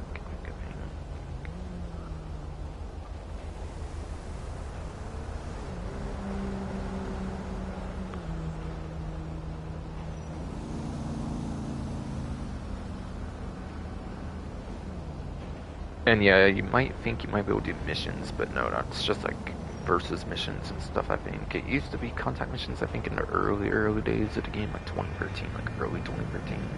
Yeah. Contact missions back in the first days of the game were the makers. Obviously, naturally, they nerfed those, obviously, to limit the amount of money people could make back then, since there was like enough crazy, like, spending on us. That's when day one vehicles were just mess about in single player anyways, basically.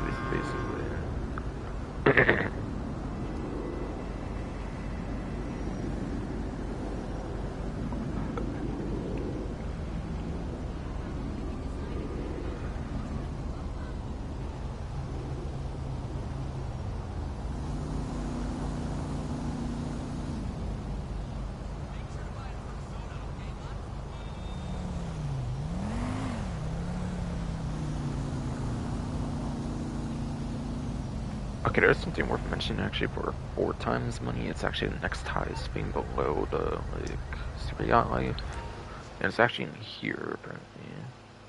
So yeah, FIB party file this week is actually 4 times money this time, which is insane. Maybe RP as well. Wait, whoa, what the fuck? I don't think that's 4 times for that amount though. Isn't 4 times supposed to be more like 600k? That's like times fucking 8. Wait, so do you get 1 times 8? But like, priority file, you're not supposed to be able to replay it though, so that must just be a visual glitch, right? It says times 4, but that's times 8, isn't it? Like, what the fuck? What the fuck? That's weird. No, that's weird. I think that would be times 8, not times 4. What the hell? But it says on Newswire it's times 4, so I don't get what the fuck's going on there, but okay. Maybe it's times 4 and times 2 for priority, and it's only 1 time, so it equates to times 8. Maybe that's what's going on there, maybe it's intended to work that way, I don't know, but yeah. Well, if it is times 4 and it's the priority, then it's basically, yeah, times 8, I guess. So it might be intended. It might be intended. I'm not really sure. But that's an insane payout, like 1.2 million for that. And you only need to do it for like a half hour as well, which is insane. It's quick and easy. Quick and easy half hour mission thing basically for like 1.2 million. That's actually crazy. Actually crazy though. But yeah, you can only do it one time for the event though, just keep in mind. And it might be 600k, it might be 1.2 million, who knows, who knows. I'm definitely doing it after streaming, or Tuesday or Wednesday or something.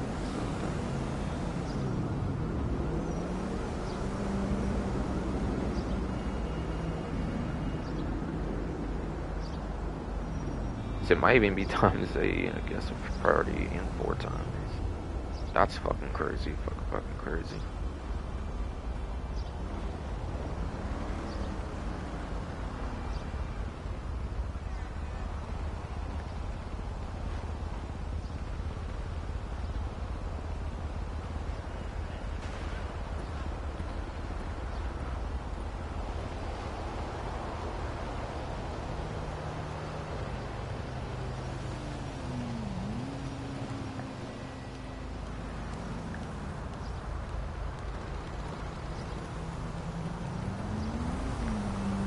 Alright, also, I don't know if I have it, like, I can show in, like, the collectible menu.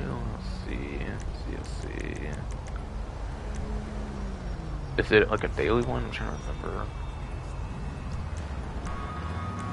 I don't see it in here, though, in either of these, but it is a shipwrecks, I believe, for a collectible, like a daily kind of collectible, I think. It's not in this menu, but it's called the daily collectibles of like the shipwrecks, whatever.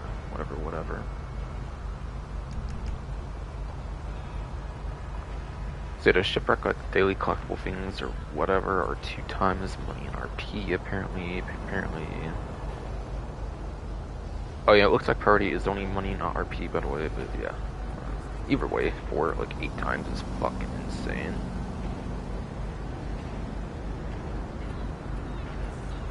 But yeah, 2 times for the shipwrecks though, 2 times money and RP on that one, yeah.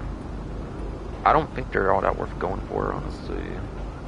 You get like an outfit if you get like a certain amount, and I think you're limited to, I yes do think you are limited to a certain amount each day as well. Is it like 1 a day and then like it has to be done like a certain amount of times to get the outfit or something? I forget how it works, but I wasn't really a fan of the shipwrecks collectible, I think, so like yeah. And yeah, they might boost the payout, it might have been like 25k or something, so like 50k on double, but like, I don't know. I don't think it's going to hit like 100k or anything for like 1 shipwreck. Even if, I don't think it's that worth going for over like the other things going on for sure.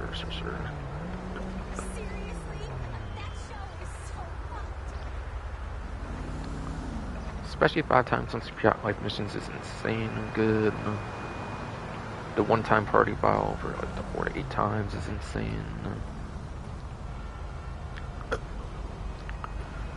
The one party file run for like 4 to 8 times is fucking insane. So it's obviously not as good as those for sure. So like, yeah. Honestly, I wouldn't bother too much with the shipwrecks. Quite frankly, I wouldn't bother them all that much. I think you're only limited to like a very small amount each day, if I remember right on those. And like it doesn't pay that great to just buy it even as well.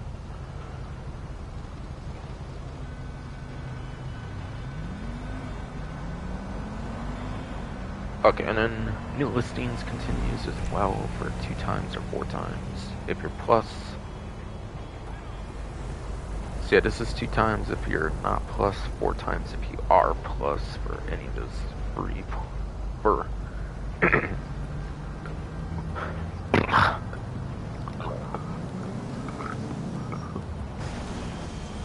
God damn, you shitty fuck ass, goddamn throat hernia stomach shit. Fuck you. But yeah, all 3 of the Pricks luxury real estate missions all 3 yes of the Pricks luxury real estate missions continue to be 2 times or 4 times plus. Again, those are nice to play. I think the first and third missions aren't all that bad if I remember right. Especially the third one's really easy. If you can keep getting to the third one, it's actually some pretty nice money you could easily make with like doing not much at all, besides for just what I think you just simply destroy construction equipment and you have to like be kind of like doing melee stuff against like the like foreman or something if I remember right. The third mission's especially easy, so like it can be kinda nice. Like, when you have 5 times on Superyacht Life missions, it's kind of not the most worthwhile thing to do when there's Superyacht Life missions 5 times, so it's like, eh. I feel week 1 was especially a good week to do it. Like, after that, not really. Just we'll have to wait to see for the smaller event that happens for, like, 5 days or something before you have to close out, I guess, since there should be, like, one more, like, 5-day event or something, I'm guessing, for leading up to the new DLC, of course.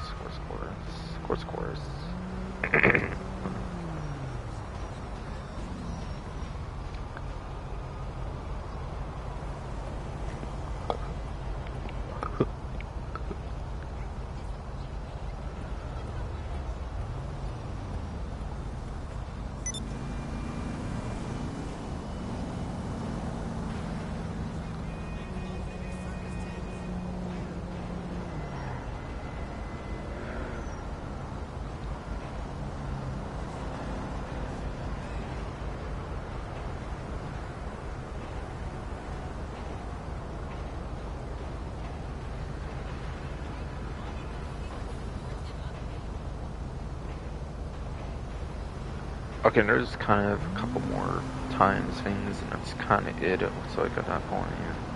And these are like the smallest ones, pretty much. But they're more replayable than shipwrecks at least, so like they're kind of better than shipwrecks, I would say at least. But yeah, yes, yeah. yes, yeah. So I think this one's a little bit kind of a, I do think this one's kind of a little bit of a first, I think, which is 3 times on the dedicated, which yes is 3 times on the dedicated community combat series. I don't think they've done a dedicated 3 times for combat series, just race series I think so far. So I think it's kind of new for the first time ever. So there's community combat series for 3 times. I think any other combat series is 2 times, I want to say. And again, this is when they start splitting up between like race and combat. I'm not doing like 3 times for that, by the way, of course. But yeah. Yes.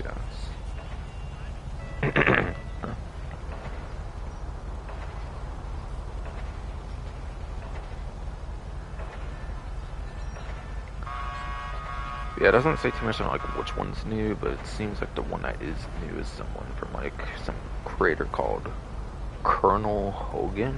So whatever one has that sounds like it's the new map as well. So this one seems old. This one seems old. This one seems old. That one seems old. Alright, so it seems, according to the paragraph on the Rockstar News Wire for the Community Combat Series, returns money RP on Community Combat Series. On that paragraph it says, earn triple rewards in the Community Combat Series, which includes a twist on sumo, which yes includes a twist on sumo, with transform elements from talented creator Colonel Hogan, where each death loses you a point. So that's how it's described for this new map here. Apparently this one does seem to be a new map for like a kind of like a sumo with transformed racing kind of gimmicky, kind of like deathmatch vehicle, deathmatch kind of thing going on here.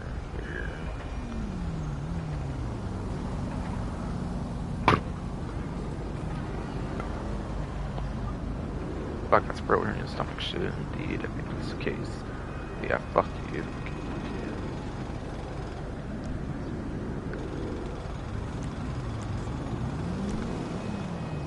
No, I seem standing in it, so.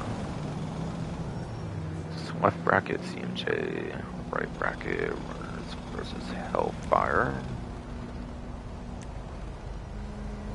There we go with the working ass thumbnails finally. And then the left bracket, like JG, P7, right bracket, hyphen, trucks, underscores versus underscores, BMX, money, icon.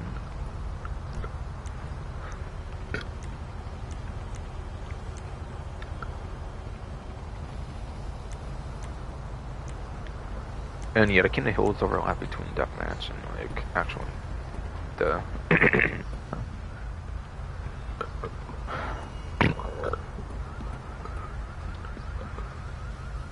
fuck, I broke her in your stomach shit. Fuck you.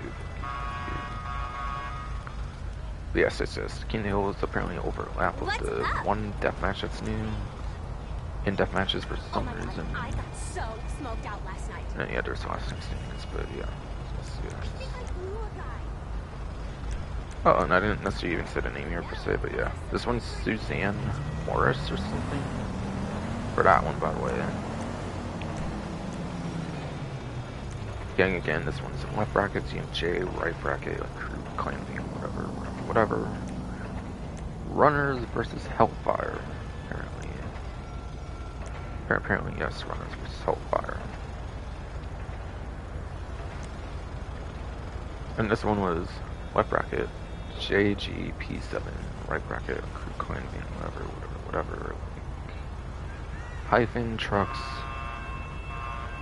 all caps trucks, underscores, all caps versus, underscores, all caps, BMX, money icon.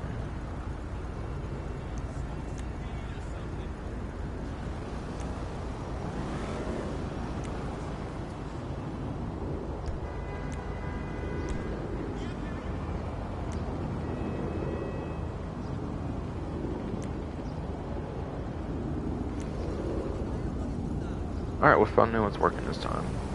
There seems to be freaking Hills this time around, double chance, shots. The, like, quotation, funds, like, quotation, mafia, rugby, like, possibly fans, whatever the fuck all. Like, mafia, rugby, yeah. Whatever, quotation, funds, quotation, mafia, rugby, whatever. Mr. Box number 1. And then Papipo. So those are your 14 hills, apparently. And that's it for King Combat series. That never introduces a survival for some reason, interestingly. Well, it's not interesting, but yeah. I want to say it's the first time ever since they branched out the Decade community, like race series, combat series, like the first time they've actually done 3 times for the combat series particularly. I want to say, I could be wrong. They might have done it like 3 times, a couple other times for like the race series ones, but interesting. Very much interesting, yes, Simeon.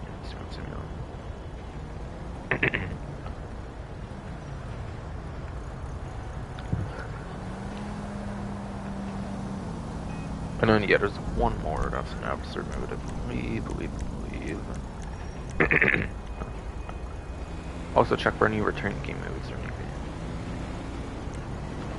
The arena, yeah, does not get any ultimate target assault. It's not back.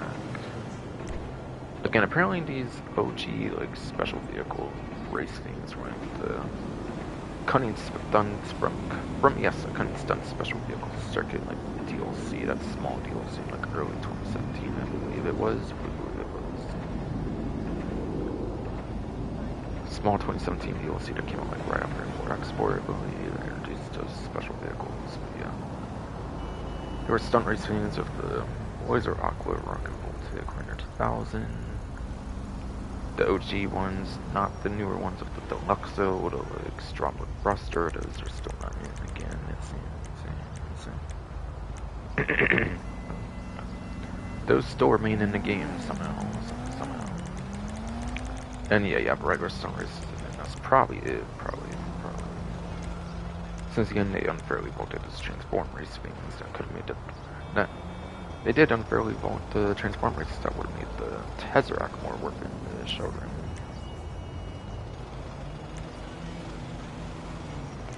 Yeah, that was it. Yeah, that was it.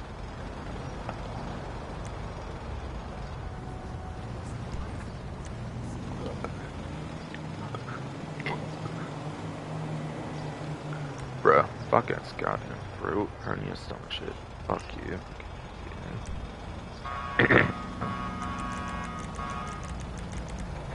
Calpreco races are not back.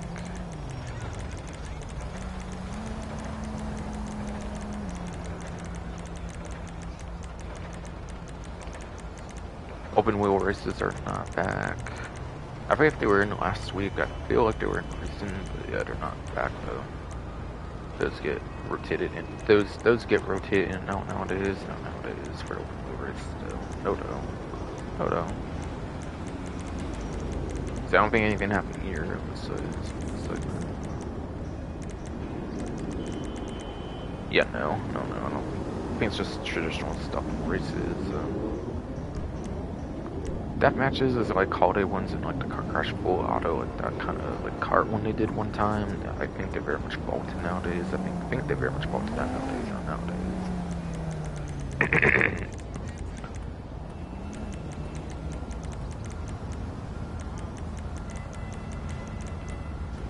Yeah, I don't see car crash full auto, which I think was a deathmatch thing they did at some point.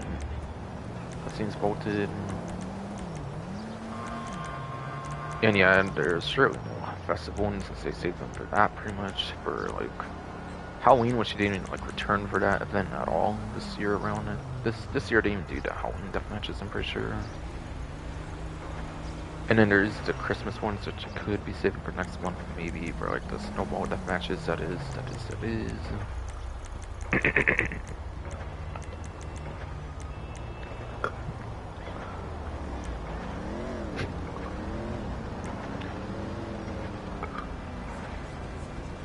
Fuck it, bro. Hernia stomach shit. Fuck you. Yeah, don't do anything for capture unless I'm seeing King Hill. Pretty sure on those. Survival, obviously don't have Calbrico, don't have like the Ludendorff, do not have the Ludendorff.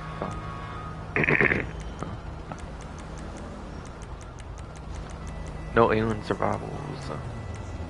They didn't do alien survivals, I think probably because they had like Calbrico, like Ludendorff was like kind of successors to them.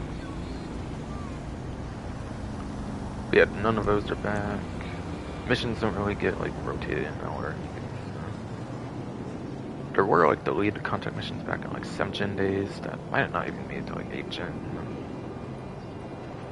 And if they were there, it was probably for like a very brief time period, like 2014 or something.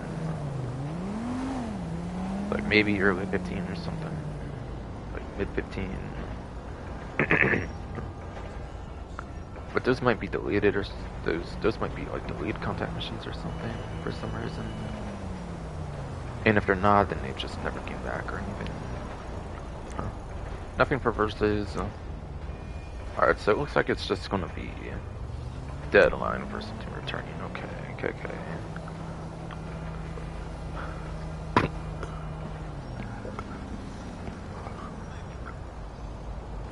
Black guy's throat hernia, stomach and shit. Come on. Fuck you.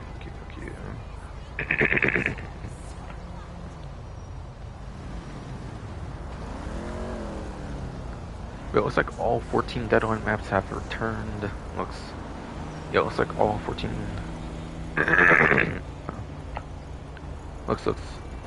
It looks like all 14 deadline modes have returned for like the different maps. I mean.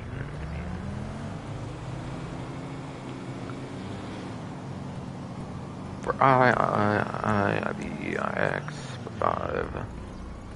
Wait, no, I think it's just an alphabetical. I think that's 9. 9's just out of order because of the like system they have, I guess. That is 9. Yeah, this is 5 with me, of course.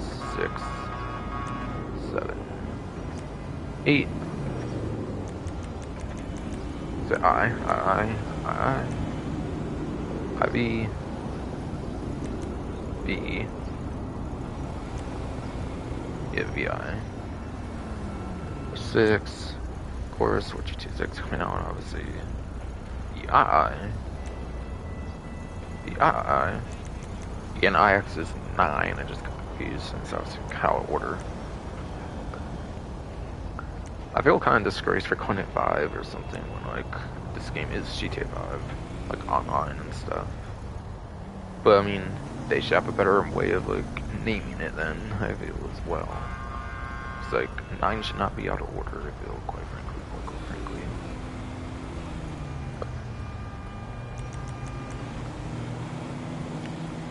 But yeah, 10, 11, 12, 13, 14. Okay, so it's all normal order, besides for like IX being prioritized for 9, obviously. Like before 5 even, which kind of gets them all out of order from there by 1. The XXI, XI, and then XIV for 14, of course, 14, of course. Deadline, by the way, I believe is the most, like, maps the Atmosphere mode has. I believe this mode actually is the most maps in the whole game, if I remember right, by the way.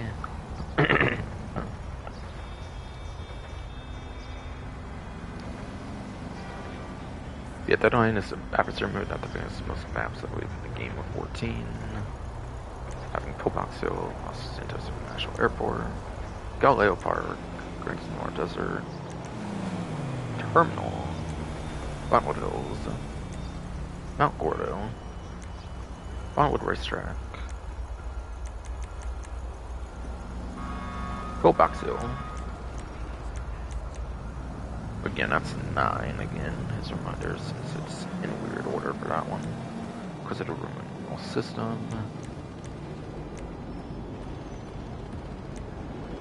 Del Perro Beach, Terminal again. I think one of them was Terminal for that, right? Yeah, 5 is Terminal as well as 11 and 12. Okay, yeah, 11. Galileo Observatory for 12. Wasn't that a repeat one too? That one's probably like 3.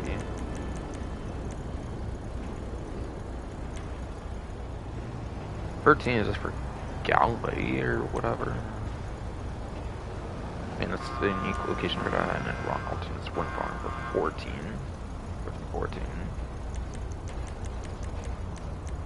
Might have been like another duplicate location, and like realized those, but still. Still. Oh yeah, I think it was that one I was trying to look for another Pillbox Hill, because I was like, I swore there was another Pillbox Hill, but yeah, first 1 and 9 are both Pillbox Hill. Okay. I see.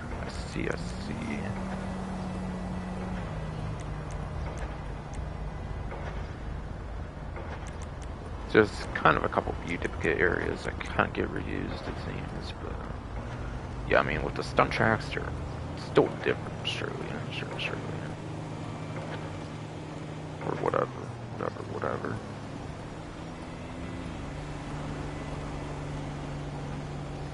Are the older maps actually less voted than the other ones? I wouldn't doubt it, actually.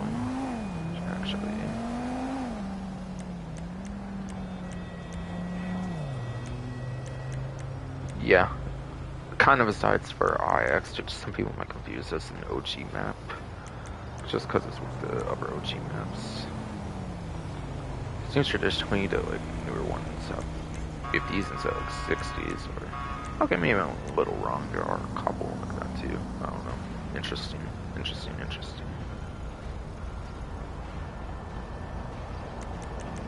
And then yes, that's just your Sumo remix. That's always pretty much in the game. I assume this one's pretty much always in the game because it's pretty much the most popular avatar mode for like what people actually do play for Sumo remix. Which is why even Deadline with like 14 maps seems to get vaulted like every goddamn time, basically. You know, this one is most maps of 14.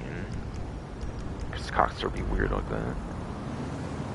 When it's clearly their favorite one that has 14 ass maps, apparently. But still. And yeah, no, other ones have more maps too. Like, I noticed like interior, like, bunker, like diamond missile base, like slasher and stuff, but like, I mean, I think it's the one that has like no specialty game mode and like 14 traditional maps, like the most of any mode is what I'm basically trying to say though. Something like that. But yeah, it's 2 times for that basically.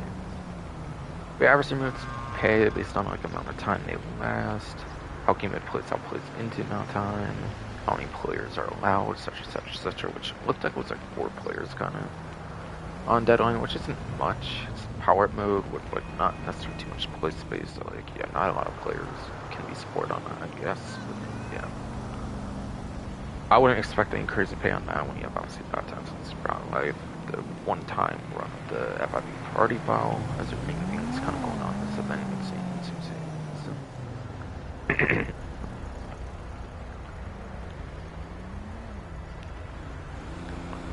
Okay, and then from there, I think it's just discount stuff, I think, that I still have to go over then.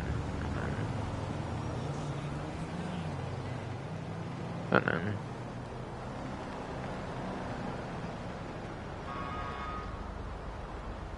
oh yeah, and the clothing thing, by the way, that popped up earlier was the Pluck Me sweater, which is a new Thanksgiving themed clothing item, it looks like. With like a turkey thing on it, basically. It's basically.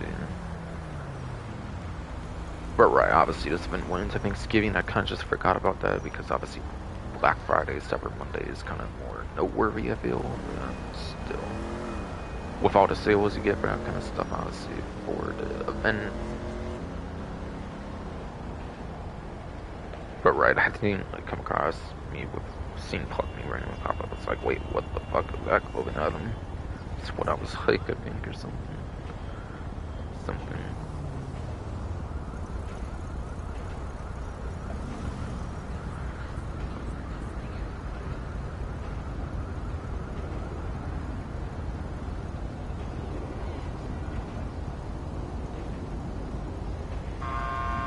So I'm pretty sure I'll just discount stuff you left, yes. So, what I gotta do now, like, I already did Stash House because it's about, like, the luxury autos, so that's done. So I think I just gotta do the Salvage Yard. I wanna go over the Salvage Yard weekly rotation. I do wanna go over Salvage Yard weekly rotation. What the hell are we doing? Come on. Stupid ass goddamn road burning stomach shit, man. Fuck you. But again, I know I did Stash Out, also still got to do the Salvage Yard. And then I think it was just HSW Tantra I want to do after that, I think. So I think it's like. I think it's pretty much the Salvage Yard and the HSW Tantra, right? And HSW Tantra I might even do like after discounts if I remember right, so that we can wait until after that. Over to the Salvage Yard, I think then is what I'm doing then, since I've already done the Stash House. So. And even then, I might usually do that after that, even.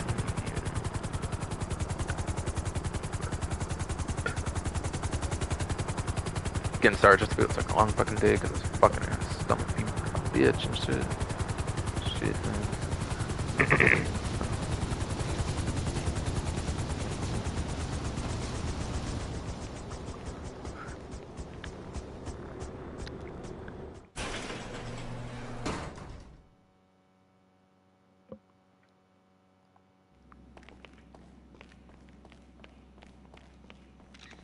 You all good? Hey. Bye. Yeah, I always find it interesting though, this came out after Dangerous Mercenaries, which consolidated both MC and CO into like one single menu, and then like they did. I think they made like laptops easier to use, like computers and stuff easier to use, like just register instant CO, like whatever from the computer. Maybe that was always a thing I complicated in certain properties, but like this one just doesn't happen. It was after that. Like I found that weird.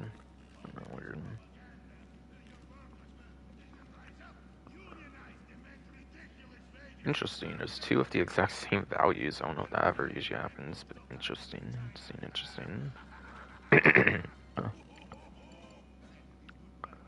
Alright, so mid-range, kind of like a standard range target here. Yeah.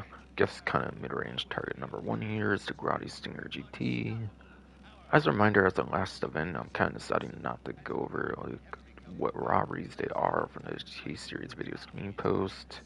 In the kind of interest of speeding things up just a little, so I just add at least, and just stick with Rockstar official information in a sense, and my own knowledge and like spreadsheet and all that kind of stuff that I usually do.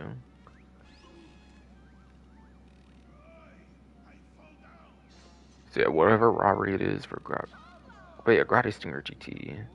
Kind of a retro nostalgic vehicle being based on the Stinger from like to the universe and stuff, I think. But yeah, Stinger GT I think is a unique model and it's in like online only. Actually is a day one vehicle for online, but it's not in Grand Theft Auto 5, the single player. I think the Stingers were meant in like some beta content for single player, and that beta content never made it in, so I assume that's why the Stingers got cut from single player and just online or something. Something.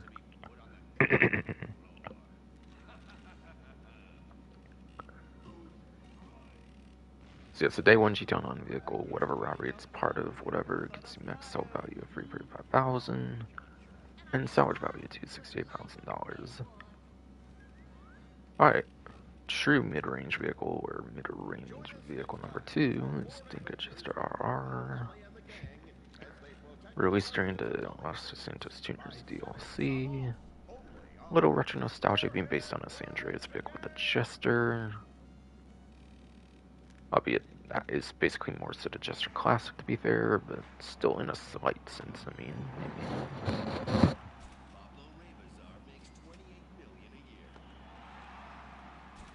But again, I mentioned this one is actually pretty nice for top speed, so if it's like Tony or something like really far, that would be good. In that case, I guess, but yeah.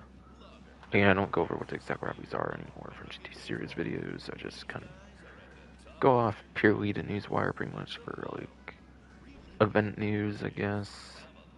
Performance news, I use Broadway 152's vehicle spreadsheet, and like, I feel that's kind of it for the most part. Kind of cut out the community poster in GT series just to know the robberies, like the exact robberies or something, where they're not even like vehicles you can claim or anything anyways.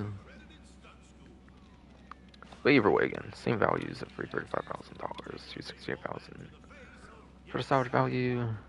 Get $335,000 US max sell value, and then $268,000 salvage value. Alright, and last but not least is a true retro nostalgic vehicle, the Ocelot Jugular that I'm pretty sure appeared in the very first GTA game back in 2D universe of Grand Theft Auto 1, of course, where I think it was actually called like Double Jugular, because I think there was a vehicle manufacturer called Jugular in that game, interestingly. But naturally, they made that into Ocelot Jugular for this game, instead of bringing back to Jugular manufacturer.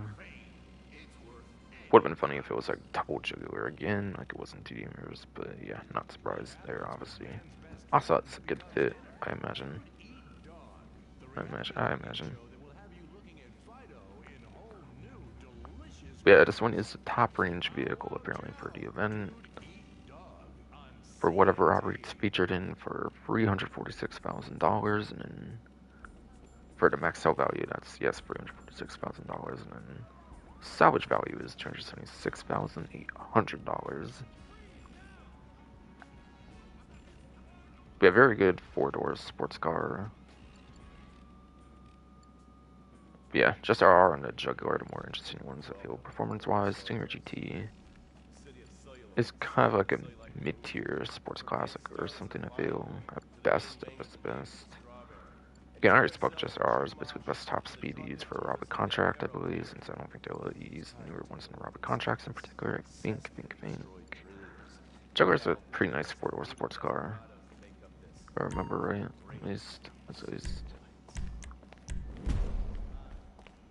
Hey, take it easy.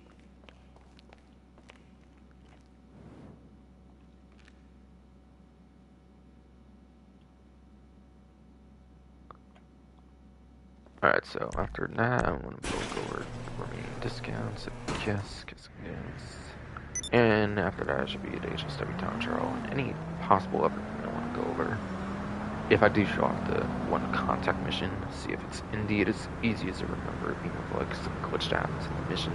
Like, I might show that off, maybe. Because people might not believe what I'm saying, bro. Yeah. I think it's been somewhat documented in like other huge resources, so maybe they're, yeah.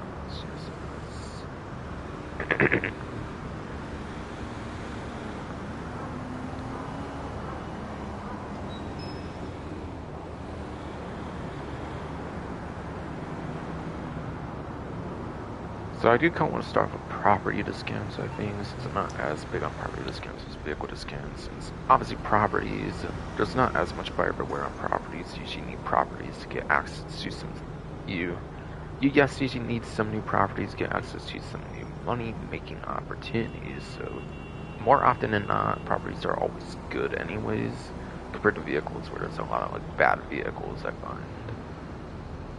If people wonder why I'm not as big on going over properties and like why I usually go over those all first before any vehicle discounts, that's kind of why. Vehicle discounts are just a lot more interesting to go over. I feel.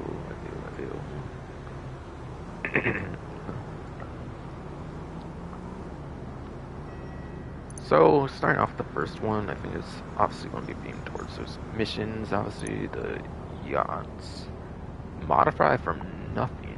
Is that usually how it shows up? I forget.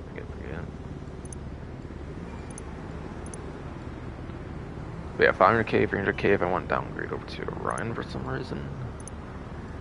Pisces is 1 million to 600k for a downgrade. I think that's 40% off, obviously, there then. Again, like I was saying, I think they say on a newswire if you go to the Orion or the Pisces as your main yacht first. I think they said if you get Orion or Pisces first, you can actually just upgrade to Aquarius for free.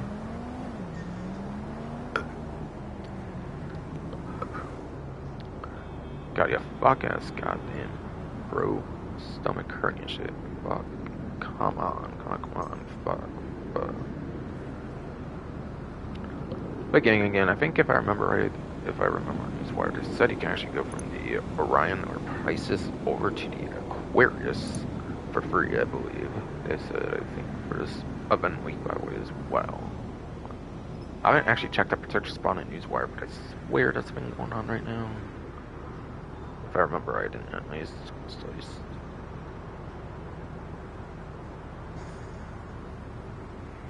It does say get a free upgrade on the headlines in the newswire, like the white text below, like the gold text or something, it seems.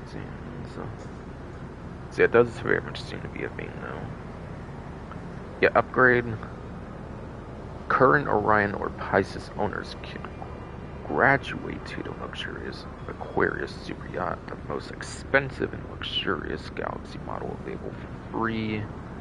Or apparently it's for a nominal fee of GTA money, $1 if you are on the PC platform, or the Legacy or the enhanced PC version, it seems. For whatever reason, it works that way there.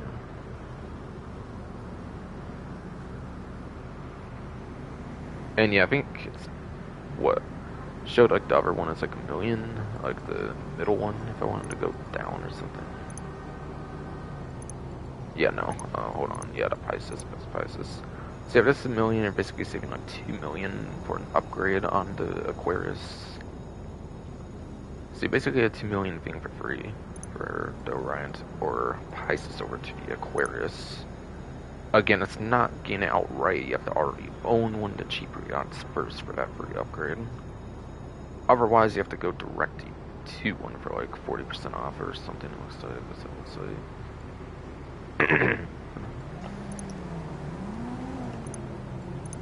And there's also 40% off, it looks like, on the different like customizations for it as well, whether it be your fittings,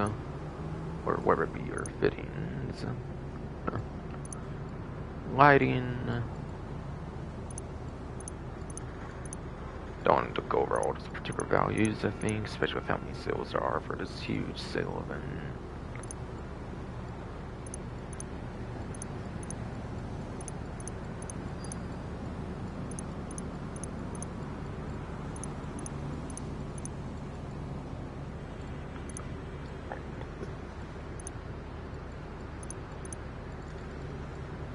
Looks like any flag will be 15k to change. It looks like it's at 25.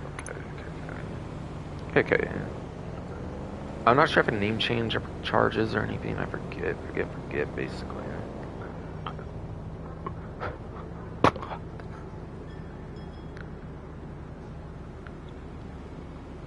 But yes.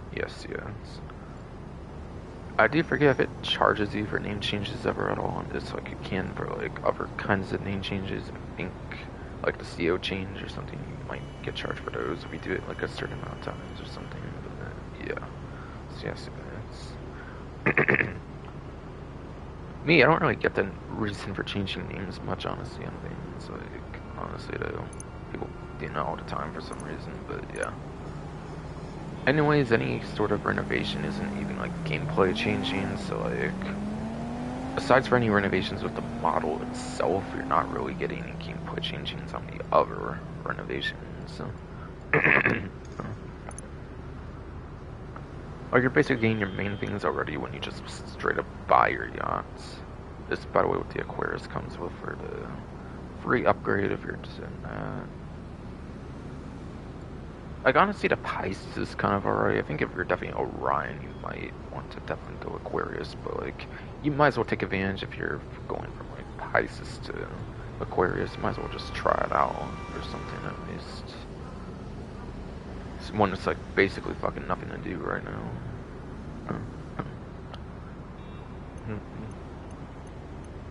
Me, I'm already Aquarius, though, so I don't really care to do anything different with the yacht, though.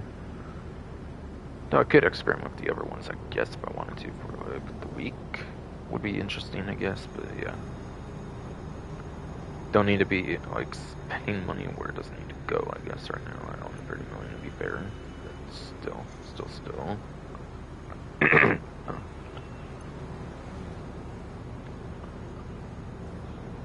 And I doubt the vehicles themselves are on sales for those like very particular vehicles. If they are, I'll go over those later, obviously. But yeah, I'm not going to acknowledge much of those super particular vehicles, like what's good, what's not, per se.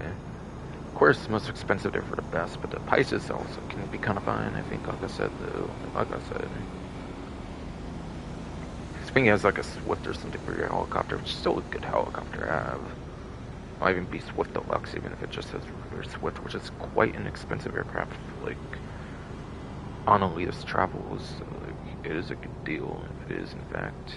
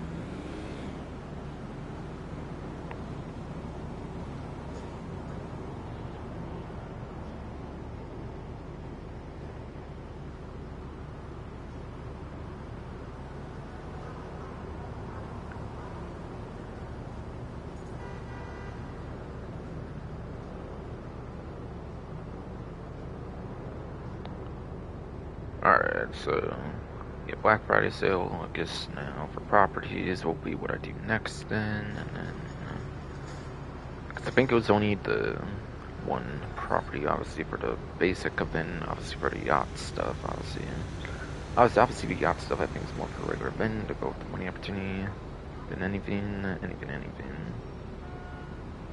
But still, 40% on the yachts is pretty good, though, regardless, though. And especially that free Aquarius upgrade, for sure. Sure.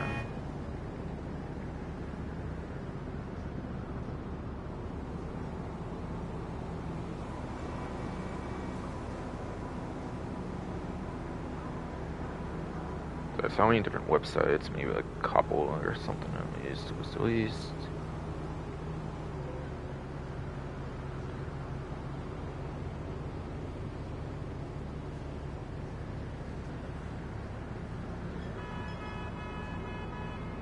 Okay, I think they're all on 2 websites for the remaining ones, so foreclosures obviously has like most of that stuff, and then Yeah, I think Dynasty 8 as well. Kind of go in order, I guess. Kind of. Alright, so actually I already have like the first one I was going on that for, and it's only one occasion, so you can't really like just see it on there after you buy it. Yeah, it's this, dude. 50 car Eclipse Boulevard garage is half off. I feel it's probably the highest discount it's had at 50% off, of course, of the car garage. 1% per vehicle stored discount. I think that's definitely a pretty good discount. 100%. I think it's like 2 million-ish or something, I want to say, at the fall. So it might be like a 1 million-ish property. Not much in terms of renovations I think you can do on that, if I remember right. Yeah, there's not much renovation-wise, I think, what I recall. But like, aside for changing like colors on each pole or something. But like, you only really need to care about the base property on that for the most part, I find.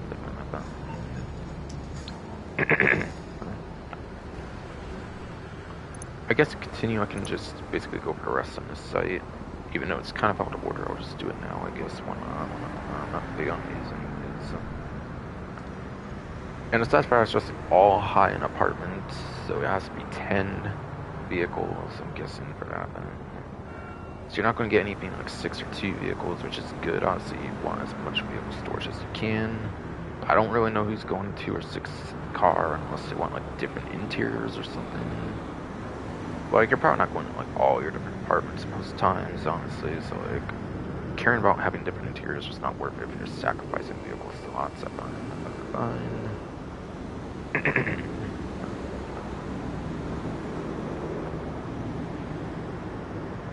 So I pretty much have like all the most expensive ones. Besides for the most expensive ones, you're getting like 762,000, like 381,000 for example, like half off on all that.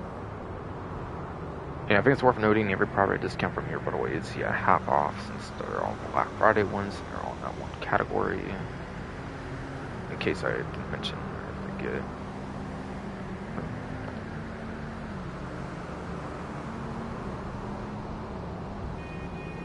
And yeah, it's not going to be any standalone garages. I mean, 10-4 standalone garages don't want to count either. It's just high-end apartments. So if there's anything 10 that's not discounts because it's just a garage.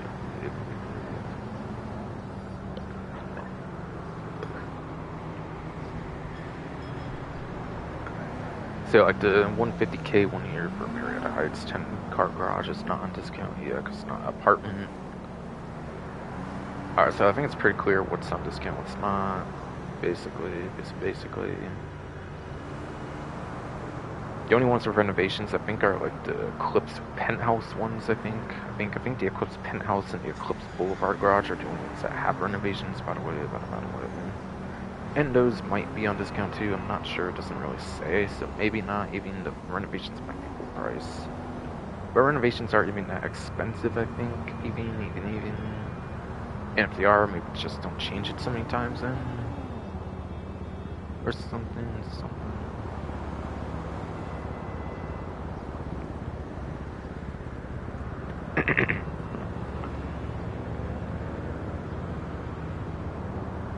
So on discount, you're paying as little as like 100K, it looks like, say like 200K or something. That seems to be the case.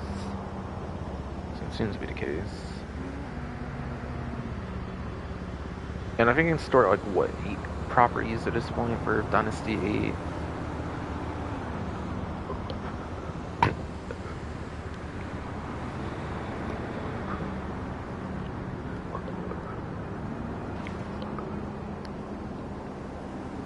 I think yes, you can get up to 8 properties nowadays of Dynasty. Ironically, like the website has like the number 8.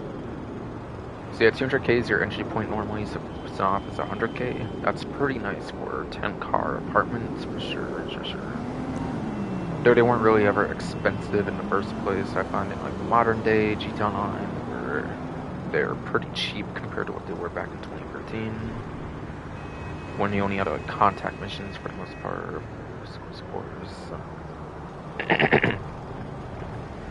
Scores.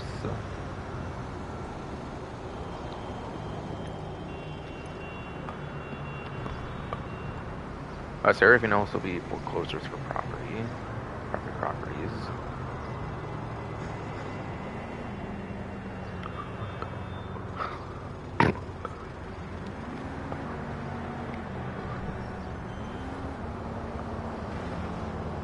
Fuck yes, broke some Carnia shit. Come on.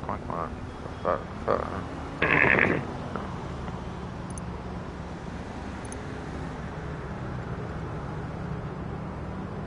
So try to go in order for release, maybe, or just in order not to put them on for some reason on the one thing, basically.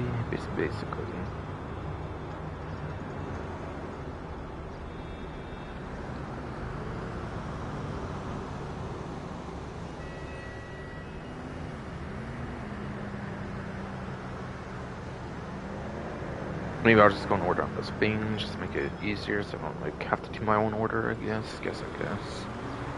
Enter a random thing and enter random thing instead, whatever. Going along with 4 times on the one thing, like 8 times, whatever, you have to... Let me take off the other ones, I have to do that first, actually. Yeah, going along with that 4 times, 8 times thing, there's the garment factory on discount.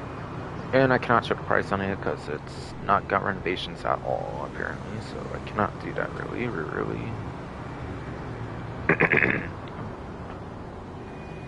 But again, you need it for the FIB priority file. That's like 1.2 million, apparently, assuming the 4 times and the 2 times for 8 times stack, whatever. I assume that's why it's 1.2. So it is very good to get this 1 week. You'll basically pay for it almost just with that one thing alone, if not even.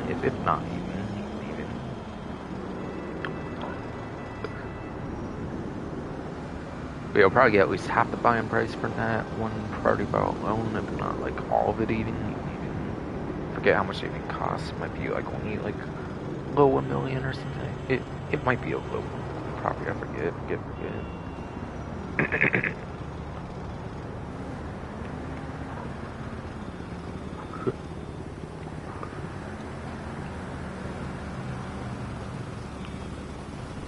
And going to like at least one new one. I think all the new ones are actually on discount though for a car wash. I can only renovate it, so I can't really show the base price of it, but whatever the base price is going to be 50% off. Same with the garment factory, of course. So.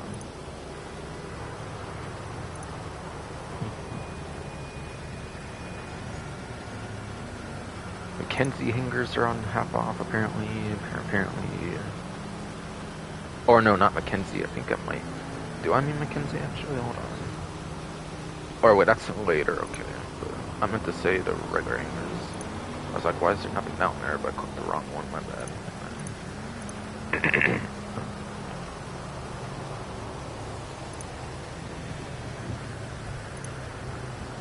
So I mean, this is the cheapest one here. 1.2 to 600,000.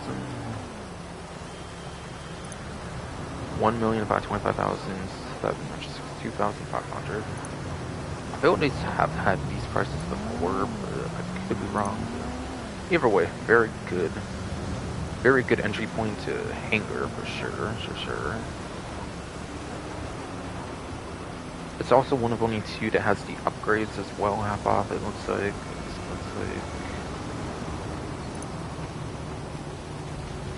So it looks like all your modifications are going to be half off, like your styles.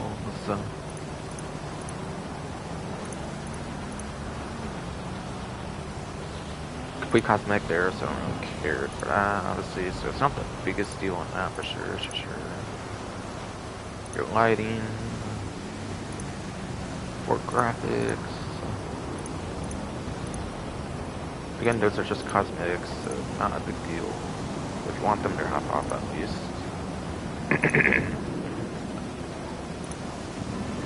Office furniture. Again, I don't think those are a big deal. They're just cosmetic, I'm pretty sure. So, yeah. Living quarters lets you spawn in the hangar, which is a very amazing spawn property, so I do highly recommend picking this one up at least half off. Traditional modern doesn't really matter, I believe. So again, if you want renovations, best get them half off anyways, but like, not a big deal if you don't want to spend that money right now. The living quarters to spawn at the hangar is definitely one I would highly recommend getting, since the hangar is a very top tier spawn location, I would say. With all the aircraft variety you can have, it's a top tier spawn in my opinion. These aircrafts are some of the best vehicles to be in, quite frankly, like the F-160 Raju on the 40% I already went over, of course.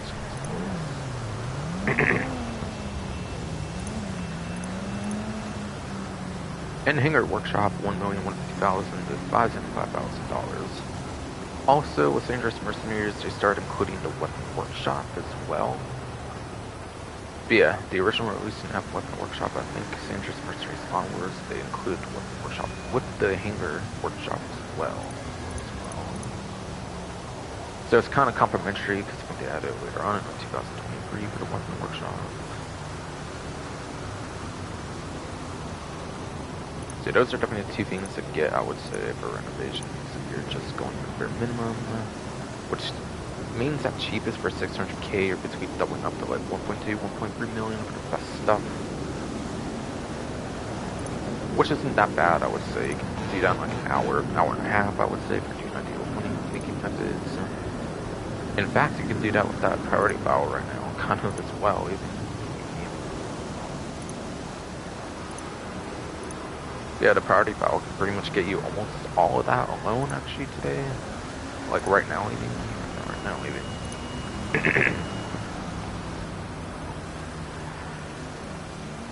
For, like, the good bare minimum hangar.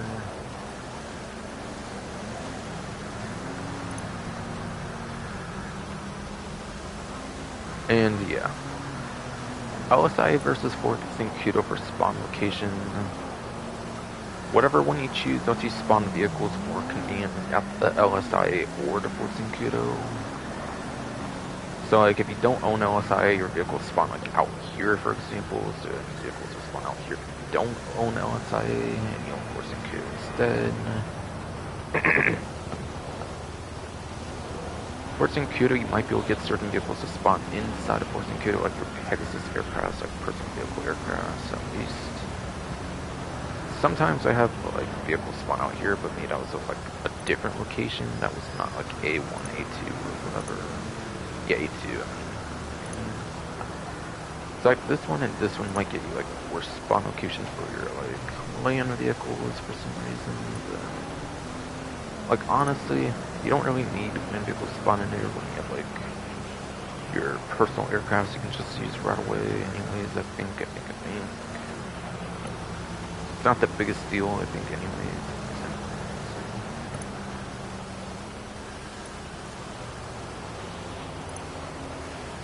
The A2 is definitely pretty good. The A2 is the most expensive, so that's fine. It does cost only a little over like $1 million to get the stock hangar. It looks like for 497 for some kudos. So that's actually not that bad. Again, you can get that with all priority file, pretty much. You can even get the living quarters priority file as well.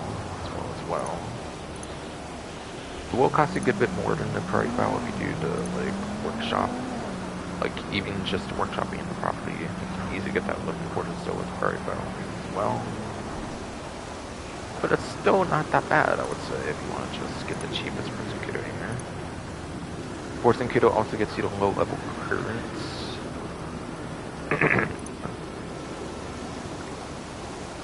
Fort Kudo, yes, also gives you low-level clearance as well, so you don't actually get in trouble for entering the base at all, which is nice. Which is nice. So being able to enter the base without getting in trouble is cool, unless you do like certain stuff there. And obviously you do get kind of in trouble if you do certain things there, like stealing the P996 and lasers, which you can very much steal those kind of easily on this location. Albeit again, explosive cannons got nerfed on the jets, so this Dangerous Mercenaries, as I kind of mentioned earlier when talking about the Raju on the main menu, but yeah. I think I would definitely mostly recommend this over LSI personally. I know some people like YouTubers and stuff probably recommend LSI instead just because they're like LSI, I guess, but like, I really just enjoyed Kudo. Like, being able to just enter military base without trouble is pretty cool, of course. I think that's a huge benefit of that one, which I do prefer over LSI, no matter what people say I do personally. But I do see the benefit of both.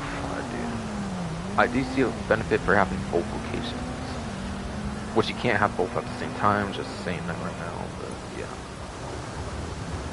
Unfortunately, you cannot do both. I wish they'd just let you buy a second basic hangar instead of having Mackenzie viable, honestly. But it is what it is, I guess. But each one does have its own benefits, which are definitely nice to have. So you can't really go. So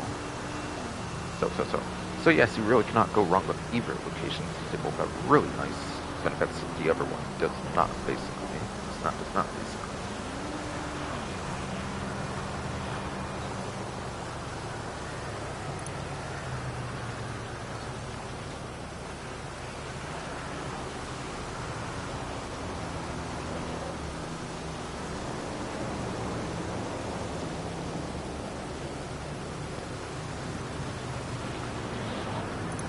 The Higgins House Tours is on discount as well. Again, I can't show what the price is since I already own it, but yeah, there's 10 not on discount though.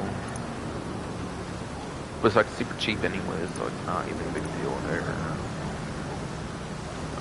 But like it is super cheap, it's just not a big deal there, of course.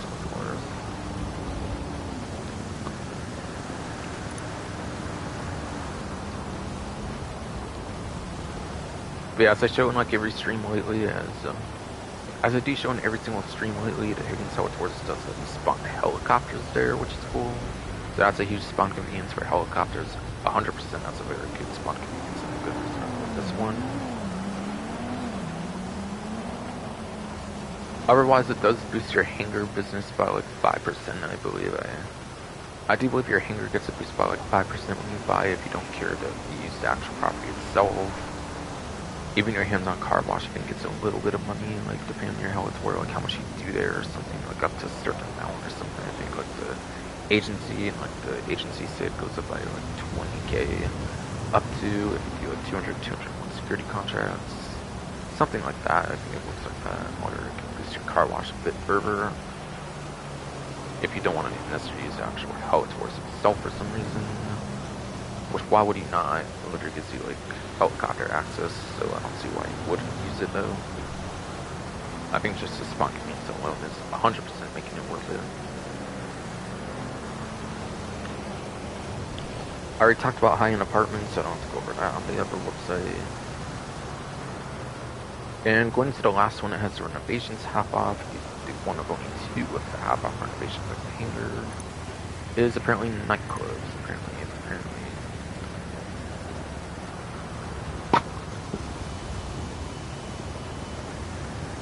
Fuck ass, bro. Stop me currently. Fuck. Come on. Fuck.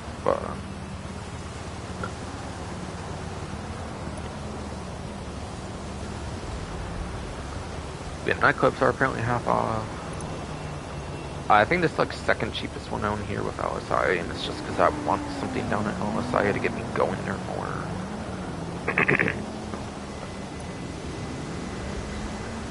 But yes.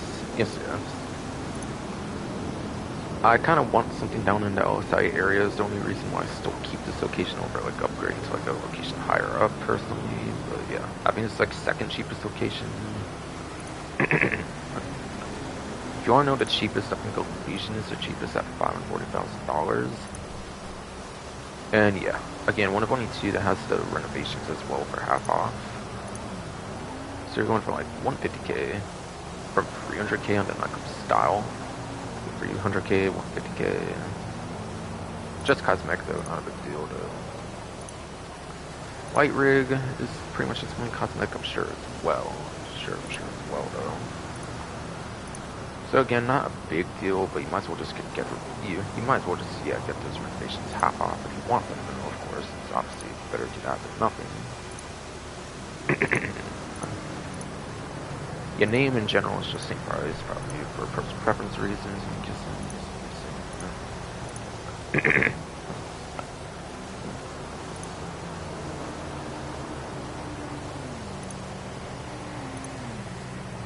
Yeah, it's not overly much anyways, so yeah. The ones you will save a lot on would be the storage upgrades for sure. I think there's other upgrades you can do inside the nightclub. I think yes, there is other upgrades that can be done inside the nightclub as well. So like those would definitely be like half off, possibly. I don't know. Sometimes they don't do the interior upgrades, just the ones on the websites. I find so like if those are also on discount for like extra staff members, for like extra like accruing goods and all that kind of stuff, definitely I would say 100% take those as well. But yeah, the storage, like the good storage and like the vehicle storage slots as well are 100% would be very good. The purchase, no doubt, no doubt, no doubt. For all that extra vehicle storage.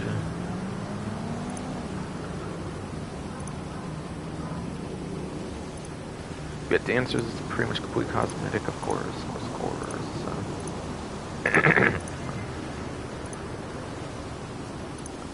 And then your dry ice is going to be complete cosmetic as well, of course.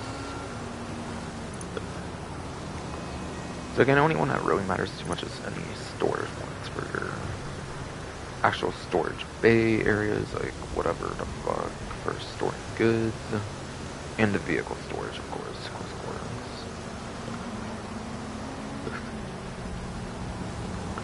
Which I can't really see what those prices are since I already have those, apparently. So you don't really need too much aside for stock being in any like storage upgrades, which again I don't really know. I really do not know what those would be anyways. Like, it's not even a big deal there. But this could definitely be a good use of your money from the priority bow if you need a nightclub still for some reason.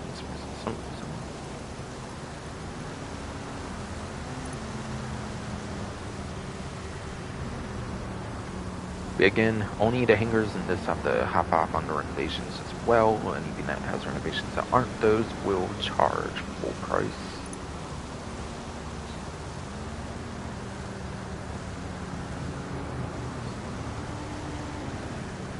Which honestly, aside for those, I don't really think which honestly, I think aside for those, they don't really have like much renovations on the other properties. Some of the newer ones have like bare bone, like trim and stuff, and that's kind of it. So I think that's the only reason those are the only two, is because the other ones don't really have that many worthwhile renovations or anything. Besides for hangar and the nightclub, of course. For like one or two cases where it matters all that much.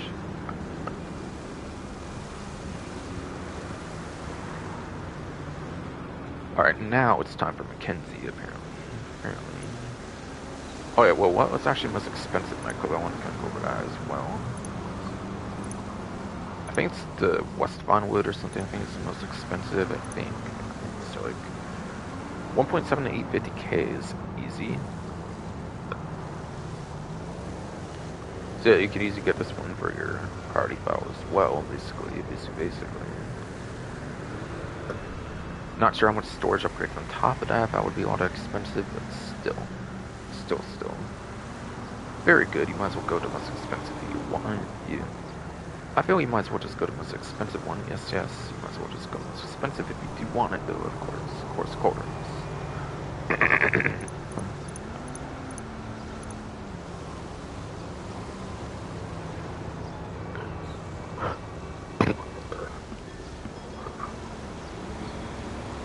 Shitty goddamn throat, stomach hernia shit. Come on. Fuck. But you might as well go to you might as well, yes, go to the most expensive one. Not too many worthwhile renovations, and not any that can even see the prices on, that is. Yeah, now it's Mackenzie time. Yes. But yeah, there's no renovations, I can't even show what the price is on this, but yeah. When you buy this, it does increase your hangar capacity up to 35, 40 if you have plus, 40, yes if you have plus.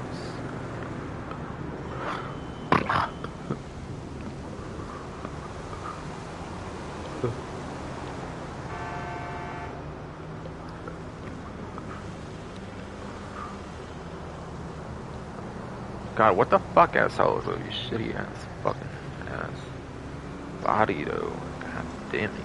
Fuck. Goddamn, bro. Stomach hernia though. Fuck.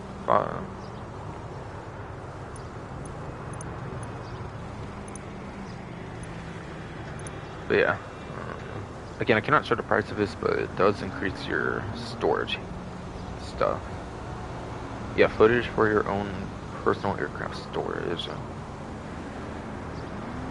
Yeah, it does increase it from 20 to 35, 40 if you do have plus as well. If you have plus, you get an extra 5 storage hanger slots, I believe, as well.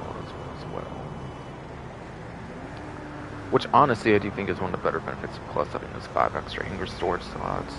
Albeit, honestly, I have pretty much everything I want, besides probably super niche stuff anyways for the hangers, so like, even it's not even a big deal unless they add like more aircraft next update or something. I find.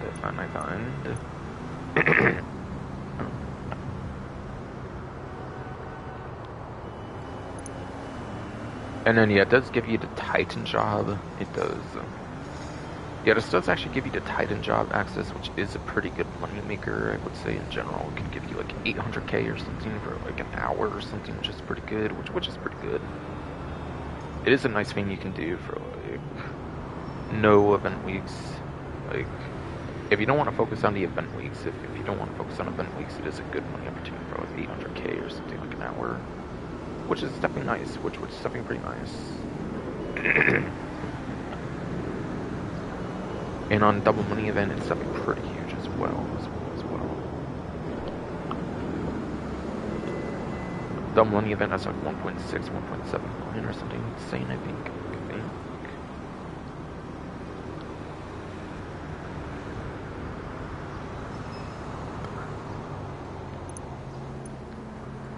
And then, last but not least, I believe is Smoke on the Water, I think is the last one, of course. To go over the 3 new ones, of course, for the newest ones, for the latest update, of course. Where's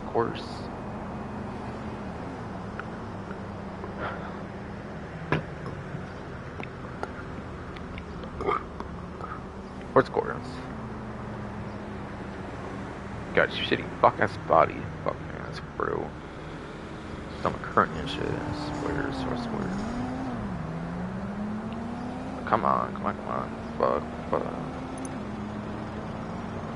But again, I cannot show what the price is on this, just a tin that I can really show, which is not even on discount, which is like nothing cost-wise anyways, of course.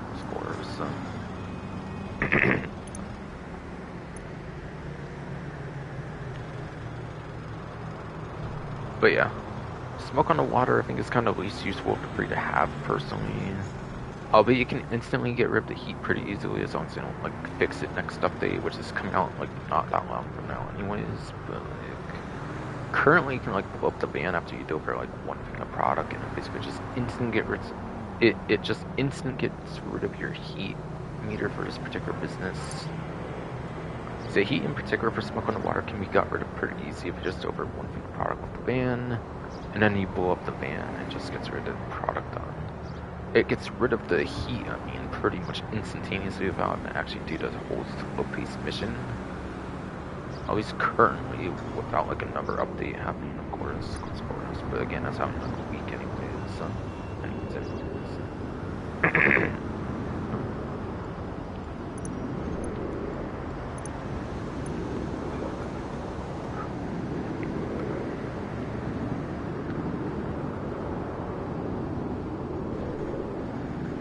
So that's like the one thing that's good about it, I would say, for Smoke on the Water. So that's what not too much you would get out of it. I think there's like a daily collectible you can get, but I don't even think you can get that much out of it. Maybe like a clothing item or something if you do like all of them in like a day or something. I forget. Yeah, that's not too much huge with Smoke on the Water, honestly, available for DD-Ever 2. Really though. In terms of a pure gameplay perspective, of course.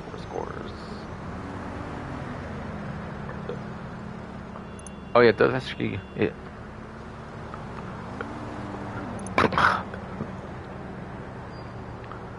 goddamn, fuck ass, bro. Burn your stomach. Shit, come on. Fuck. with that bullshit, I completely fucking forgot to mention though, you do get like a 30% boost or something at most to your like weed business. I mean, I did kind of mention it earlier actually when I got weed, I think from like the stash house, but yeah, as a reminder, you do get like a boost to your weed when you buy this as well. I kind of forgot to mention that recently here, but yeah, yes it does. And again, if you do like a certain amount for the business, I think you can kind of increase your car wash earnings as well. So like, even if it's the least worthy of the free, it's still kind of worth it as well, though. As well, though. But definitely not as good as a car wash or the Helitor's. 100%, I would say those are not as. I would say these two are much better than Weed Shop, though, for sure, for sure.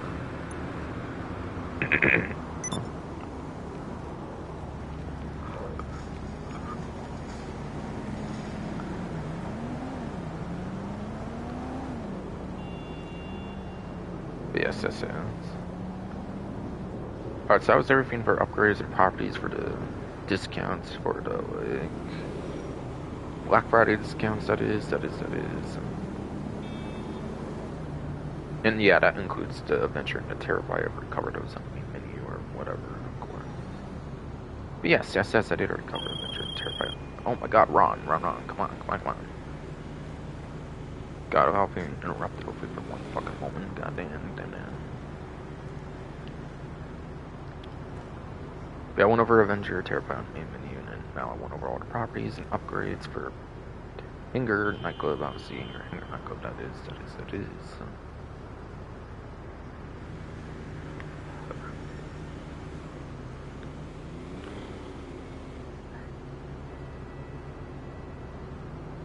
Just kind of miscellaneous discounts for the Black Friday, and otherwise I still have to do for vehicles in particular, and that's kind of it, I think, for the rest of the event, actually, here. Covered, basically. Yes, indeed. So I went over to Raiju Deluxe, so I was almost going to go over to Torador's that was pictured, but I chose to just wait on that one. In case I didn't see the right vehicle or something, but I pretty much knew I saw a Torador.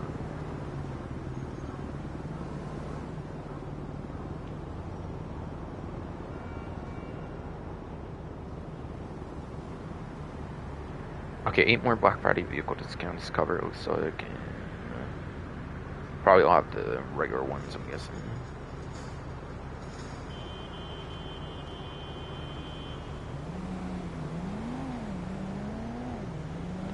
Or wait, the only 7, did I say that was Black Friday? And I think I already showed up, right? I think I already said stuff about only 7 because I already showed up, actually. So I think that was at Simeon's, but I didn't realize that was a regular sale, not a Black Friday sale. My bad.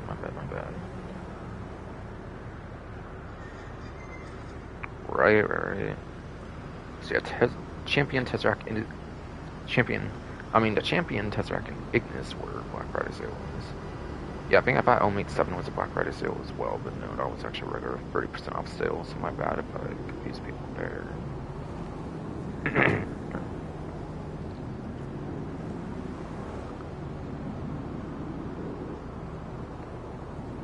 So I have all but like 2 regular sales, I think, for vehicles still, I think, as well.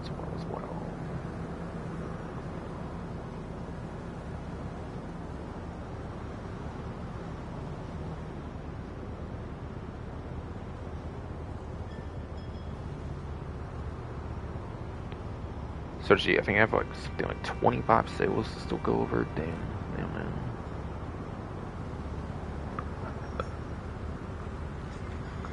And yeah, 5.5 hours in as well, because the goddamn body's being prick, of course.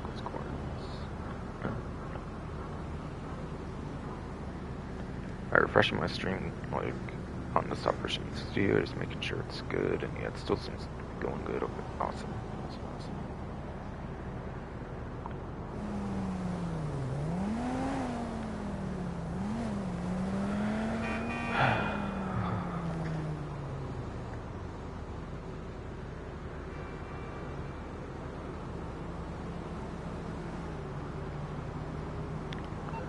So I did kind of want to go maybe a little more into the page of the Avenger and like Terabyte for like the listings on those, by the way.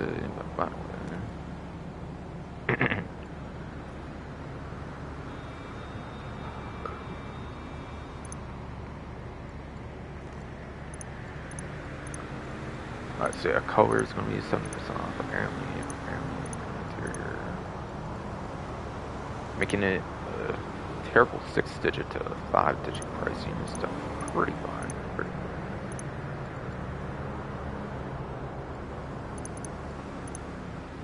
Get a gun turrets, like I said earlier, probably 70% off the bat. I wouldn't think I would use it without.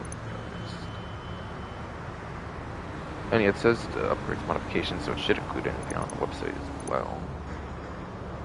See, the gun turret, it does include that. Surely the vehicle workshop. Weapon workshop. And operations terminal, if you want that as well, should be 70% off, which is insane as well. That's content from just like 2 years ago, that's 70% off then. Like, actually kind of insane. Again, that's the exclusive missions that eventually got in 2023, Sandra's mercenaries in the summer.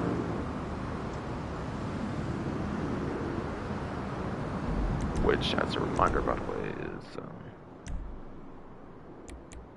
this section here.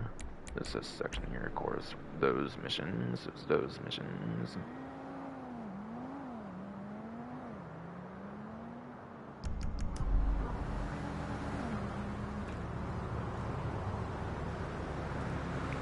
Like, honestly, some of those missions are kind of annoying, but yeah. I'm sure there's ones, obviously, that are kind of worth replaying. Just the big issue with those is you have to constantly go back in the adventure. You can't do it through the possibility. You have to just constantly go through the adventure, which is kind of annoying and makes it not too worth doing, honestly. So, honestly, though, after your first playthrough, owning the first playthrough is not worth it, and after first playthrough, honestly, you kind of just forget about it, I would say, since like, it's locked to the adventure. You can't do it through the menu. Kind of like the mobile operations, of course.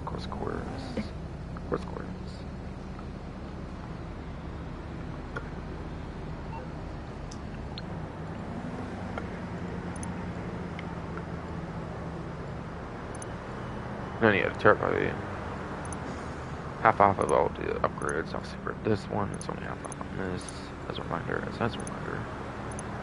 for your cosmetic interior tin, as well as your cosmetic interior decal.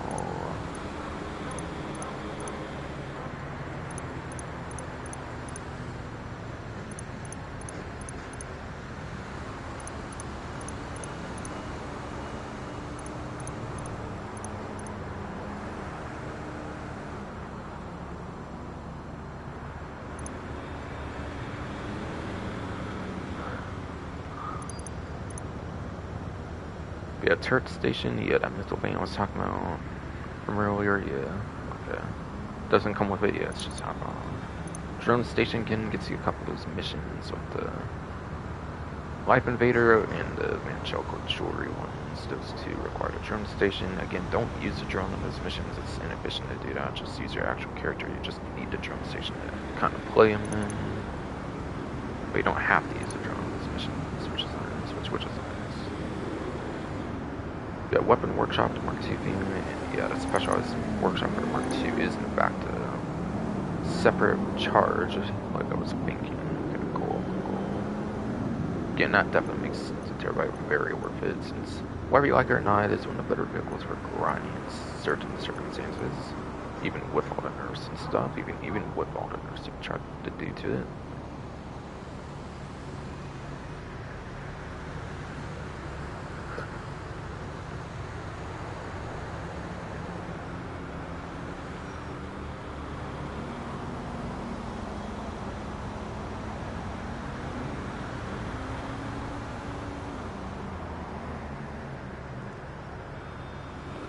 So I'm pretty sure I talked about the Raiju and the Deluxos. I can skip talking about those since I already did that on the main menu.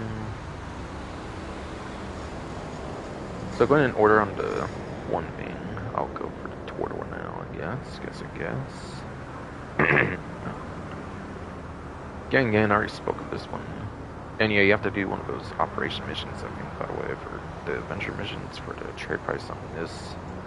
Which, yeah, it's a pretty expensive jet. I think it's like maybe even like 7 million or something, even if you like don't have that trade price. Like some insane amount that's like even more, I think, than a laser. Yeah, it's more expensive than a laser. I think like 6.5 if you don't trade price. So Actually does make the operation terminal pretty worth it. It's 100% to get the trade price. We don't yet have that. See, it's only 40%, so you'll still feel like you're spending quite a good amount on the vehicle, of course. I mean, that's 40% off. It's actually only 40% because it's like really insanely good.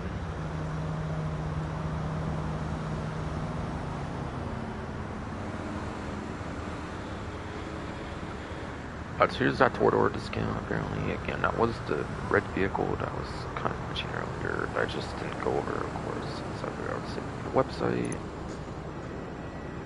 $4,250,000, $2,005,000. It's what, like 300K away from like $2 million off, I think. So what, like $1.7 million off, I think, on this vehicle. Actually, pretty nice discount. At the 40% off, it will be. And yeah, any vehicle discounts I'm going over for like the next like 8 or so will be 40%. By the way, maybe a bit more than that, even maybe like 10, 11-ish. We have a submarine vehicle, hence the amphibious capabilities. Has a rocket boost. And yeah, it's weaponized. Yeah, it's a submarine car, which makes it really good with a rocket boost, which you can't even say about the Stromberg or any of the other like vehicles that can go underwater. No other water vehicle has a rocket boost. That's obviously very huge there. For weapons, it's basically machine guns, missiles, and torpedoes if you're underwater, I believe, as well. And I think that's it for weaponized. See, machine guns. I think the Stromberg was kind of known to have some of the better machine guns back in its release, so I assume they're basically just the same. Stromberg machine guns are kind of good for non-explosive like guns, I suppose. But obviously they're not explosives, so they're not going to be anywhere near the best thing out there.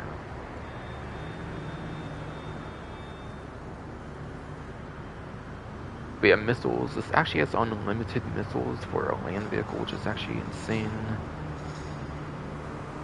But it has unlimited missiles for a land vehicle, which you can't really say for any other land vehicle in the whole game, I'm pretty sure. So that's huge. Like, yeah, I know there's the fully loaded.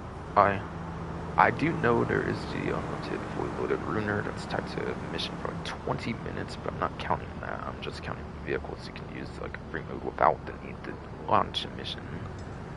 So I believe that does mean as it is the only land vehicle in the game, I believe that does have the unlimited missiles if you count for that then.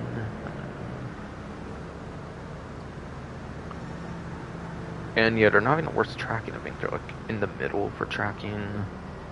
Not as good as Deluxe missiles I was talking about earlier, but they're kind of in the middle of the Buzzard and Deluxe missiles, I think, for their tracking.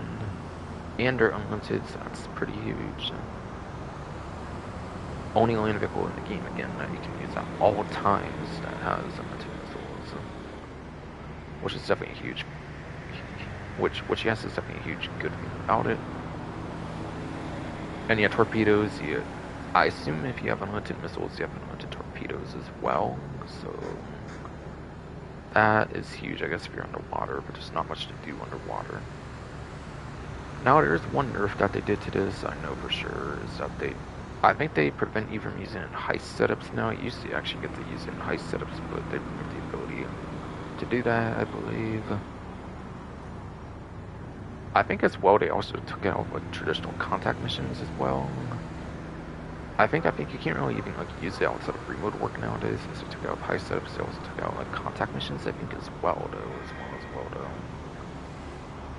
So it came at a cost, I guess, for those unlimited missiles. They ended up like removing it from heist setups down the line and stuff, and contact missions, I think, as well. So yeah, they nerfed it pretty heavily, unfortunately, which makes it. I think that's definitely the price to buy it after like the huge nerf it's had over the years. No trade price, I believe, by the way, for this. I think it was Caliprico, but it wasn't like you can use in the heist, so I think just no trade price for this. So I say definitely buy this thing like right now if you don't yet have one. Vehicle is very good, but not worth $4 million after they nerfed it. Like the heist setups, you're not going to make your money back from heist setups or anything after the nerf and everything, for sure. By the way, if you want to still use something for high setups, there's still the Vigilante. Vigilante from Smuggler's Run, I think, has missiles and is still usable in high setups, so that's obviously a huge thing.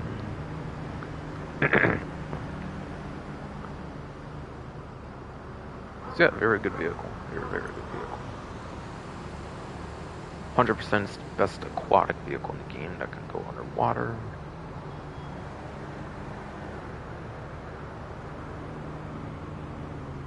Alright, going down the list. I'm not going to cover the next one that shows up. I'll go to the one that's on the newswire next. Like the next couple even or something. Even.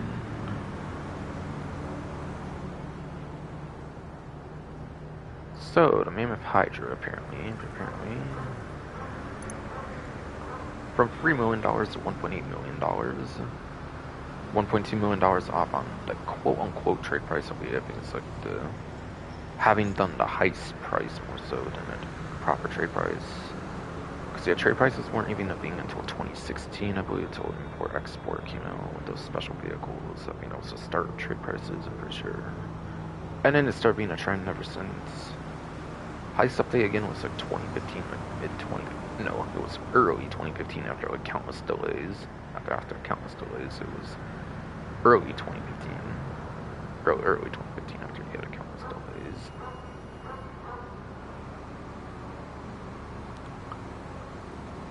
But yeah. Returns from Grandfather San Andreas, of course, to iconic Hydra, pretty cool.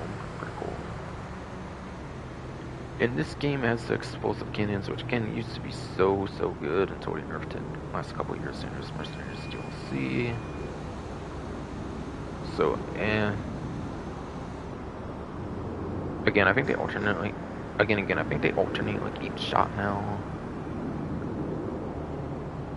And it's probably other nursing them too, but can't think of them. Cannot think of them.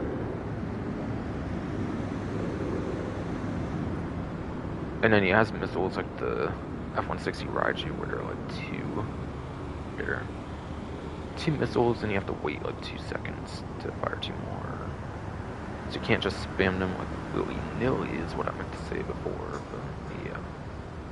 You cannot just mindlessly spam missiles in this vehicle, unfortunately. You have to do 2 and wait like 2 seconds. That's for balance reasons, I'm sure, for this, but yeah. It is VTOL as well, vertical takeoff and landing, so it's like the F-160 Raiju, it's like helicopter and plane, because that's how it was in San Andreas, of course.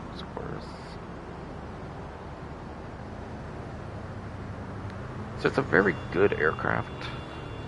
It doesn't have flares like it did in San Andreas, though, unfortunately, though, which is sucky, though. Because that was before 2017, if, like, Smuggler's Run, where they actually had flares and came from Brown Line.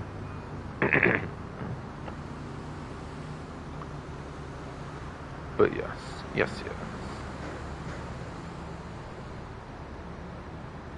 I think they could make this interesting again if they had flares or something on like the Raiju's Success Installment, which is kind of already a countermeasure anyways. I think they actually went back to F flares, so this was actually worth it. But yeah. And yeah, this price is more expensive if you have not done the heist, by the way, for like... What one was the Hydrant again? I think it was the Humane Labs raid. And it might not even been in the main heist. I think it was just like a setup mission, so you might just need to do the setup mission for Humane Labs. So as a host, I do the mission for Humane Labs, like setup. And after that, you should have this price. We don't yet have that price. Because it's not worth more than like 1.8 million with the Raiju being a thing now. And with the nerf of the explosive can, it's definitely not worth 1.8 million, I would say, nowadays. It's probably even cheaper than that, honestly, but yeah. Like half off, I think, at least, worth it. 1.5 million would be worth it, but yeah. 40% on this should be higher, I think. But it's still a fine aircraft. Can definitely do a lot of stuff for you still. If you're willing to deal with the new drawbacks in the last couple of years.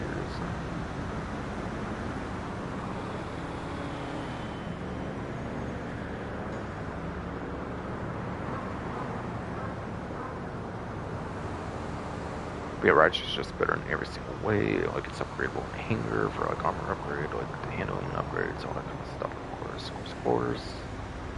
That this does not have since it was 2015 before hangars working, so no like engine upgrades or like armor or any of that as well.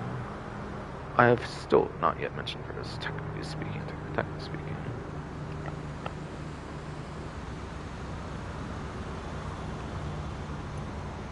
So Hydra's pretty cool.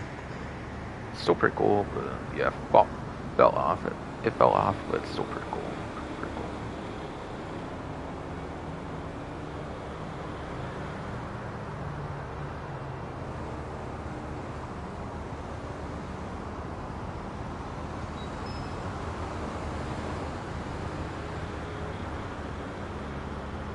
Yeah, my bad. I didn't mean to leave that way. Oh, I did the site. Never mind. Never mind. So next one I want to talk about is going to be the Team O2 Conchali, it looks like, for Doomsday Heist. This is actually used in Act 3 finale, I believe, so you might have to do the whole Act 3 finale, like as a host, to get the trade price, by the way, on this vehicle, I believe.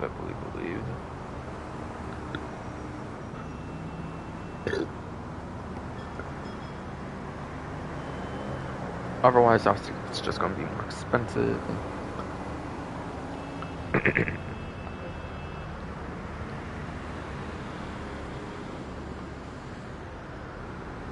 God, fuck ass, bro.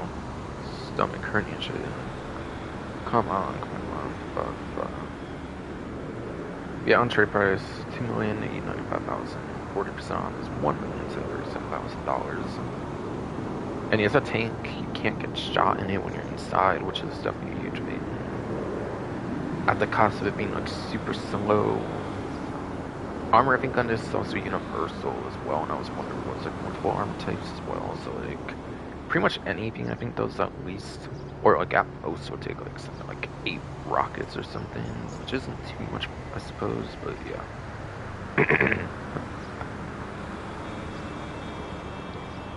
Again, it's a tank, you cannot get shot inside when you're inside, so like, that's kind of the balance for it, I suppose, but yeah. Has the basic stock cannon, and you can also upgrade to like a railgun cannon with like better range, I believe, and like same firepower, I think, as well, even with like charge and everything.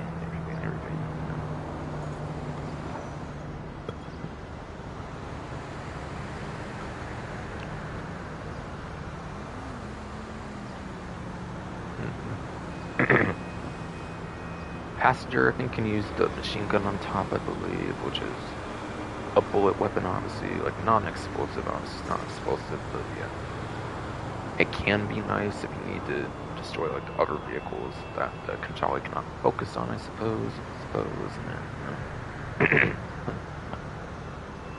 Also, the 2 back passenger seats also have access to some grenade launchers, which, I think they're very limited angles, I think, but like, still. If the tank's shooting in front, you can still use the grenade stuff for the back, I suppose. And this could cover like the sides or something. That would be a pretty good combo if you have like a squad of 4 or something.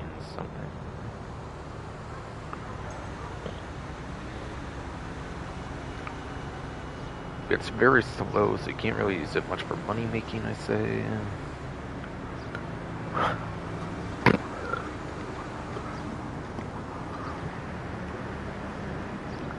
Fuck ass body, bro.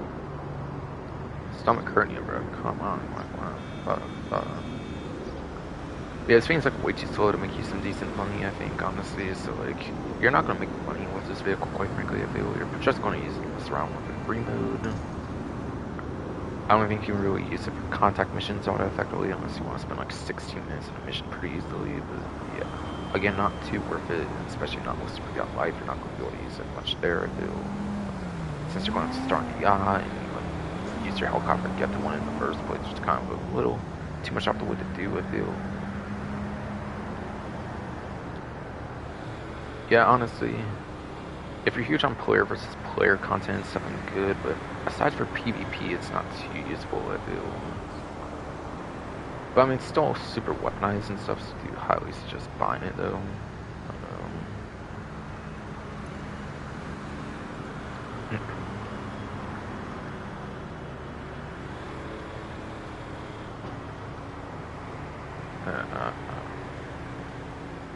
But still a fine discount though for 40% off, I would say. I'd say. Alright, yeah, B11 Strike Force is up next apparently. We'll say.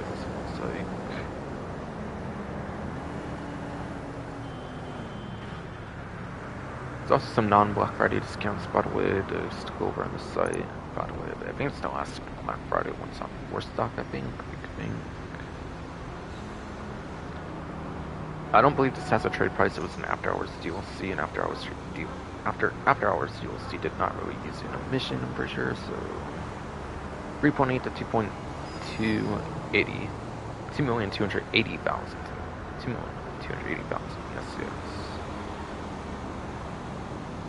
1,520,000, I think on the sale then, I think. Yeah, no trade price, everybody has the same price, I'm pretty sure, like the Tortor, for example. But yeah, yes it is. So this X Plus can actually was not touched, I think, and it was because it was already kind of, I think, when it came to X Plus can nerf, by the way.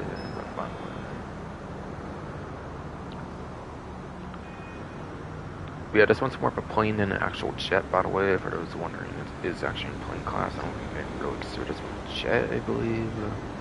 So I don't think that's like a thruster, like a afterburner thruster, whatever.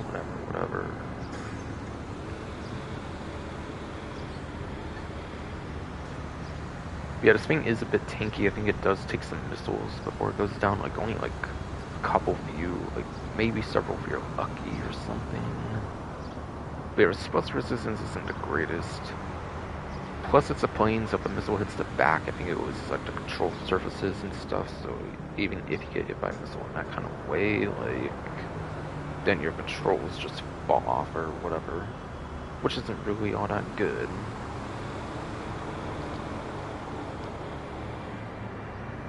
And honestly, I find this mostly disappointing, to be honest, because, yeah, there's homing missiles, but you only get like 30 of them even. So you do have to rebuild the missiles on this on like pretty much every other aircraft in the game. You don't actually have unlimited homing missiles, which is annoying. So you have to restock the missiles, which is kind of, I think the purpose of it is to make you kind of try to use the barrage missiles, but like, homing is just a lot more practical than barrage in most cases. Unless you're aiming like directly at your target, so yeah. And you think they'll still be in like the same kind of vicinity, like area or something. Or you're almost heading like straight, like head on to them or something, which even then, obviously that's risking you blowing up as well, of course. So I'm not big on the missiles for that reason, and also the cannon. I think this cannon's more for ground targets than it is for actual air targets, so yeah, I don't really like the cannon too much on this. Cannons, this X Plus cannon doesn't like shred absolutely everything. For aircrafts, like, garage you kinda can, I guess, but yeah. Yes, yeah.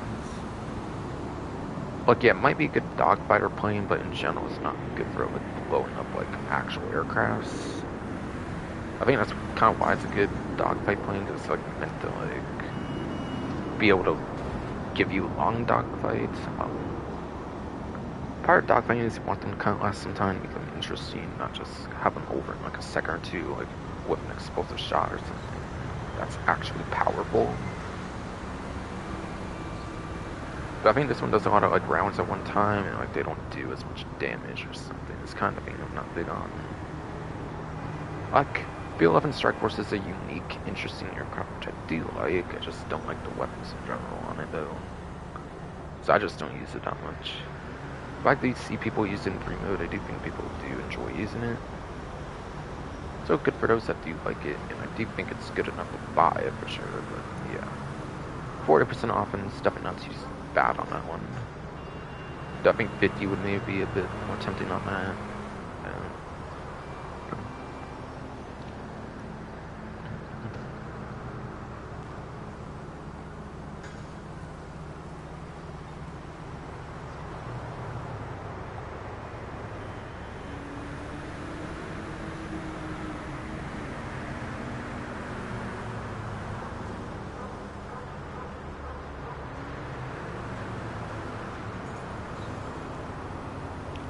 Alright, so next one looks to be on Southern for the discounts for Black Friday. Going over those first since they're early on the newswire, by the way, and plus they're more significant as well, so I think it's kind of good to get those out the way first. So I think it would be two-door and like chop shop, I want to say. Oh yeah, okay, it is. So I literally have been using this vehicle for like the last couple months, so I've kind of already said stuff about this, I think, kind of for like a while now, and plus I kind of already used it in the early part of the stream as well, obviously, technically speaking. We had $2,295,000, $1,377,000. It's like 900-ish K off. Over like 9,000-10,000 off, but not quite like a million. Actually, a couple away from like a million. No. A couple away from like $920,000, I think. So like 918,000, I think. It's like 918K off, actually. Okay.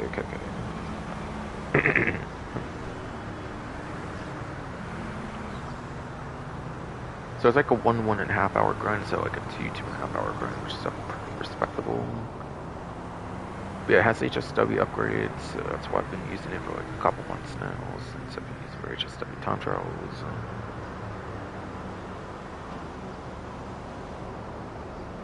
So I'll go over both performances, of course, for this. Muscle car. This is on discount for stock. I'll go over stock and HSW, of course, for sports.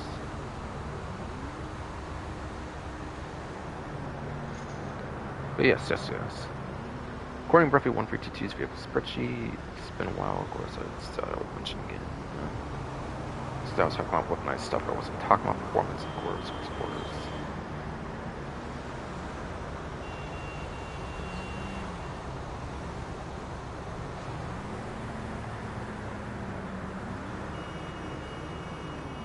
Yeah, for muscle car, the regular non-HSW is even in the A tier, which gives it 9th place in lap time, as well as 11th place top speed as well, apparently, as well.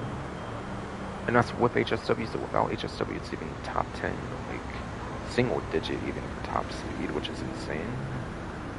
And no matter what platform you're on, it has good lap time, even without HSW, so... And then HSW just turns into 2nd place lap time, just behind the regular VRZX. And technically, they have the same lap time, I believe, so technically it's tied for number 1, I think, as well.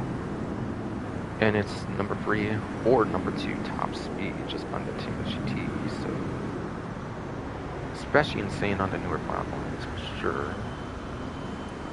So 100% I would buy that vehicle no matter what platform you're on, for that, like, 9th place lap time, or even better if you're on the legacy platforms, even, technically. I think it'd be like up to like, I think there's like 3 just to be better lap times, so like 6th place I want to say for that. And I think it would go from like 11th to like, there's 5 HSWs, so I'd be like 6th I think on top speed. So it's pretty good, pretty good. Even for non-HSW, even for non-HSW. Yeah, that's a Black Friday sale for 40% off the VRZX convertible. That is, yes. The VRZX convertible 40% off Black Friday.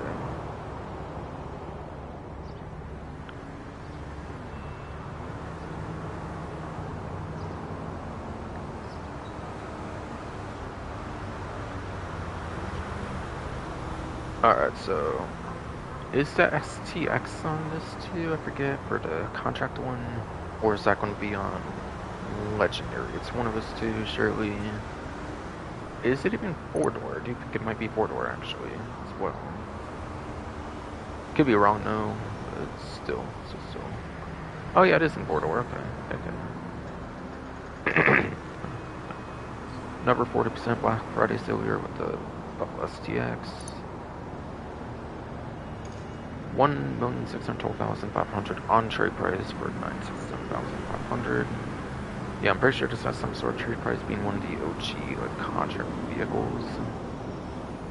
I'm not 100% what it is, but it's tied to like the VIP contract or something, I believe, or like the Drake contract, whatever. The Dr. Dre stuff, whatever.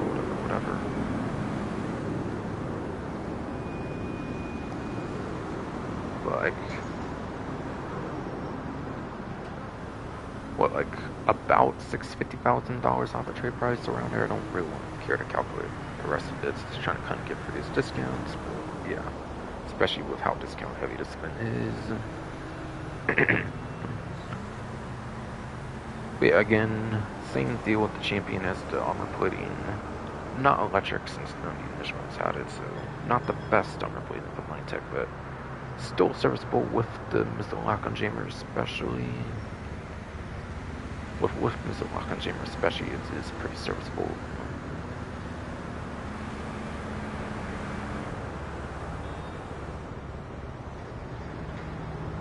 Does have that fluorescent glass being an initial contract batch, so again, 16 pistol rounds, 16 assault rifle rounds.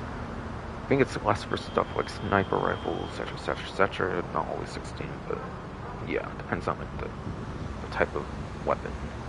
Especially those purple FMJ rounds, which is instant shoot burritos as well.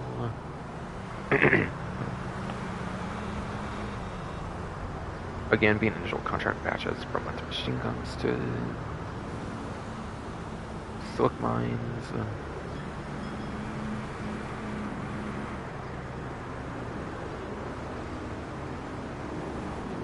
Yeah, silk mines is the only mine type for that, so yeah, silk mines.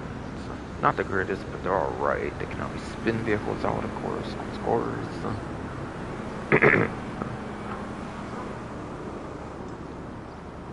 And then yeah, the missile lock-on jammer remote control unit.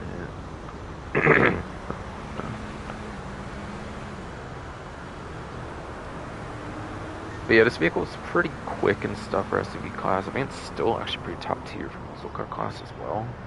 Which, yeah, I can go over since I already technically did that for the Champion. And that one is... yeah, 6 S-tier vehicles, and it's one of 6.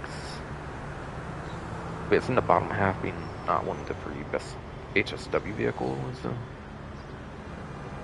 So it's like the 5th one in S-tier, so it's 5th place at lap time, and then it's 8th place top speed, so performance is still there for this vehicle. Performance is still very much there for this vehicle. Legacy platform, 2nd place in lap time, and then 3rd place top speed, I believe it would be, which would put anything in top 3s for both, so that's absolutely insane.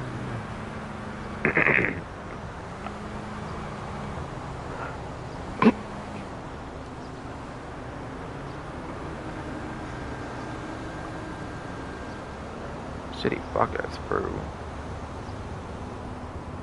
Stomach hurting and shit, bro. Come on. Fuck.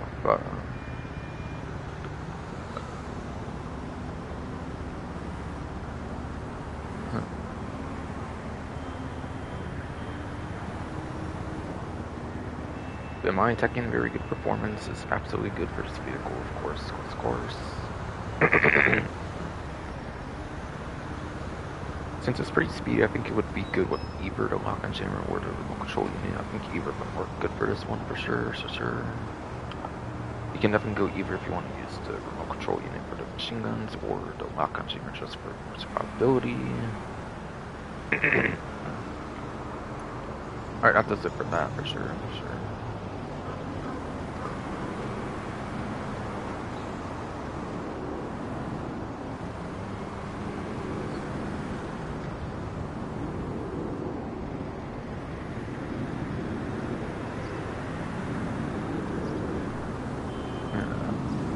And then some expensive vehicle here for elitists, which could be a hint of what's to come.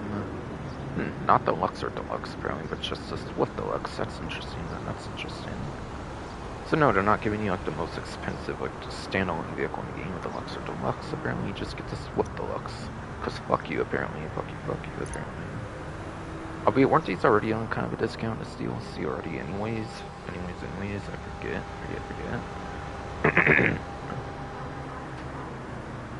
If I remember right, they already put one on sale at some point. It might have been for Plus though, and not the regular subscription.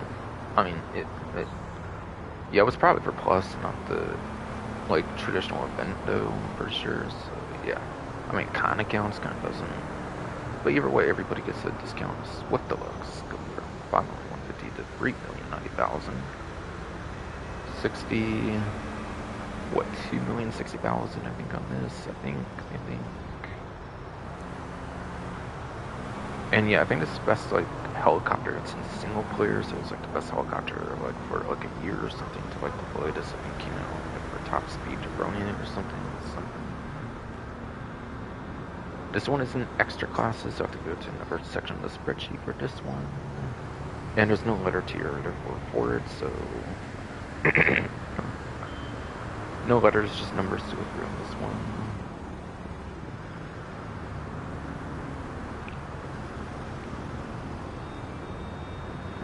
Yeah, apparently it's 4th place for lap time, and then like 4th place top speed as well, actually.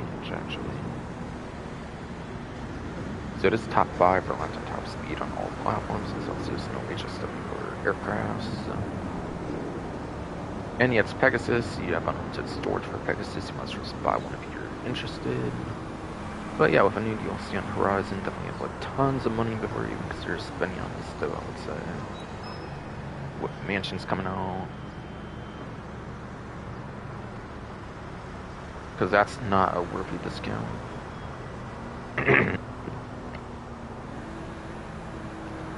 And in Rockstar fashion, Cockstar fashion, it's not the Luxor Deluxe, it's just, oh my god, I get a text, leave me alone. Fuck. What the fuck is this shit, bro? Eesh.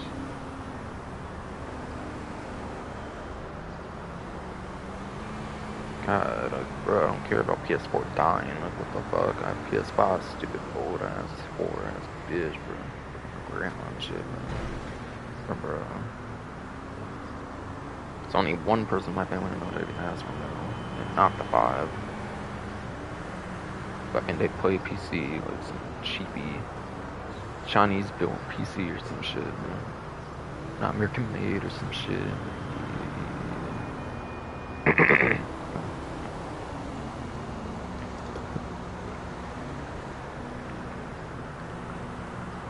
My god, he's fucking his goddamn body though.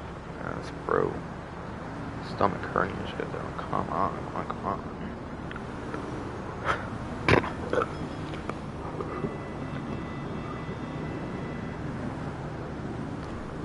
Fuck.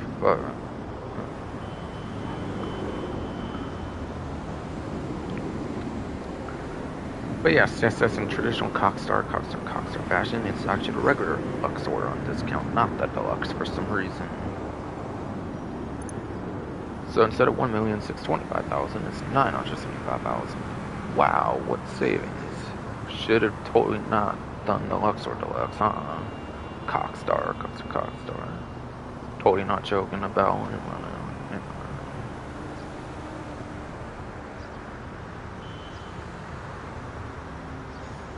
Yeah, well, like $650,000 off. Like, bro, they could have given the Luxor Deluxe, but no, they did the retro Luxor. What the fuck? What the fuck? But like, it's 6-digit. That's like an hour or less now of grind. So like 1.5, 2 hour grind. So you might as well buy one here. This isn't overly expensive like this Wolf Deluxe. You might as well just get it if you have the money for it. I mean, if you have the money for it. I was about to say space, but right, it's Pegasus. There's no storage limit on Pegasus. You can get as much Pegasus vehicles as there is in the game. No storage limit to worry about. But yeah, the Luxor for planes, again, will be extra classes. No letter, just numbers to go over.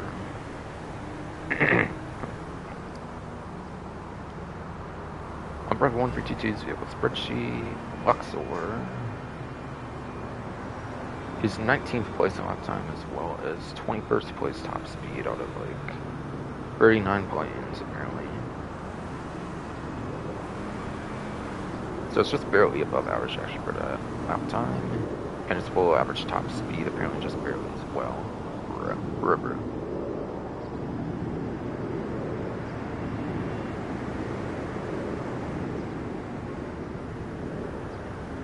And yeah, I didn't mention how much helicopter, so it's with the Lux is very clearly like good all around. I would say, compared to the Luxor, of course. When you have like full-on jets in the game, of course. So that's every single Black Friday sale. So now it's just a general discount, so I have to cover, man. where they're going to be like 40 and like 30. I think it varies between the vehicle. Most of them will be 30, but there will be some 40s as well.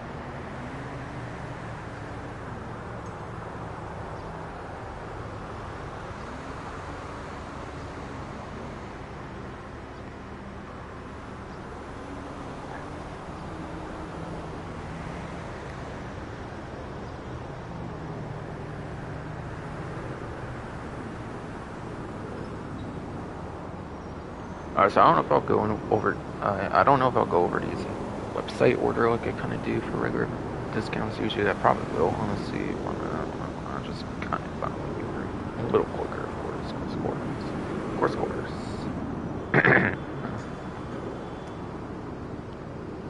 Yeah, check the stream again, of course, because it's the fuck ass body. Goddamn. Bro, stop the current and bullshit. Critical accordance.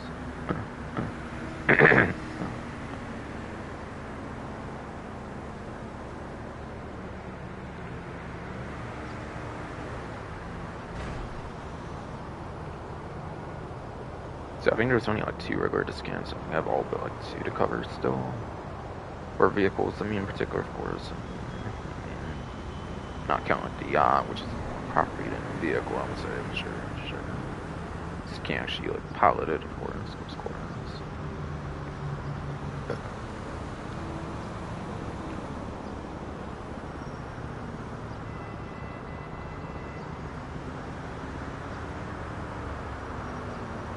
So I think there's like 17 vehicles still to cover. God damn. Yeah, man.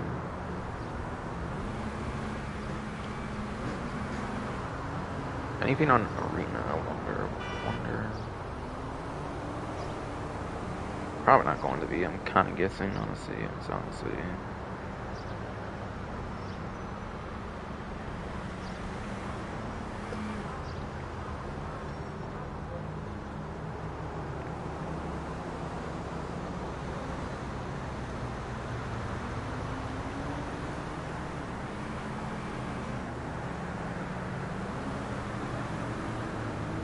I don't think there's arena discounts yet. No, I don't think so.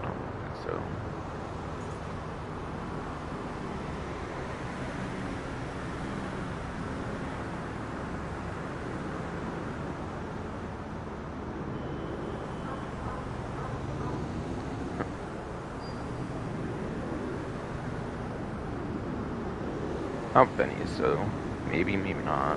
One of the 2, I'm not even sure.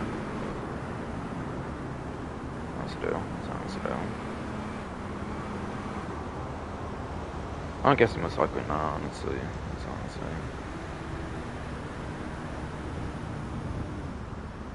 Yeah, I don't think there's any Benny stuff. Yeah, I don't think. How about Elitist? Was there any other Elitist stuff or just a huge one? So I'm guessing I'll probably order one over here being on Elitist thing. It's probably not like War Stock where it's going to be like more of it for the regular thing, I'm guessing.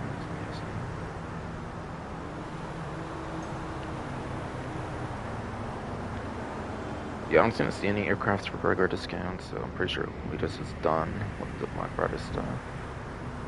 Alright, so Legendary Motorsports gotta be the first, so it's like the regular event.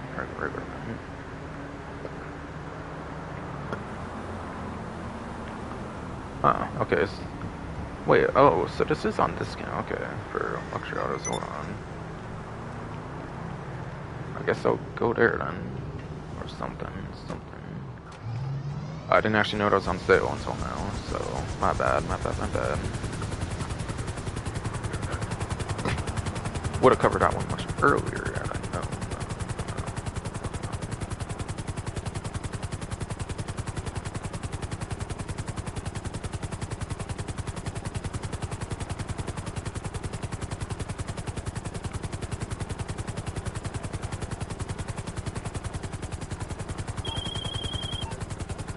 called. I'm pretty sure it was pretty much nothing. No.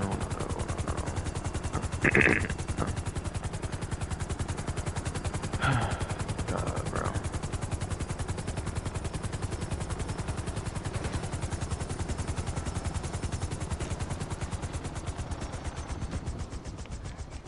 So apparently I didn't realize this was actually on a discount. Okay. So for those wondering what the regular version was, I guess I can do that now.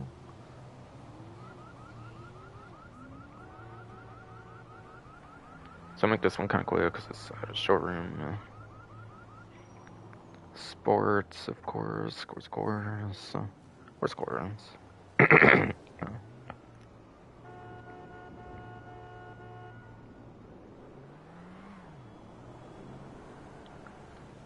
Yeah, according to the spreadsheet, it's at the B tier. It is in the B tier. I mean, for Banshee GTS, which is apparently good enough for 9th place for the stock vehicle, as well as 7th place for stock vehicle for that top speed. So yeah, lap time 9th, top speed is 7th. So yeah, 9th place lap time, 7th place top speed. HSW on the other hand is good enough for 3rd place lap time. And 1st place top speed, so it is number 1 top speed on HSW for sports, and HSW in general, it's actually also number 1 top speed, so most important metric to be number 1 in for HSW, so that's huge. No, Mr. Dawson, I suppose finding another job would not be terribly easy. Okay, don't forget your golf outing this weekend.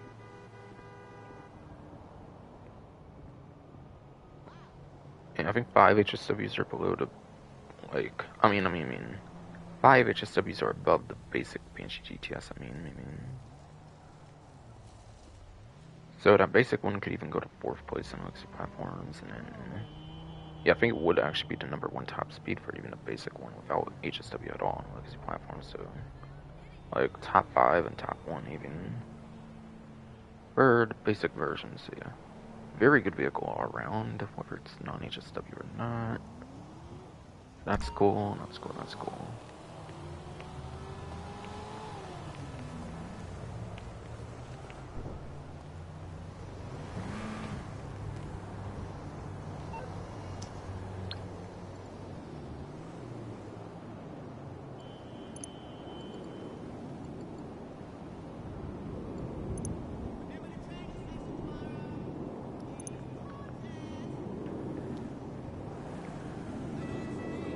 Alright, we're knocking Yobi. Probably number 1 of those kind of like sport cars are just good in general. Like it's alongside HSW one.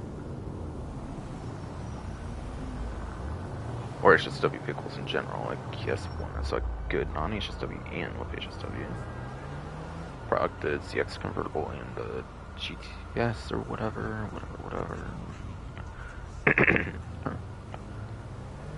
It looks like this one, $564,000 off, I want to say, on this one.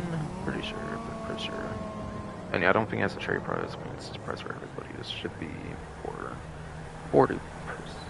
Or wait, I'm kind of assuming percentages. I'm not going into, like, newswire order, though. That's right. Yeah, GTS is 30, and Neobi is also, now we also 30. Makes sense, they're kind of crazy vehicles. Yes. But yeah, this one apparently is at the bottom of the A tier for the non-HSW version, which is 7th place lap time as well as 20th place top speed. There is actually one non-HSW with better lap time, and that's the Italia GTO, but it's like 2nd place lap time for non-HSW, which means without HSW it is a 2nd place. And yeah, top speed is going to be like 14th at best, I think, which is still not like all that great, but would be in the 10s, so like the low 20s at least. The lowest up to 20s even.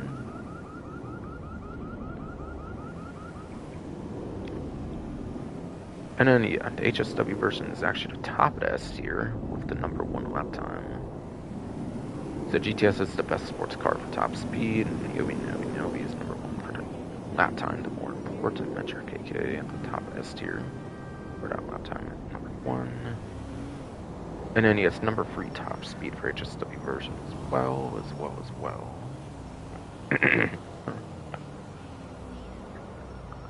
So it's arguably one of the best HSW vehicles in the game, as long as you're not using like the HSW Hotshot Drag or one that has like some special features like weapons or armor or something, basically.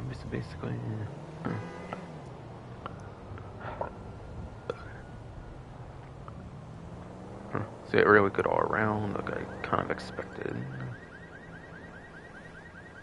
Like the GTS I just covered, obviously. I meant to cover much earlier.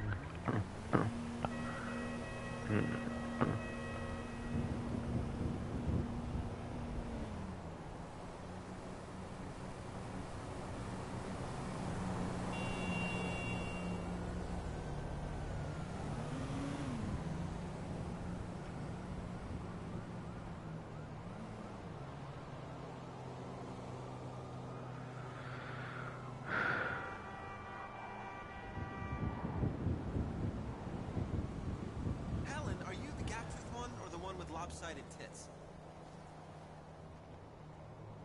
Oh, right. Needs a nose job, Helen. Listen, I may be an asshole, but this asshole makes $6,000 an hour.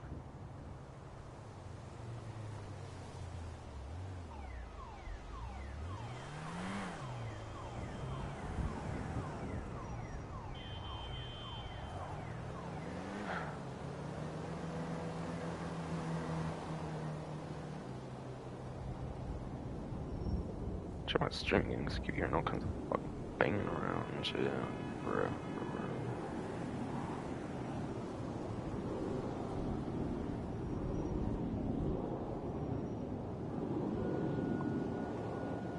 Yeah, again, I swear this one is at the dealership. I just wasn't thinking much of it as being a traditional discount. I think that's all that happened. So I'm pretty sure I covered that already.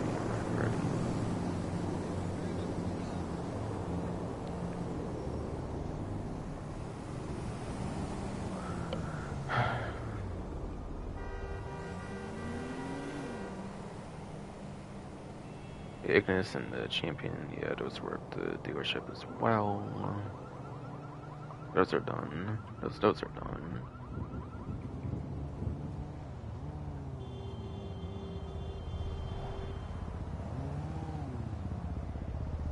Okay.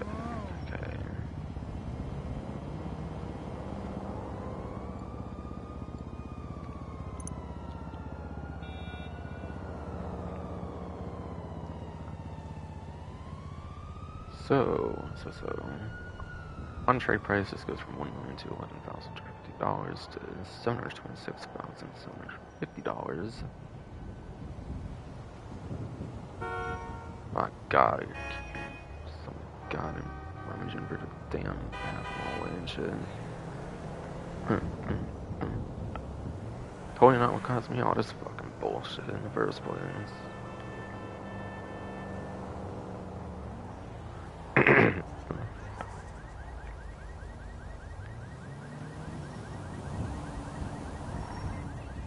Like 400, like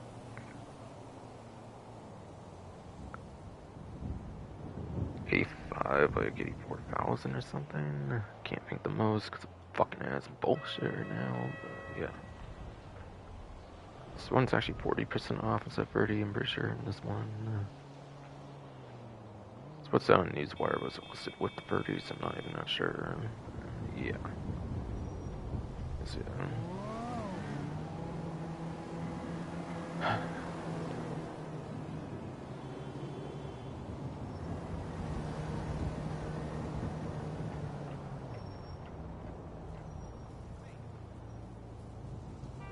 Jeez, man, I swear to God, man. I can't do anything right now. Okay, why the fuck does this keep circling? God. Yeah, stop circling with this orange shit. What the fuck? All this rummaging around in damn Avalon and shit. I'm not having a good feeling about that shit.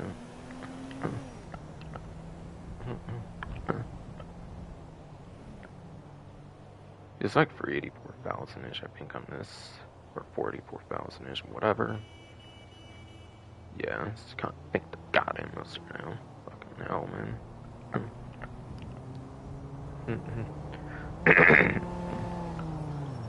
Check my stream of all the bullshit going on lately. Yes, fuck. Goddamn fucking yes.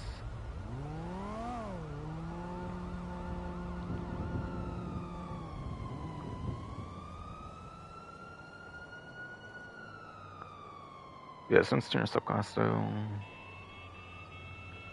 I don't exactly recall this one being good for street pursuit races. And yeah, robbery contracts depends on rear maneuvers. This might actually have that feature if I recall for robbery contracts. Protecting it from like the back window and stuff from being shot. It could maybe be good, but yeah. Just RR, rigor just RR, so that's just better. As I've already pretty much covered. So if there's one thing it can do much, it's robbery contracts then for sure then. God, man. Yeah.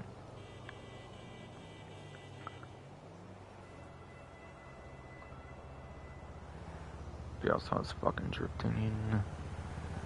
Let's go through the liveries of the drift tuning as well. God, I swear I feel like I can't speak about something right behind my ass or some shit.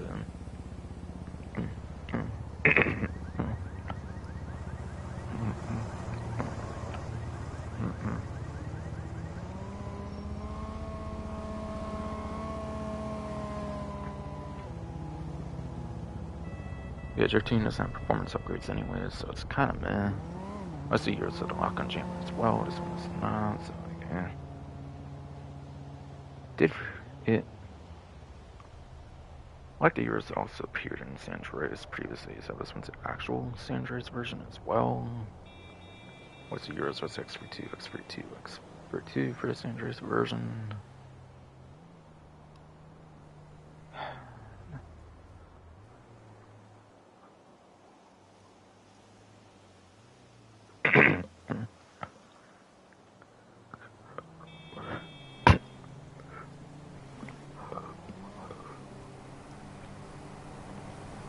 Goddamn fuck ass, bro. Stomach hurting shit. Come on. Fuck. Yeah, this vehicle does return from Grandpa San Andreas. It's the actual version of it too, unlike the other Euros thing, whatever.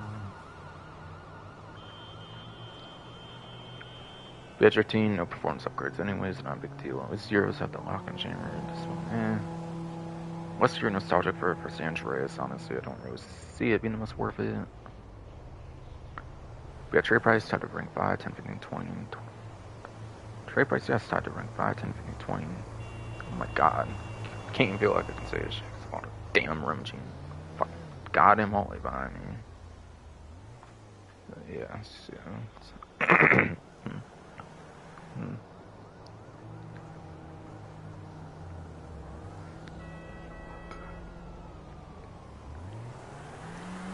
Yes.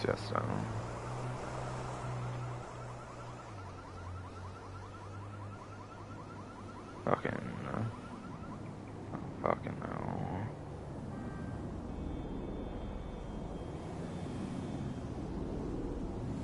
But unless you're nostalgic for San Andreas, honestly, I don't think it's not worth it.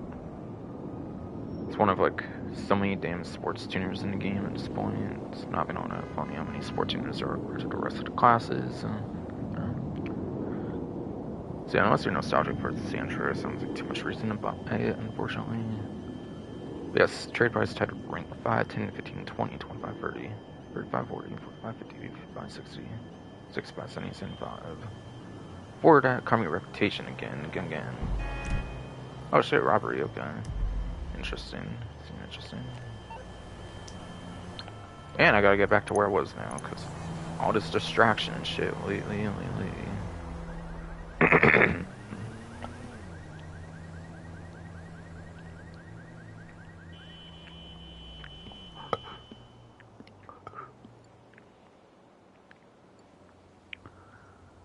And then also says something special. Has the inverter go quick D10. No lock on jammer, okay. 1,510,906,000. Yeah, 604,000 savings seems pretty easily here. Cool, cool. Not the police variant. I don't think the police variant's probably on sale. It's the regular civilian version. The one you can actually race with, so it is kind of a better version. Back then it had good top speed. Not sure about now if I recall. Regardless though. Oh.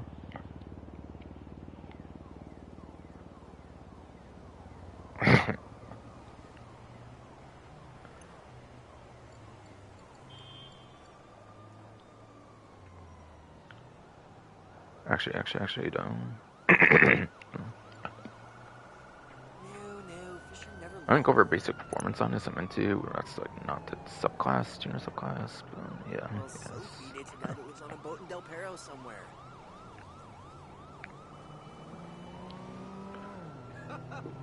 God, bro. Swear.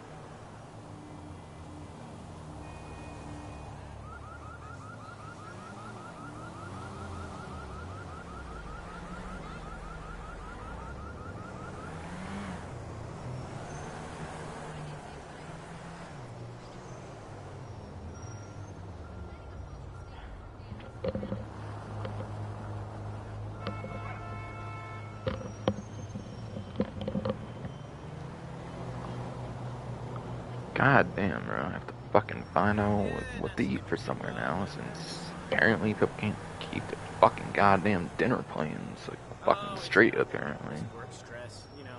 For some fucking ass reason. Yeah, I'm gonna come over. God, I got time for this and fucking finishing this shift, this dying ass stomach and shit anymore, though.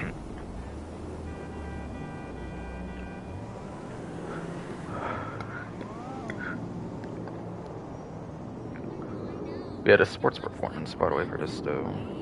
Fucking hell. Everything keeps just getting my way lately, apparently.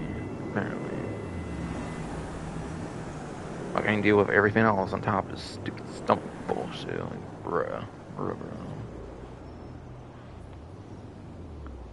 Yeah, this one's spread at the bottom J tier for a sports class. And that is, 93rd place on the lap time. 82nd place on top speed. Okay. Yeah, that's below average for both for performances. It's even worse than the Euros, I'm pretty sure. Probably even for both metrics, even.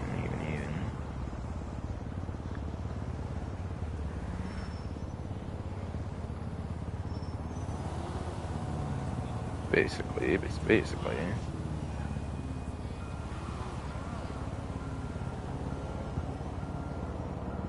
But if not using for drift racing, where you don't really get different performance for custom anyways, you might as well just use it for Robby contracts.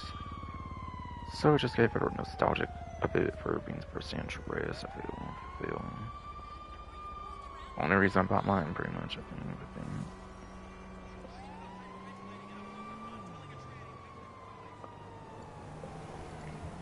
Again, before all that rude interruption shit, I was talking about this, and remembered I just forgot to I forgot to talk about the CR50 a little more. Man, $604,000 off on that. Like 30% off discount, whatever. Albeit this one actually, no, this one is 40 actually. This one's a 40% off actually. Yeah, it's 40 on this. Sierra 350 supposedly is as well, but screwed up 30%, so I don't know if they like mess up on the news or not. Yeah, 4% off this, 64,000.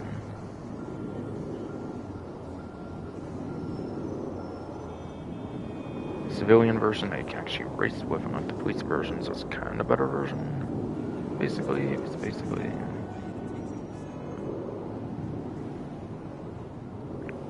Apparently, it's for sports. Apparently for sports, you have to follow the E tier, which gives it 47th place lap time, 15th place top speed. It's actually about HSW. It is actually a 10th. It's actually 9th place top speed.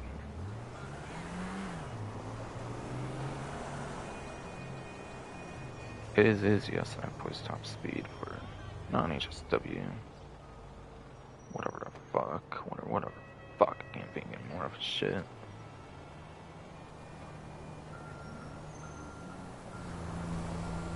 It's in the 40s no matter what for lap time, which is above average of like 117 sports, 11 even, whatever. But yeah. Good top speed, that's kind of it. Can be good on HSW top speed 100%, so this is kind of good, kind of good.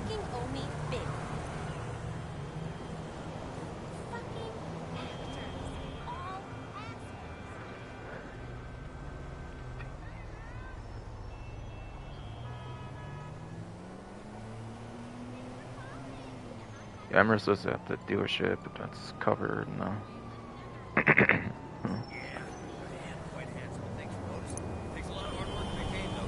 That bikes are new. Unique vehicle manufacturer in this vehicle, so the vehicle manufacturer being unique is cool. That's the lock-on chamber support, so that's definitely cool as well. 563,000, 62,500, whatever. I think that's the amount for sure, I think.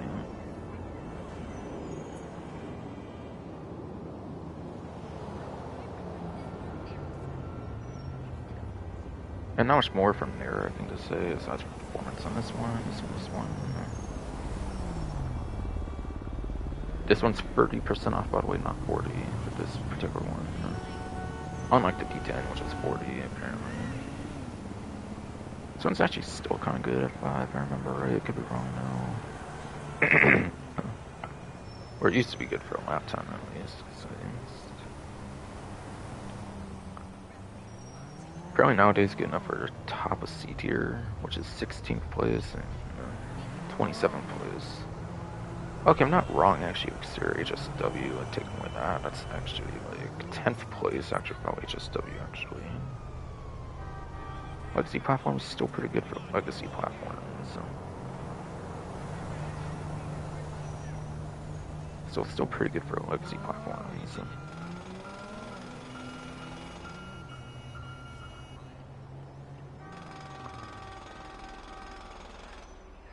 Yeah, with no HSW into account, it's actually pretty fine being a 10th place on lap time. Yeah, I think it's good for the unique vehicle manufacturer as well, definitely. It's alright. It's definitely an alright vehicle to buy. In modern day, it can still be good to buy, but one more good sports car, it's kind of outcosting, since it is a 10th place on the lap time. With no HSW even. So I wouldn't hold my breath on it, remain good for like one more update even. But it does have the manufacturer at least.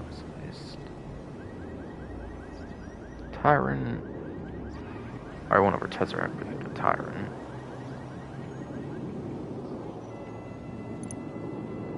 $2,515,000, $1,076,500. I know a super chill place on Haywick Ave. Oh yeah, 700. I get the special treatment, you know. 755-ish thousand, I think.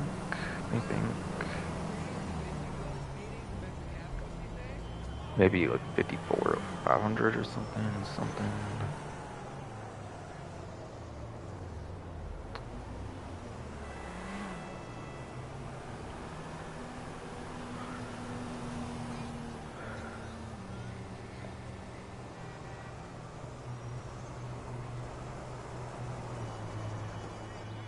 Yeah, this one's supercar, I believe, on this one for sure, obviously. It's awesome.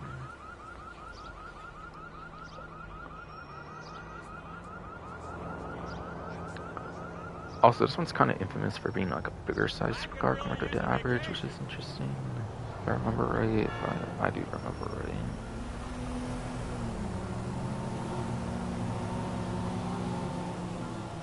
Well, I don't know.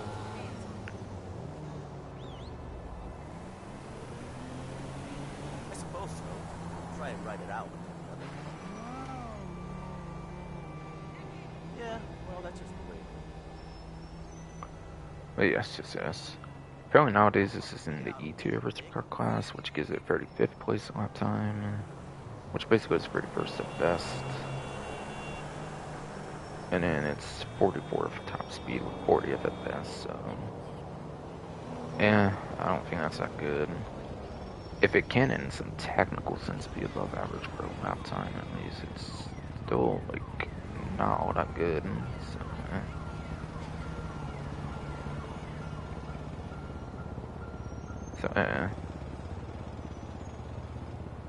Wait, hold on, did I look at the wrong vehicle?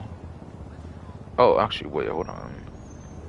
Yeah, it's 34 for lap time and then 20th actually for top speed. Okay, I didn't see that. I was looking at the vehicle below, I think there. So actually, this one is kind of like high. No. Low 20s, high 10s for top speed. Which is not the worst there, but yeah. Definitely not much of a lap time vehicle, and even with like technically being in like 30th place, there's like just non-raceables and stuff as well, and it kind of is considered with the rocket boosts or whatever. Yeah, there's definitely better supercars already, like the Emirates obviously on discount already though, so yeah, I wouldn't really go for that one.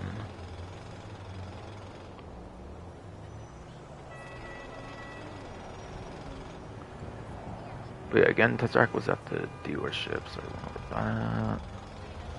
Not that.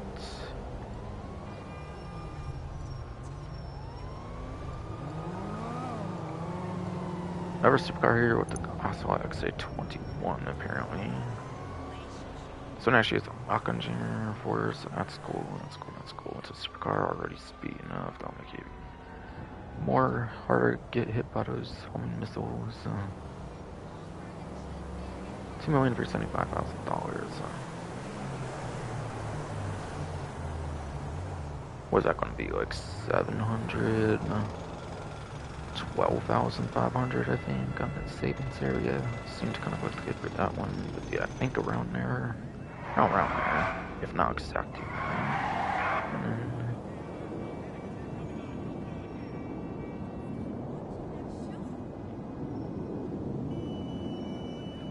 Yeah, Tyrant was pretty soft. XA21 is pretty soft as well, apparently.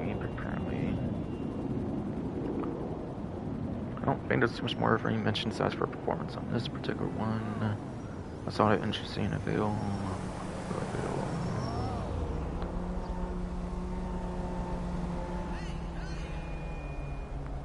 Apparently it's good enough still for C tier, top of C tier even as a matter of fact.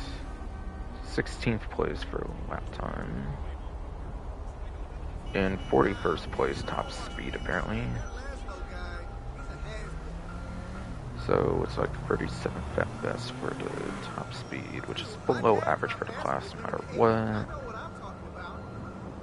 And then yes, 16th, like I think only 3 HSWs above it, so like 13th at best on lap time. Yeah, 13th at best for lap time, yeah.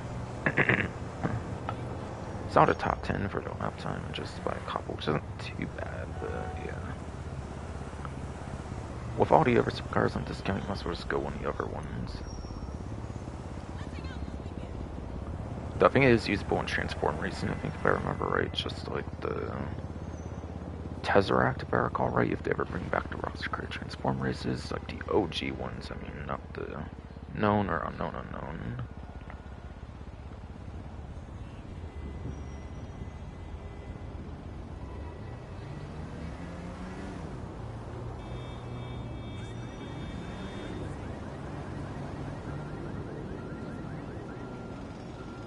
After that's approaching tires from Constance. Okay. Yeah, another supercar. Has a lock on Jammer Sport as well. Oftentimes supercars are quick enough already, so it could just make them even more harder to hit with those missiles, of course, scores. So.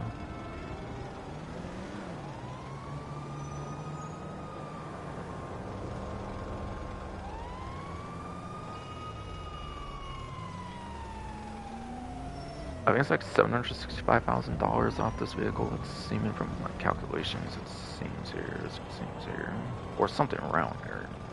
Anyways, we're approaching. There's maybe like a couple few vehicles manufactured by them, but yeah, it's not the most common manufacturer, so it's a little of an interesting manufacturer too. Yeah, not like Vicer, for example. And you, of course, scores for that sports car. Or for that sports car.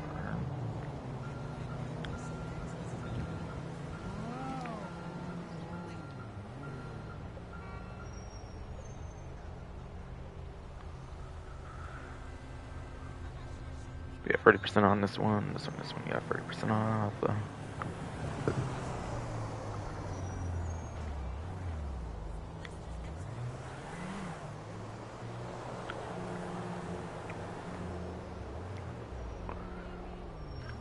And this one's probably at the bottom of the E tier, which is like a couple below even the Tyrant in terms of the lap time, which makes it 36th place.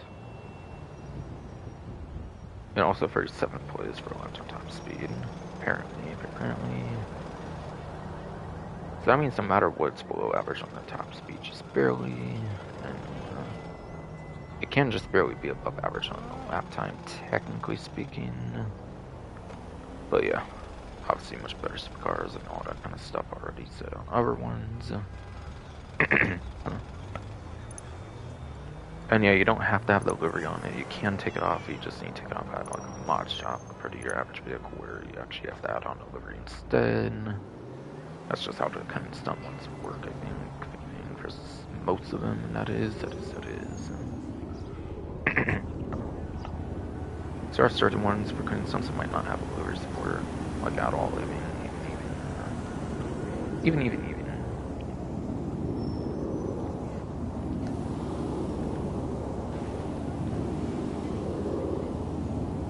That might be it on two-door, maybe.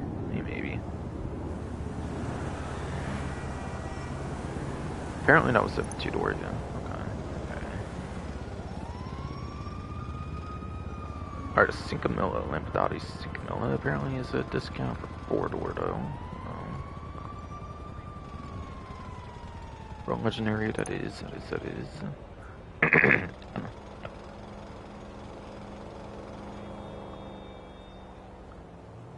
We have 1,740,000, 1,218,500, and 22,000 for sure.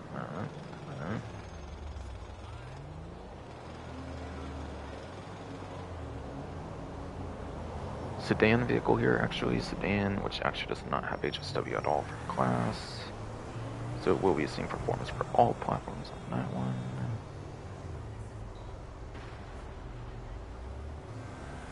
Which is good enough for second place. Lap time is, by the way, S tier as well. But yeah, second place lap time. Fifth place top speed. Fifth. Oh my god.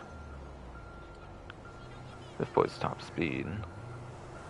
So again, all platforms S tier, second place lap time, fifth place top speed, no HSW for the class currently. So it's a very good sedan discount, 100%. Soon 4 doors, that's cool.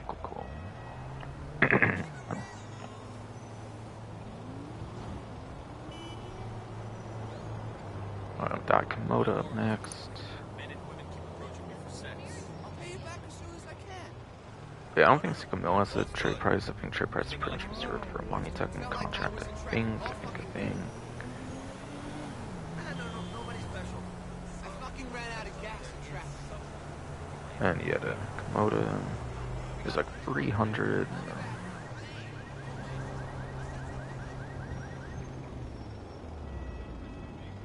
380, like 2,500 or something like that. Looks like sports class. I think the Komodo is. I think.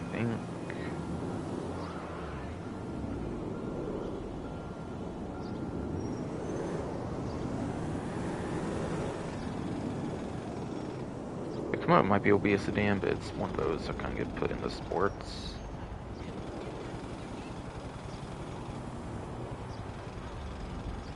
Kind of like the Revolter I was talking about earlier, of course. Speaking of it, it's ironically below the Revolter in F tier, actually.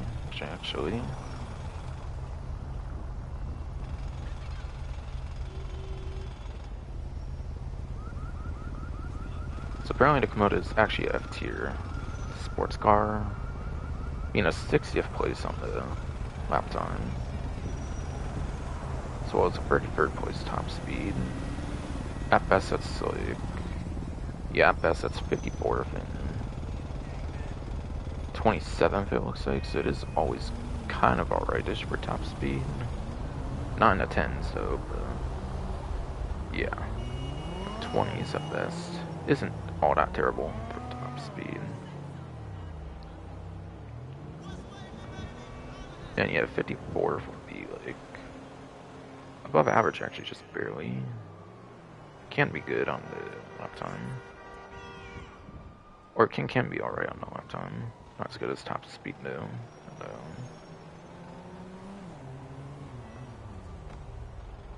And it's might have a trade price tied to Dancing Lights, I'm not too sure. Where yeah, you select getaway vehicle for the Dancing Lights as a host. As a host, it also be complete for that heist as well. You don't even have to touch the getaway vehicle, you just complete the heist where you like stole it for a getaway vehicle, basically. It's just like alright at best. Strictly better sport car discounts like the Banshee GTS, Niobe, all that kind of stuff as well.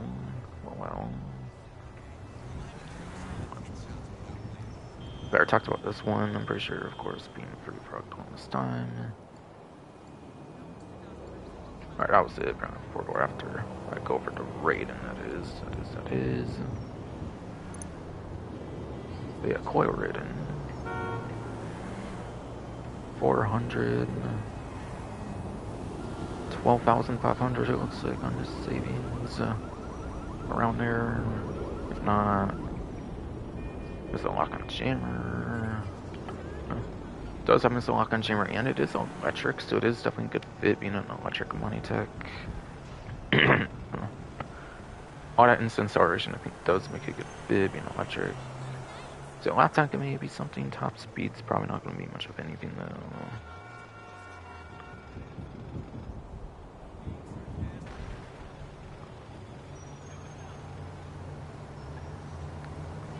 Yeah, sports just like the Komodo, of course.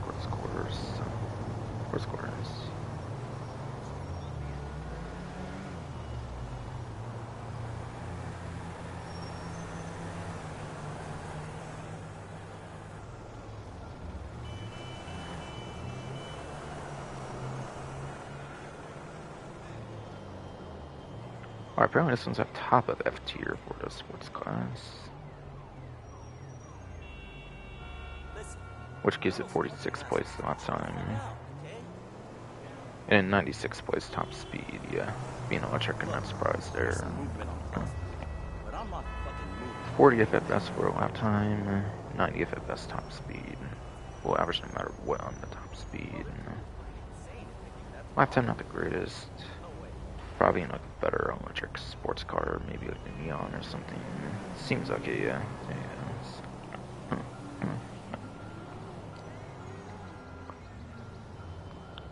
But still, if you like instant acceleration for electric vehicles and stuff, it's good for sure, for sure. Huh.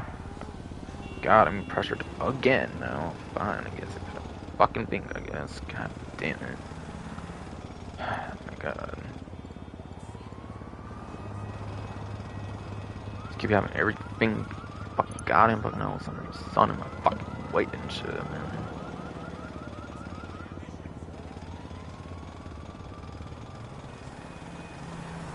I think that was it for this website though, yeah. Was more Woodstock stuff, yeah. Always a couple things I think that wasn't on the Black Friday thing, I don't want to see how much I have left of this one to cover. God damn it, I got him most of my way.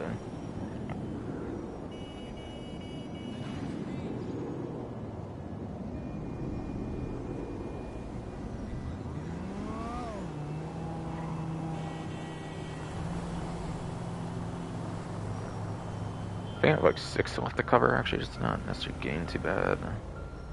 Apparently.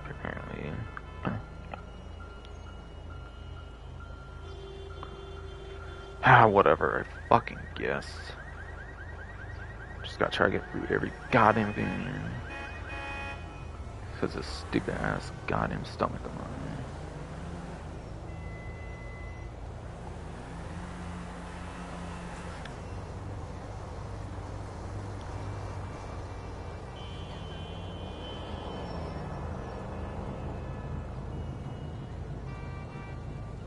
So Karakara stuff to do, I'm pretty sure. Pretty sure.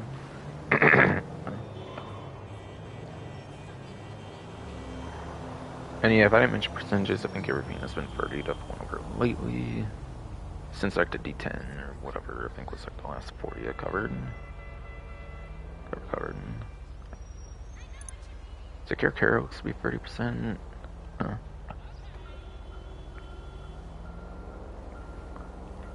OG Karakara with the like machine gun on it, a 6-seater one. Or no, not 6-seater, I think it's 5-seater, but yeah, the 6-wheel one, not the 6-wheeler.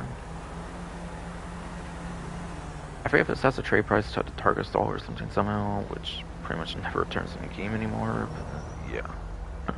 Hey there, Maybe not, the Sea Sparrow doesn't, maybe not the Seaver.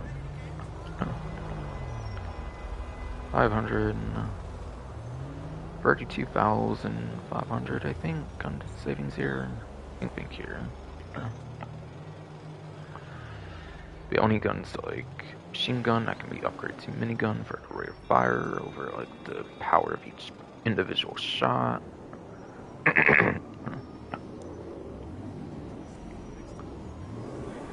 Yeah, kind of like a slowish truck thing. Obviously, you need a passenger to maximize on it though, which is a little unfortunate, but yeah, it is.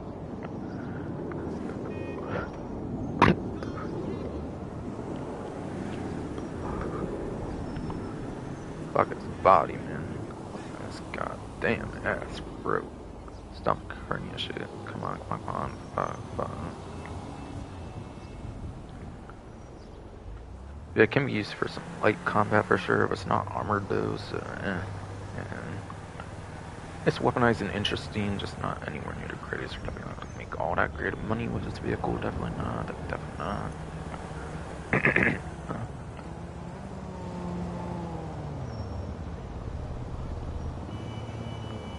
If it's nice tomorrow, I may go jogging. Gotta work on my body. Can't be all brains, right?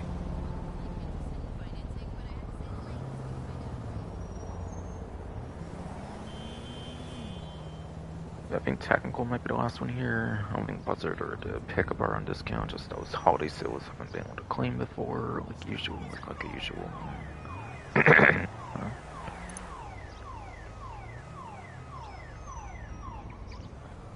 But yes.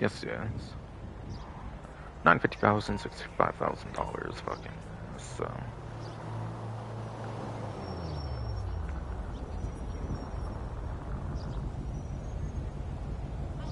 I think it's $285,000 on trade price on Technical, quote unquote trade price, since again, you just finished like, I think it would be Series 8 funding finale, I believe it should be in, or something.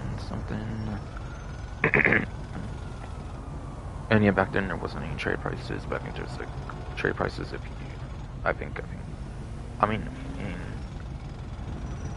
yeah, I think there's two different prices if you beat the heist or not. So if you didn't beat the heist, it'll be more, obviously. But if you did, it would be less, but not the true trade price per se. It was introduced back then until like 2016.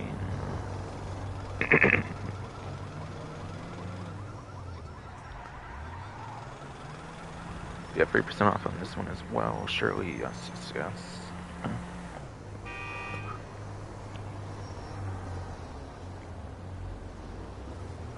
But again, kind of similar to the Caracara. I would say it's maybe a little bit better than Caracara since it's a four-wheeler and can probably get out of places quicker.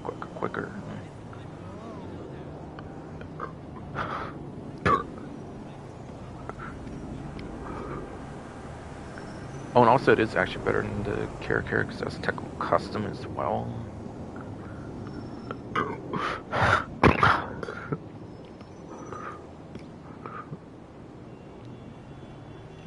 God, your fuck ass body, oh yeah, fuck ass, goddamn, fuck ass, bro. Stomach hernia, though. Come on, though.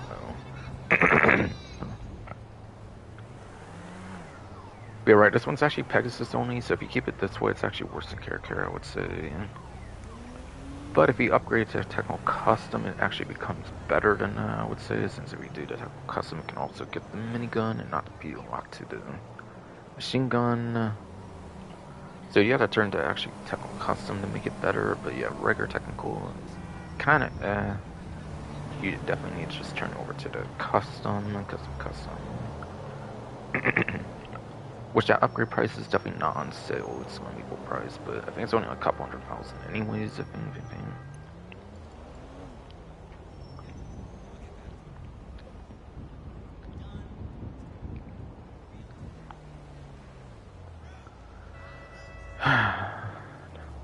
Yeah, Vanosauce discount for that, yeah.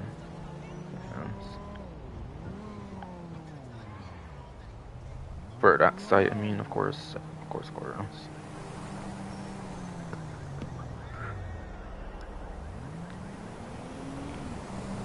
I don't see any of her boats, so Dock T's definitely not gonna have anything else. And then Cycles, no, obviously not.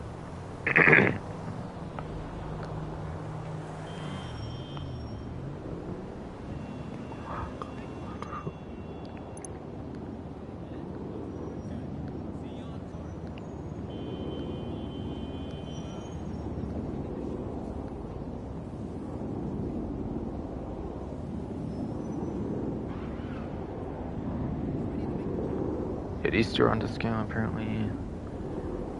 So these I'll have to go over now.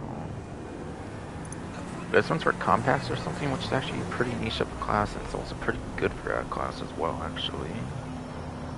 500, $12,000 discount, I believe here for sure. I don't believe this has a trade price. I don't think, unless it got used eventually for Casino Heist, but I don't think it would have per se. Actually, this came out after Casino Heist, so I don't think that happened. Don't think that happened then. So yeah, this was summer 2020, the last Santos Summer Special. Right. Also Santos Summer Special. Yeah, cool returning vehicle from Groundhouse San Andreas, so that's always cool, of course, for being returning from San Andreas, of course, for Universe, of course.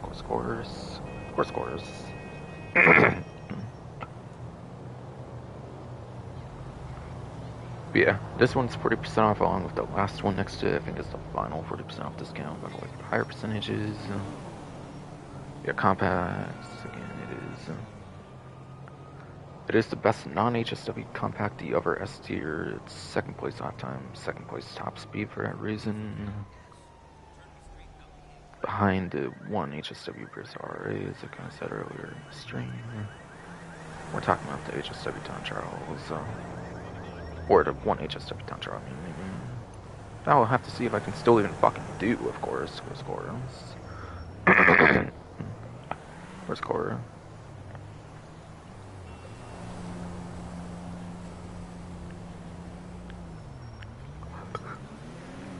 And yeah, same update for the Pontic Beater Dukes. It's apparently 40% off as well. Final 40% off discount. 378,000, 226,800. 60. 1,200 or something. Like 161,000, whatever. 200, whatever the fuck I was saying. Both the extra 100k, whatever.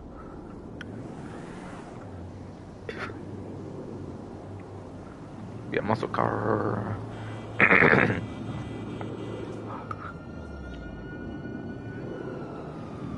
What's a muscle car?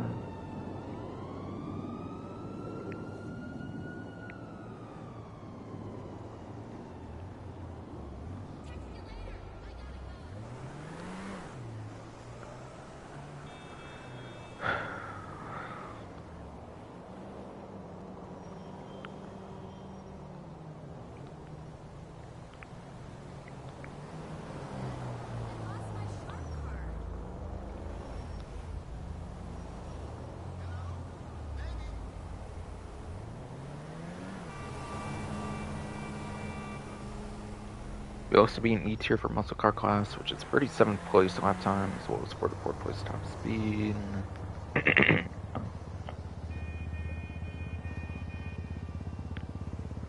Looks like even all HSWs are above it for lap time, even so that would be plus like -5 and -5 at best. So like 32nd and like 39th, it looks like. Okay. Which, yes, it is right now. It's just barely like above average, I think, since there's 8 muscle cars stacked for top speed. But you got like the STX, but Gears the X convertible already on sale, so like, 40% at least. But yeah, kind of not all that good. Definitely not.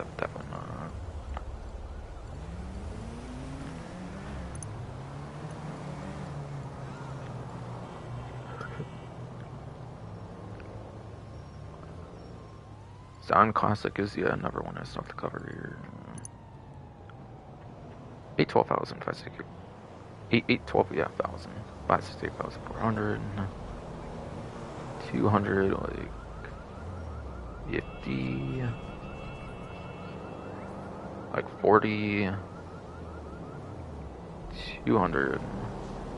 40.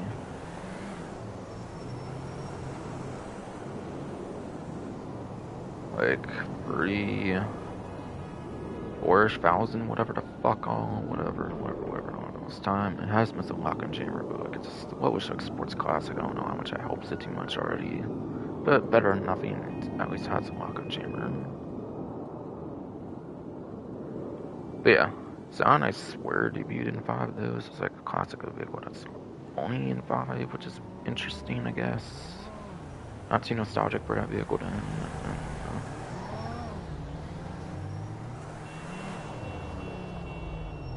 Yeah, I think it's sports classic, so don't know.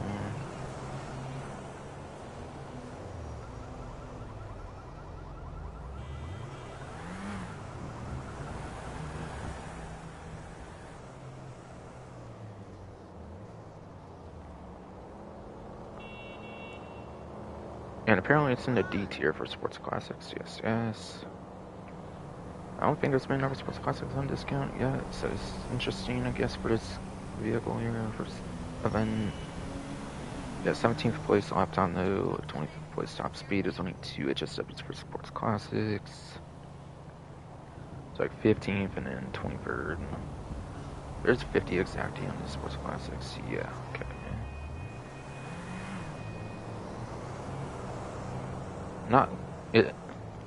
It's not competing with the old school like sport classic, like old school supercars and sports classics. I mean. So it wasn't like already going to be like on that top tier. It's interesting, like middle of like the 10s. It's not too bad, like past the top 10, I guess. But yeah, honest lap time. Like honestly, it's okay, alright, whatever. I wouldn't really go for that one.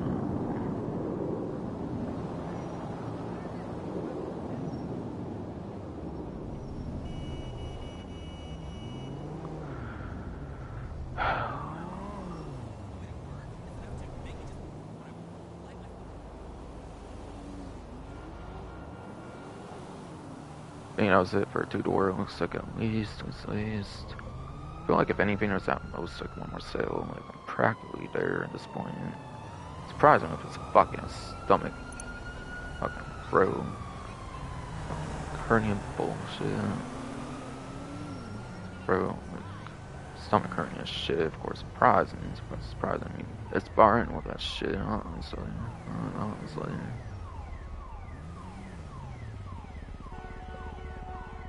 I don't seem to see any four doors.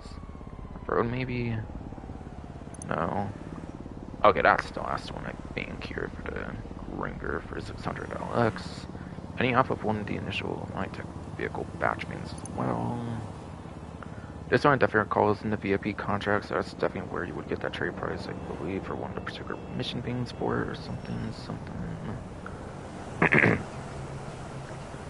I think this used to be cheaper, but then it got a price increase as well, if I recall, back in like Truck Wars update, whenever they did some price adjustments, I think.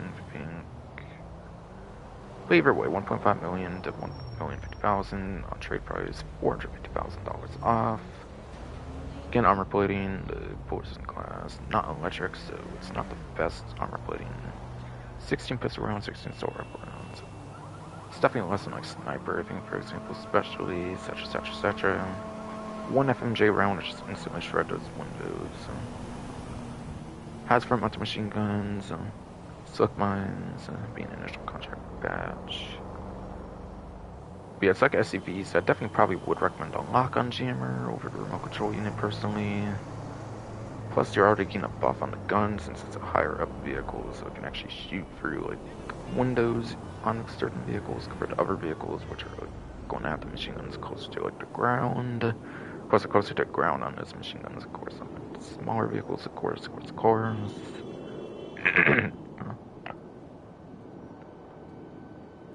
But obviously, remote control. Ooh, stupid tongue twisting ass bro. What the hell are fucking ass doing? Like, fucking ass body. Like, god damn, bro. Stomach hernia shit. Fuck. But yeah, remote control unit, you could definitely use the machine guns like as a remote control, which is kind of cool. But yeah, it's SCV. It definitely needs to lock on, I would say, to survive all that well. And it's an 8-seater, which makes it even more interesting for lock-on jammer, which I do like. So I think it makes a strong case for getting a lock-on jammer then. And then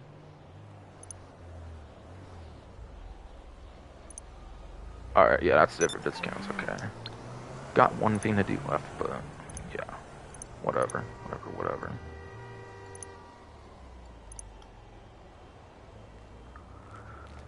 Gonna have to see if I can do something quick though.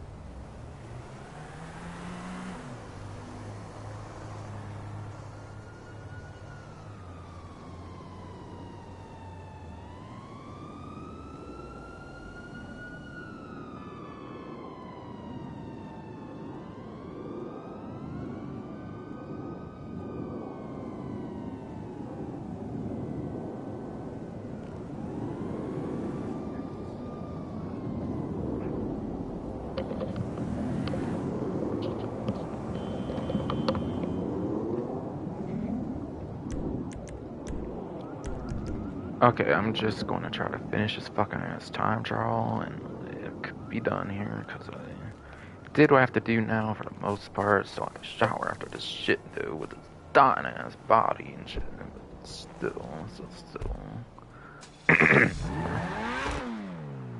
Jesus Christ, shit, like almost 7.5 hours long. It's a stupid ass body and all the discounts covering all that shit apparently. Move. I don't have time to put out one mission unless I purposely wait till later, but like, I'm not even gonna fucking bother, honestly. Fuck that shit. I describe each mission as good, enough as like fucking good and shit. I don't have time for this shit anymore. Fuck this shit. Fuck this shit. Fuck this shit with everything in my way all the time. On top of this hernia trash shit, bro. Fuck no. And that's gonna happen somehow, bro.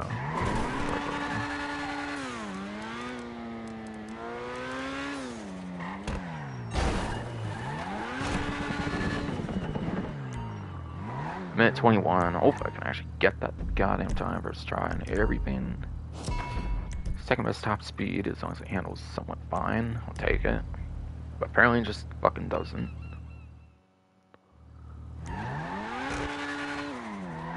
Again, I have to slick mines off, so you have to slick mines off for this one. Only reason I'm allowed to even use it here is about slick mines. Yeah, that's the one shortcut.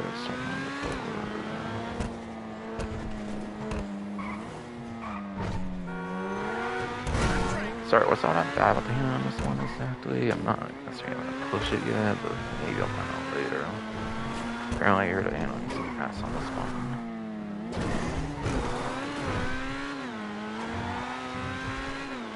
It's actually kind of dead, surprisingly. Isn't surprisingly, but I'll probably do this with one shot if I failed. Like, fucking hell, I'm just quitting the stream. Bro, move, go, fuck.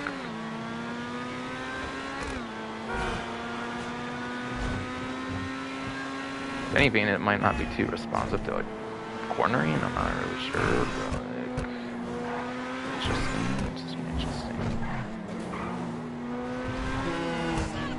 You have to use it in like actual race to understand it, maybe.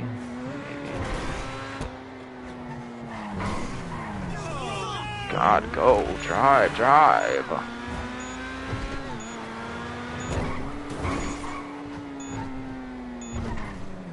Oh, what the hell, honestly, I don't care, I just don't have time right now for this shit. Fuck, I'm out of here.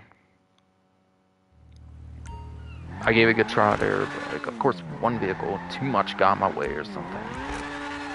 Of course. I'll have to do off streams. That's funny fucking it. This fucking stream will be enjoyed. Fucking ass enjoyed. Stupid ass fuck ass Ernie. Fuck you.